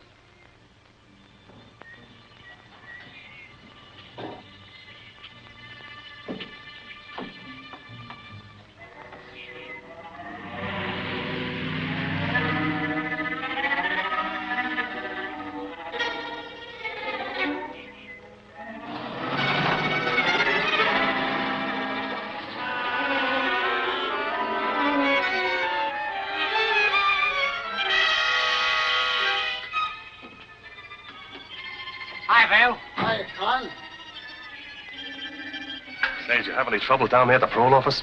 For the sakes. I told Spencer I'm still working with Crawford. Looks like everything's here. Yeah, it's all here, all ready to roll. Gasoline, Excelsior, waste.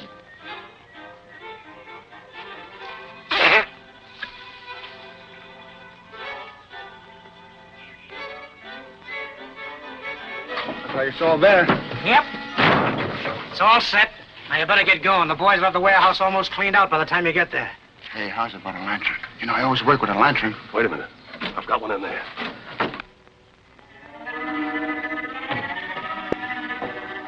See you down the warehouse.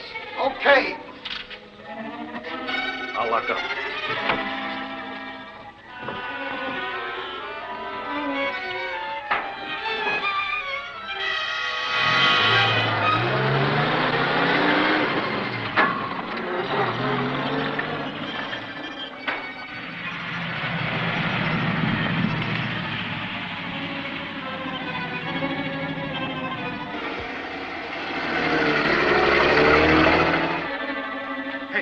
That's Vale in that truck. Where's he going? To some warehouse. But Dolan and that other crook, Taduka, had that truck loaded with something, and I'm betting it's dynamite. Come on, we better follow him.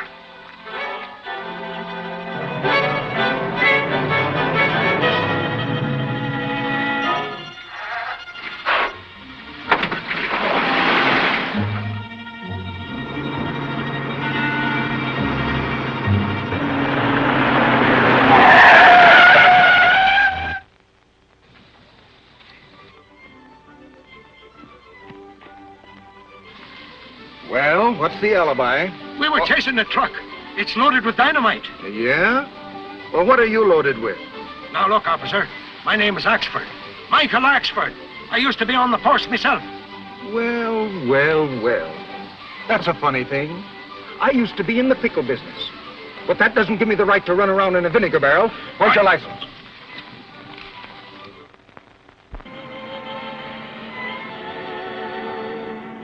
You believe that Crawford is a party to the conspiracy? Undoubtedly. He fires an honest watchman to hire Vail, a paroled convict. Then come a series of fires, covered by insurance on merchandise that have been removed previously from the warehouse. If Axford and Lowry are right, those crooks are going to pull off something big tonight. The Green Hornet's going to find out where Vail delivered that truckload of explosives. Then we are riding to Crawford's home, 1762 Oakdale. I think that gentleman can be induced to give the Green Hornet some valuable information.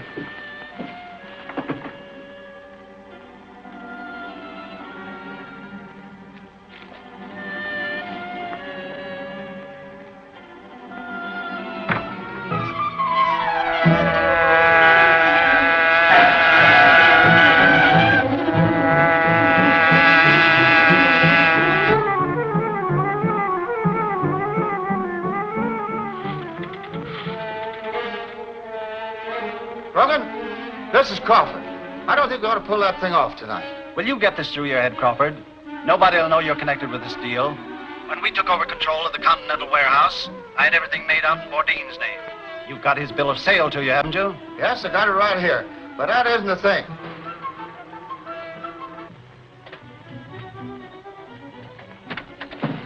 Wait here. All right, Krogan. I'll put this bill of sale in the safe tonight, then I'll see you.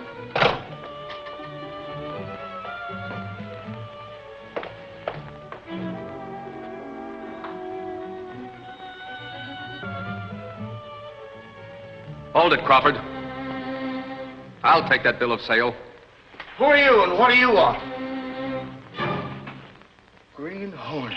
Yes, the Green Hornet, Crawford. And you know I don't stand for any foolishness. Hand it over. So, Mr. Bourdain has taken over controlling interest in the Continental Warehouse and secretly given you a bill of sale. What business is that of yours? Plenty. I've got several things to settle with Mr. Bourdain. What are you going to do with that? Keep it. What for? For my information. I'm cutting myself in. Cutting in? On what? On your arson racket. You're barking up the wrong tree. I'm not mixed up in any arson racket. That being the case, you won't mind my calling the police. The police? What for? Because you'll either cut me in or I'll expose your racket. You wouldn't dare call the police. You're just as big a racketeer as any of us. Then you admit you are a racketeer. I don't admit anything. It's up to you.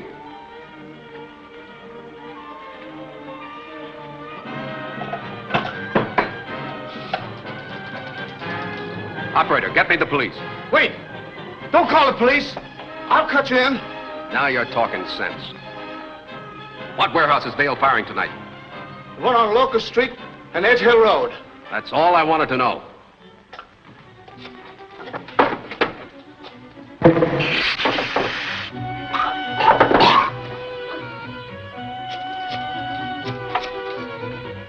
Send the police quickly. 1762 Oakdale Avenue.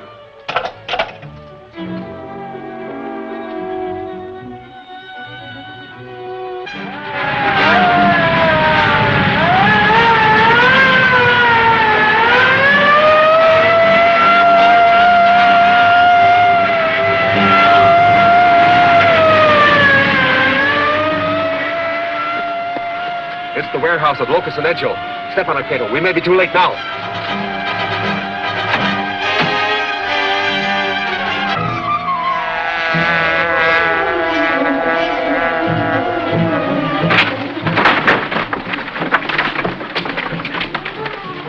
How soon will Vail be back? As soon as he establishes an alibi.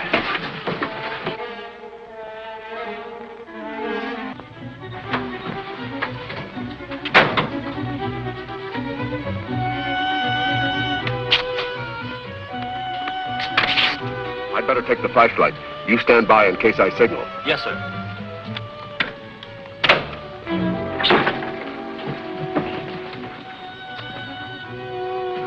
Well, that's the last of it. Good. Take it away, Jack. You fellas go with the truck. That sure was a big job. 16 truckloads of stuff. Yeah.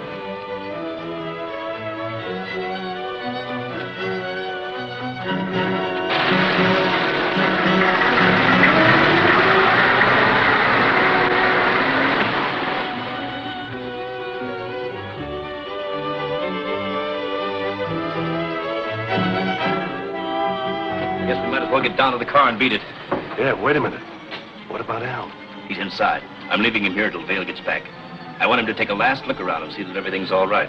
I get it.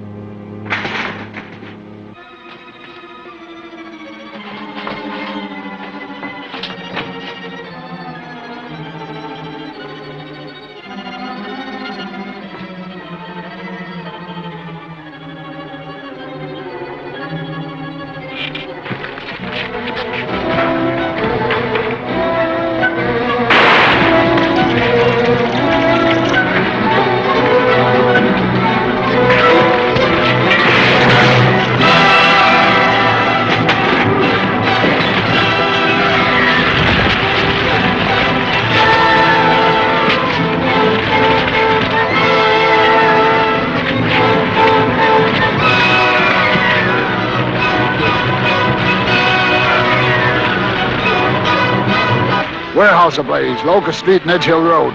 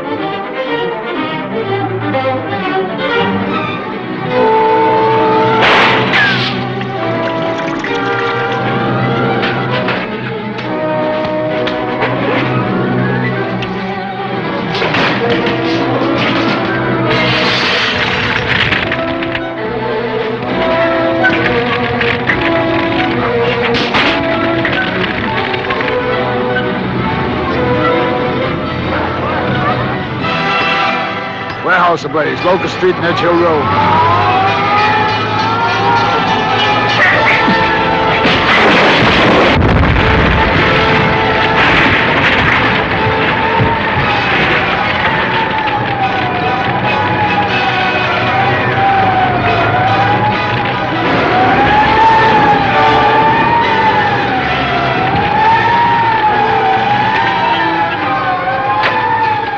Get me to a telephone, quickly.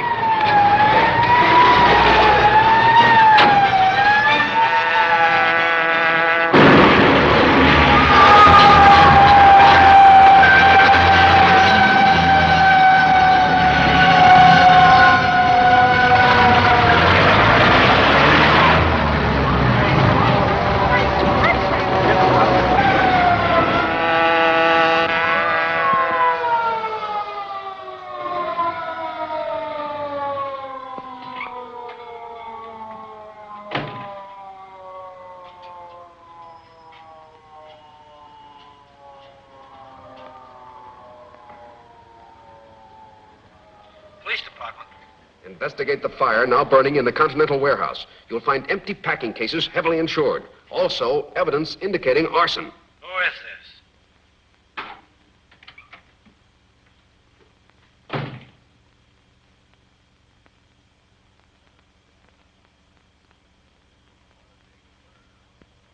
No mention of the Hornet being in the warehouse. Do you think the Sentinel's covering him up? No, Al is the only one who knew he was there, and Al isn't talking. It's a lucky thing I got Crawford away before the police arrived at his home. We still don't know how much Crawford told the Hornet. The Hornet sure wrecked our insurance deal. He wouldn't have if I'd followed my hunch and put Ferranti on the job. You must have a lot of confidence in Ferranti, making him head of the building association. Why shouldn't I have? He's put over everything I've asked him to. But he's got a bad reputation. That's what helps him grab control and hold it. The association members don't want him. Well, they've got him. If we lost control of the association, we'd lose a cool million. But Ferranti will swing them into line or wreck it. Oh, I'm afraid the Sentinel will blast him clear out of town. Oh, no, they won't. They won't dare attack the association or anything it does.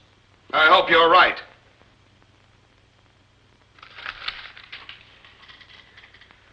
A newspaper has other obligations, Gunnigan, besides news. It has a duty to the public. You know, freedom of the press doesn't mean much unless we use that freedom, and for the public good. But an editorial attack on the head of a big association is dynamite. He's head of that association because of force, not because they want him. Ferranti is a known racketeer, and the Sentinel's going to keep on telling the people that until he's thrown out. Well, all the men working under him are on the level. Of course they are, but they're scared stiff. I don't blame him. Ferranti doesn't use kid gloves. Brass knuckles are more his style. I just got a phone call. It's about Ferranti. From whom? A guy that wouldn't give his name. I just happened to answer a phone in the city room. Will you please learn to get to the point? Holy crow, I will if you'll let me. Take it easy, Michael. The guy said he called because the Sentinel was trying to toss Ferranti out of the association, and he wanted to help. Well, what does he propose doing? Well, I don't know, but he wants me to meet him in the Dark Canyon Road tonight. He told me to come in a car alone and to blink me lights twice. All right, go ahead. Will I go, Reid? Yes, if you can get anything on Ferranti, you're in line for a bonus. You'll be there and right on time. Yes, sir.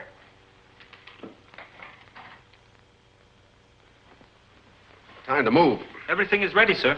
Axford's heading into something. He may need help. You mean to be there before him? Yes. Black Beauty all set? Yes, sir. Good. Whatever happens, the Green Hornet's going to have a hand in it.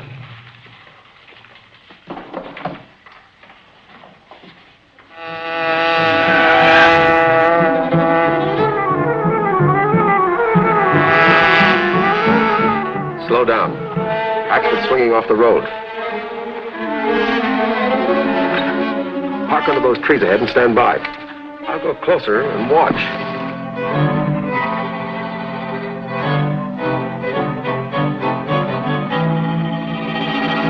Are you the reporter? Yeah, Sentinel. I blinked me lights twice, like you told me. All right, get out. I'll wait till I get me flash. Never mind your flash. Well, holy crow, I got to have a look at you. Nix.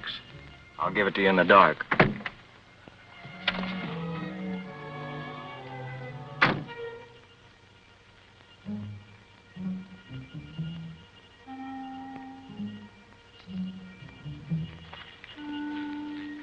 Who are you?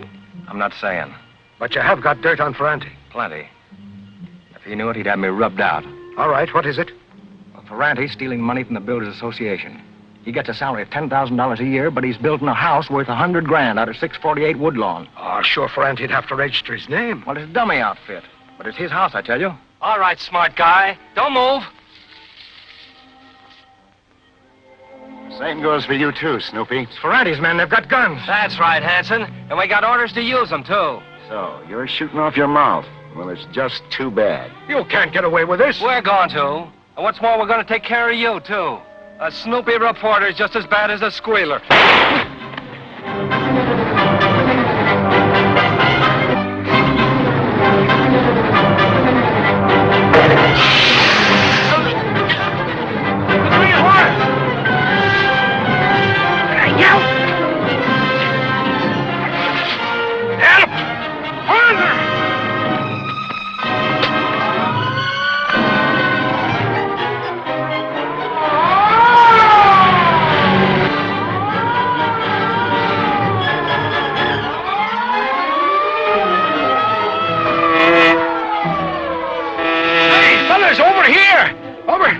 What's going on there?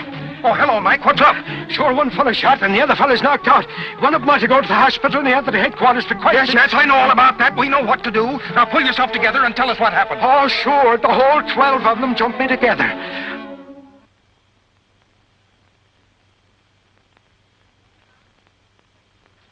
Pretty good story, Lowry. Thank you, my public. Yes. Yes, sir. Boss wants you, Lowry. Aha!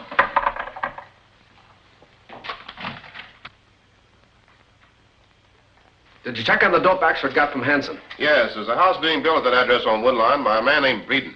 I checked, but there's no tie between him and Ferrani. Yeah, but there must be. Yeah, I know there must be. But try and prove it.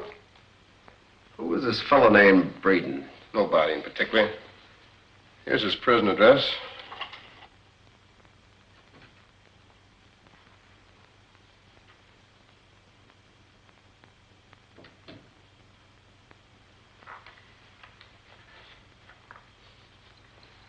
Britt Reid in there? Yes. What name, please? Never mind, I'll announce myself. Which one of you guys is Reid? My name is Reid. Pretty young to be running a paper like the Sentinel. Yeah, ain't bad. My name is... I know your name, and I don't like it. What do you want here, Ferrandi? Pretty snappy story you run about me this morning, wasn't it? I come up to tell you I don't like it, see? So you don't like it, eh? No. I run the association, see? This stuff's bad for the public.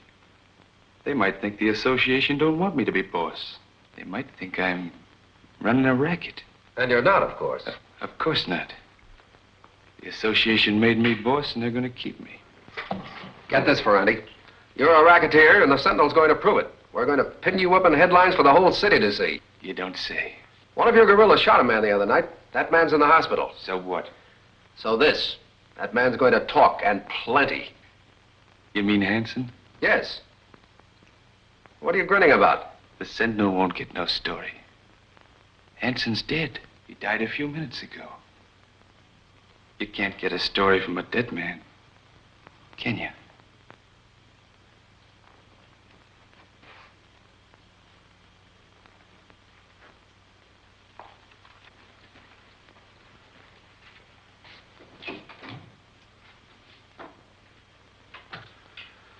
Well, with Hanson gone, that leaves Axford's word against Snipes.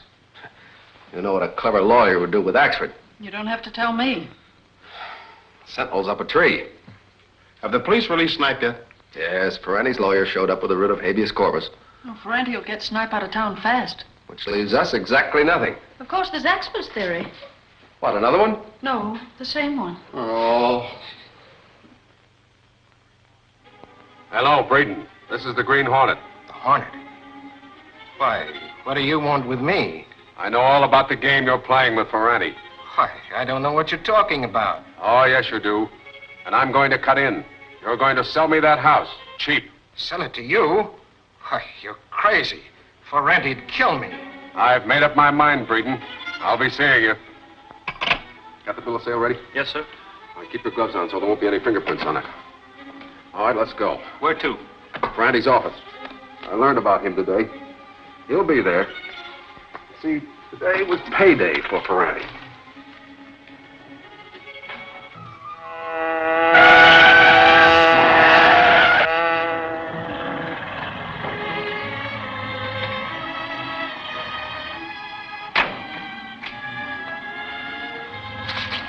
That's Ferranti's office where the light is. He's due for a surprise. Are you sure you put a light charge in the gas gun? Yes, sir. It will knock a person out for a few moments only. Good. Wait here.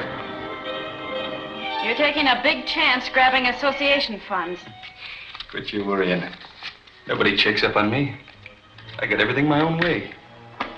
Could even get away with murder on this job.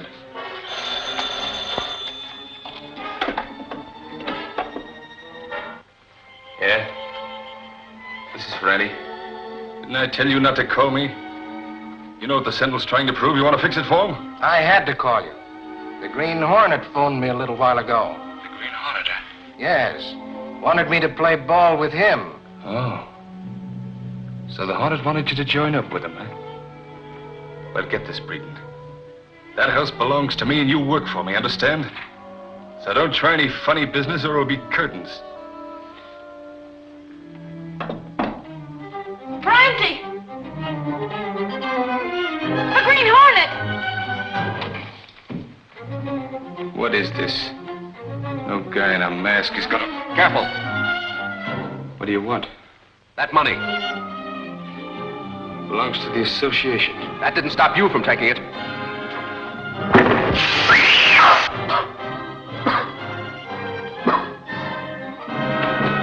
Killed him. No, I haven't. He's only gassed. Get back. I made a little deal with Breeden, and I don't want any interference. Breeden and the Hornet. By the time Ferranti comes to, everything will be settled. I'll put the rest of that money in the bag and hurry. Ferranti's getting off easy. He's not only a racketeer and a murderer, but he's wrecking an association of honest working men, undermining its morale, murdering those who protest.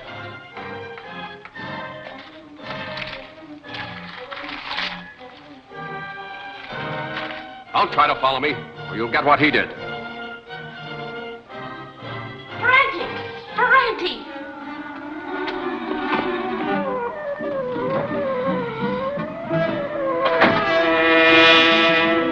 The money is in that bag? Yes. I'd like to turn it over to charity, but it belongs to the Builders Association. The best way to get it back to them is to carry out our plan. Then we will go to Mr. Breeden's? Yes, quickly. No. It's no trick, officer. The Hornet said he'd be here. Yes, that's right. Well, hurry, please. Who's there? Open up, Breeden. Who is it? I've come from Ferranti. Ferranti? Oh, yes. Just a second. The Hornet. I said I'd be seeing you. You don't need that gun. Listen. You listen. Remember what I told you? I can't play ball with you, Hornet. Ferranti'd skin me alive. Breeden and the Hornet are working together. Breeden's double-crossed you.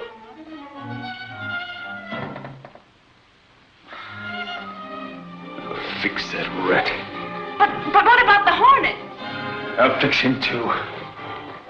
You said something about the house. I'm going to buy it. You can't do that.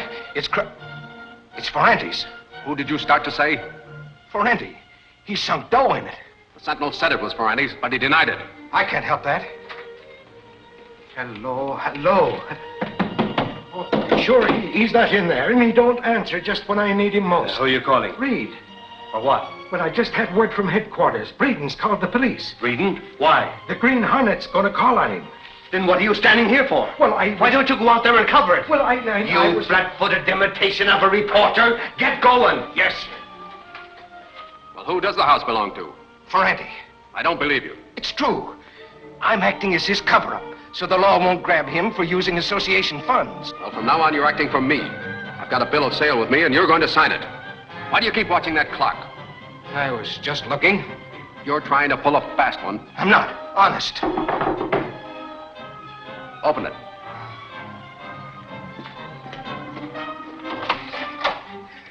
Inside chiseler. Ferranti! I thought it was the cops. You and the Hornet, eh? Pulling a fast one. Well, I'm I'm gonna get him, too. Where is he? He's not here. I didn't. What's that? It's my dough, ain't it? I couldn't help it. He made me. He had a gun. What do you think this is, a water pistol? All I know is you and the Hornet crossed me up. Well, now I'm gonna... Hold it, Ferranti.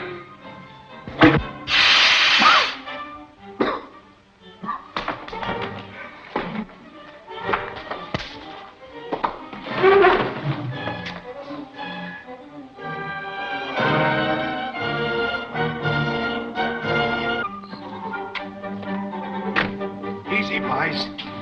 This Hornet's a slippery one. Now, here's what we better do. Help me get him out of here. We can't go that way. The police are in front. Where's Ferranti's car? In back, behind the garage. We'll take him out that way.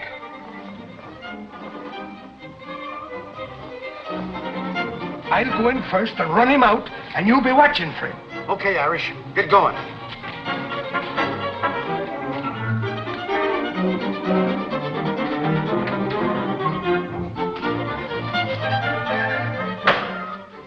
Where is he? Are you an officer? I'm as good as one. Where You came just in time. Ferranti tried to shoot me. Ferranti?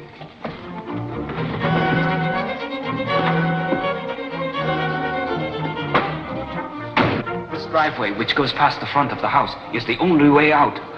You try to draw off the police while I make my getaway. Ferranti's been stealing association funds. I can prove it. I can prove the Hanson murder, too.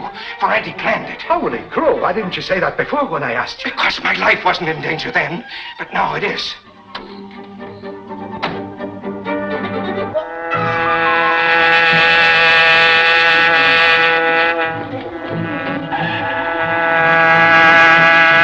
The Hornet's car. He must have got away from Axford. Suffering snakes, the Green Hornet. I was forgetting all about him. You wait here till I come back.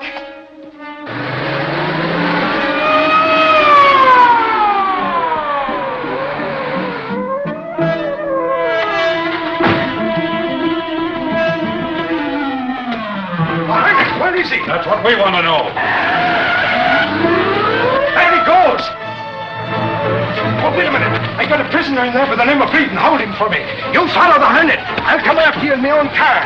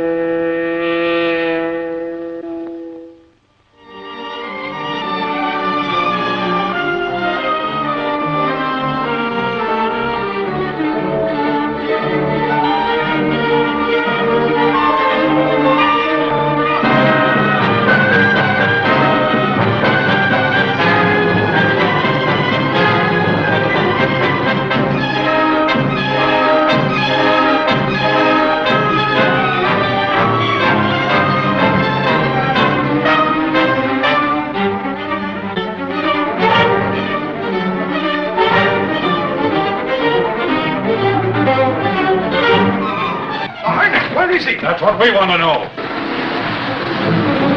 There he goes! Oh, wait a minute. I got a prisoner in there by the name of Reid and hold him for me. You follow the Hornet. I'll come after you in my own car.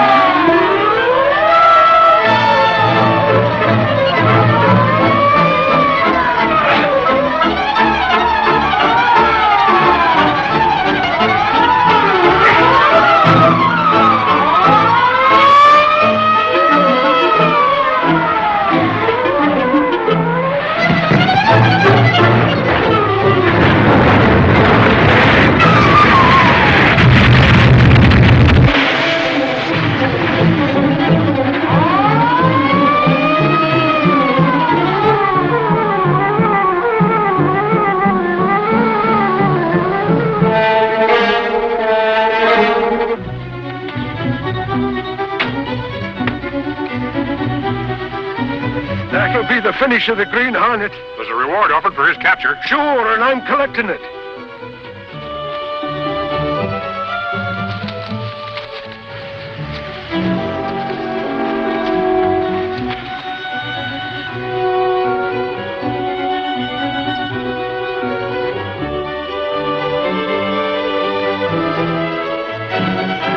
That's not the Green Hornet. That's Ferranti, boss of the Builders Association. And he's dead. But by golly, the Hornet's here someplace. I seen him driving the car.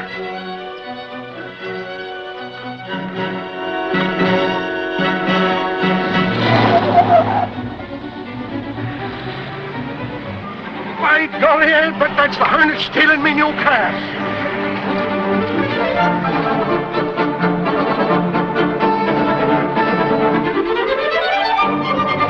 Beautiful car.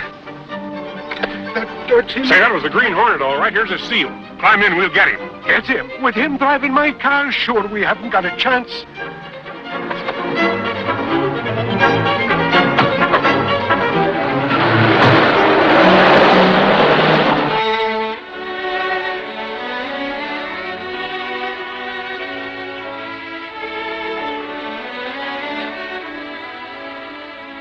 You think Ferranti could have been head of the crime syndicate? No, I'm sure he's not. He's taking his orders from someone higher up. Look, I found this in his pocket.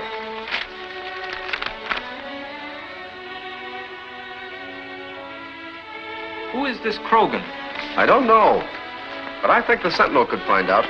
Someone sent it an anonymous letter. I understand.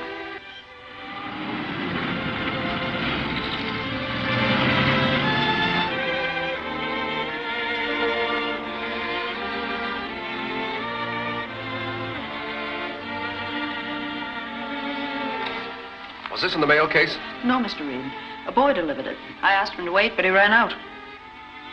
I think they should read international, not national. International enterprises is a big concern. Send Lowry into me, and then get me International's phone number. Yes, sir. Well, Chief, we're in the clear. Have you seen Breeden? Yes, he'll not involve us. He'll stick to his story and blame everything on Ferranti. Good. Then we've nothing to fear from the police or the press. Mr. Britt Reid of the Sentinel on the phone. Hold it a minute. You can't talk to him. I think you'd better. If you don't, you'll wonder why. You're right. We're in the clear on this Ferranti business. Hello, Reid. Krogan speaking. Yes, Krogan. The Sentinel's running a series of articles on local industries. We'd like to have an interview with you. Certainly, Reid. I'd be glad to cooperate. Why not come for the interview yourself? Well, thank you very much. I'd like to meet you, but if I can't come, I'll send one of my best men, Mr. Lowry. All right, goodbye. You need to know how good I am, boss. You'll have to prove how good you are on this job. If this anonymous letter means anything, there's a connection between Krogan and the crime syndicate. Suffering snakes. Maybe Krogan's the Green Hornet. Let me talk to him. Sure, I've seen the Hornet so often I know just what he looks like behind the mask. I'm afraid Krogan isn't the Hornet, Michael. And we'll let Lowry do the talking. Oh, but I've seen him so many times. All right. You've also seen the members of the crime syndicate. Now, while he's in Krogan's office, you watch the building. If any of those men come out... I'll nab the spalpeens. You'll do nothing of the kind. You'll trail them. Find out where they go and report to me. Now, on your way, both of you. Harper, You heard him.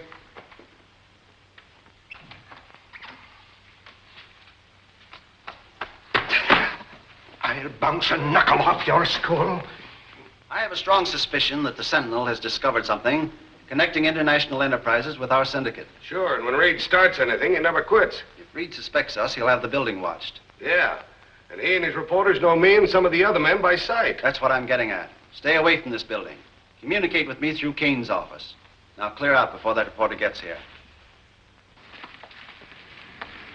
That's the building over there. Suffering snakes. What's the matter? You getting punchy? There's one of them now.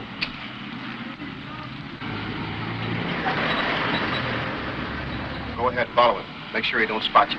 You're telling me, a veteran sleuth, you young smart aleck.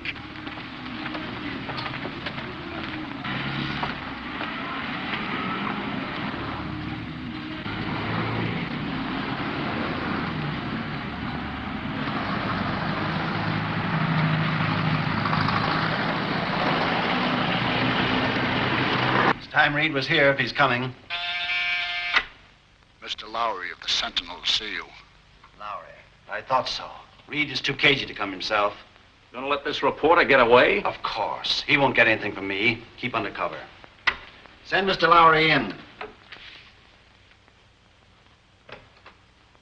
Mr. Krogan? Mr. Lowry? Alone? Why, yes, why? I thought Mr. Reid might come with you. Mr. Reid was unable to come. He's busy with the district attorney about this Ferranti case. I see. Well, what can we do for you? And my paper would like to know all about international enterprises.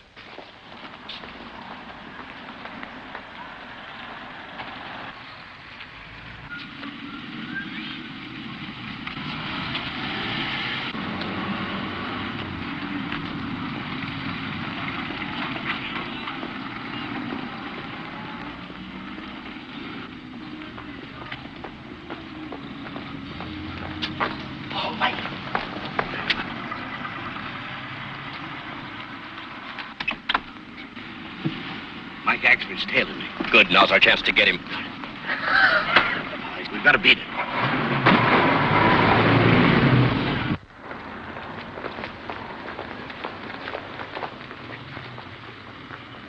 That's fine, Mr. Krogan. I had no idea your company was connected with so many industries. No, we're quite a concern. Business is increasing every day, and we give our customers a fair return on their investment. I'm sure you do. Oh, by the way, your company does quite a bit of construction work. Do you have any labor troubles? Labor troubles? Yes, your company employs so many men, I thought maybe you might have bumped up against Ferranti in some of his activities. Ferranti was intimidating and robbing the men of the association. So I understand. But I never heard of Ferranti until your newspaper started his campaign against him. Well, thanks for the interview, Mr. Krogan. You've been a lot of help.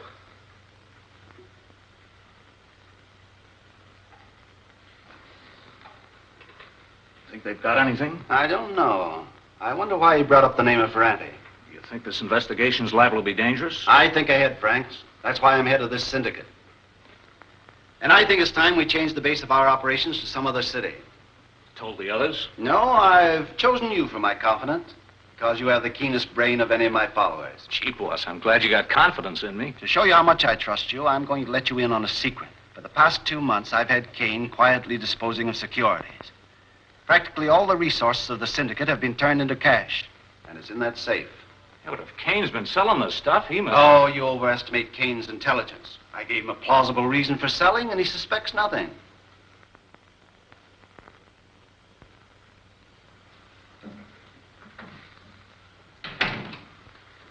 Tower and some of the others are outside. Send them in.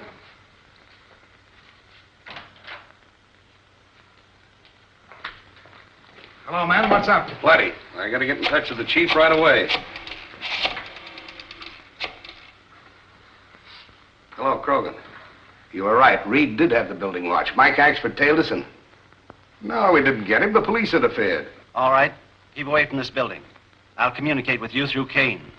One of Reid's men spotted Tower leaving here. That means that you and I'll have to clear out tonight.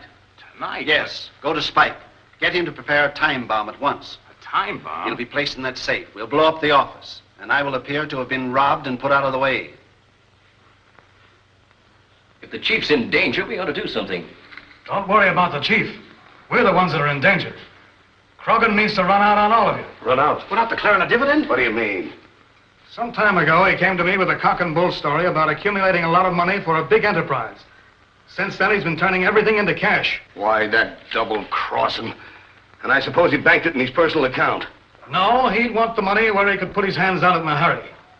Unless I miss my guess, he's got over $500,000 in his office safe right now. In his office safe, eh? Why, I can open that box easier than you can open a can of sardines. We're getting that money tonight. Yeah, but Krogan may be there. It'll be just fine. Come on. If we can believe Krogan, his business is on the up and up. He's even willing to have his books examined. I'd say we made a wrong guess if it wasn't for the guy that Axford is trailing. Well, that man could have been in the building and still had nothing to do with Krogan. We'll have to wait till Axford reports. You were right, Reid. Krogan's our man. Send a load of cops. Why'd you trail that guy? I trailed him into an alley. Like a bloodhound, I was on his track. And when I come out the other end, he vanished like a spook. And you used to be a cop. Hey.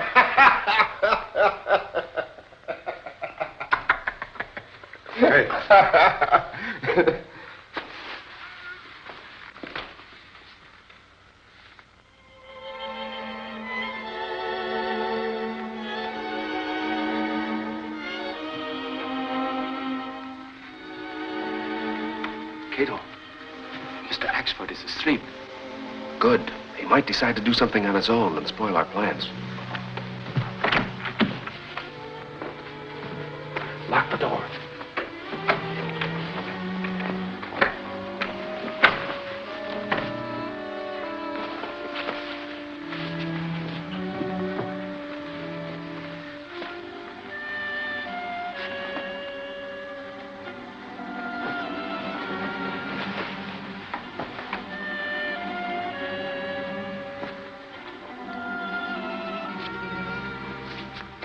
You believe this Krogan is the head of the syndicate, Mr. Britt? That's something for the Green Hornet to find out. If Krogan isn't the man, he knows who is.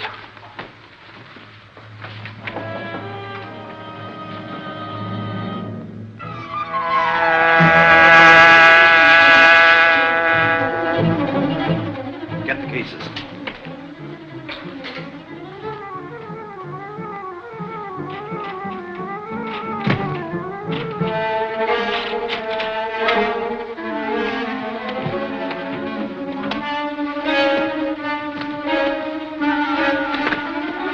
We ought to divide with the others? Never divide unless you have to.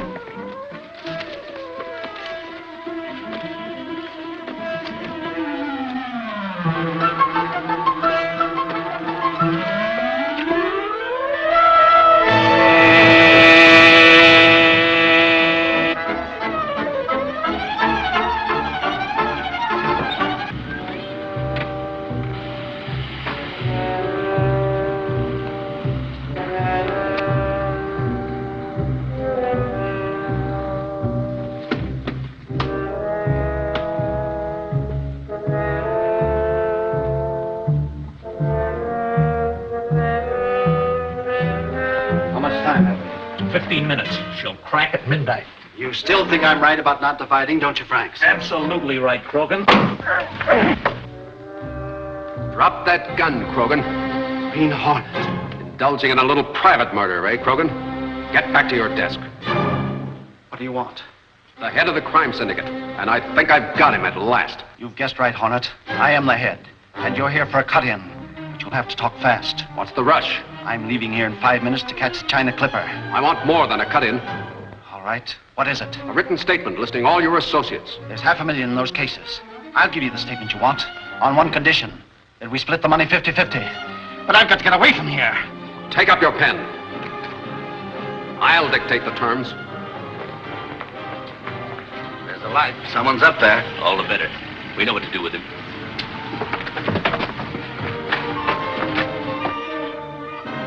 Sign it.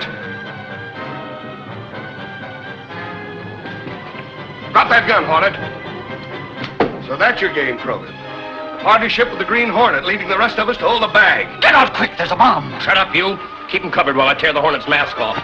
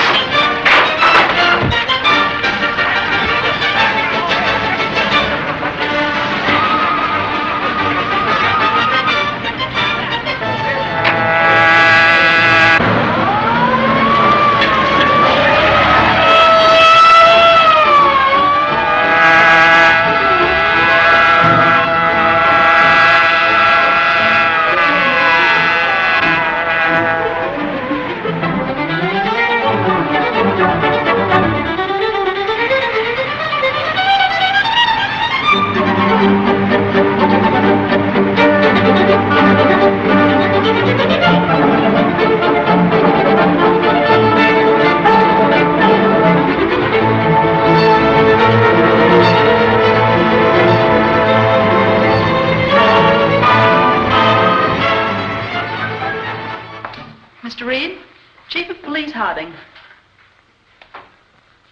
How do you do, Mr. Reid? Hello, Chief. Glad to have you here. I hope it's not official business. Well, in a way, it is. Krogan's confession, which reached us anonymously, has enabled us to arrest most of his followers in the last 48 hours. Oh, that's splendid. Because of the important part played by the Sentinel in breaking up this crime ring, the mayor has empowered me to present to you this badge of honorary police commissioner. Oh, now, hold on, Chief. I've done nothing but sit at my desk. This honor and badge of office should go to these two men who have been on the front line. Well, Axford, man of action here, did all the fighting. Ah, go on, will you? Chief, Lowry's right. Axford here is the battle-scarred veteran. Thanks, Reid. And you, Chief, I'll wear it with a great deal of pride and try to live up to all it stands for. I still think the Green Hornet deserves the medal. And someday I'm going to pin one on him. Well, Casey, what do you mean I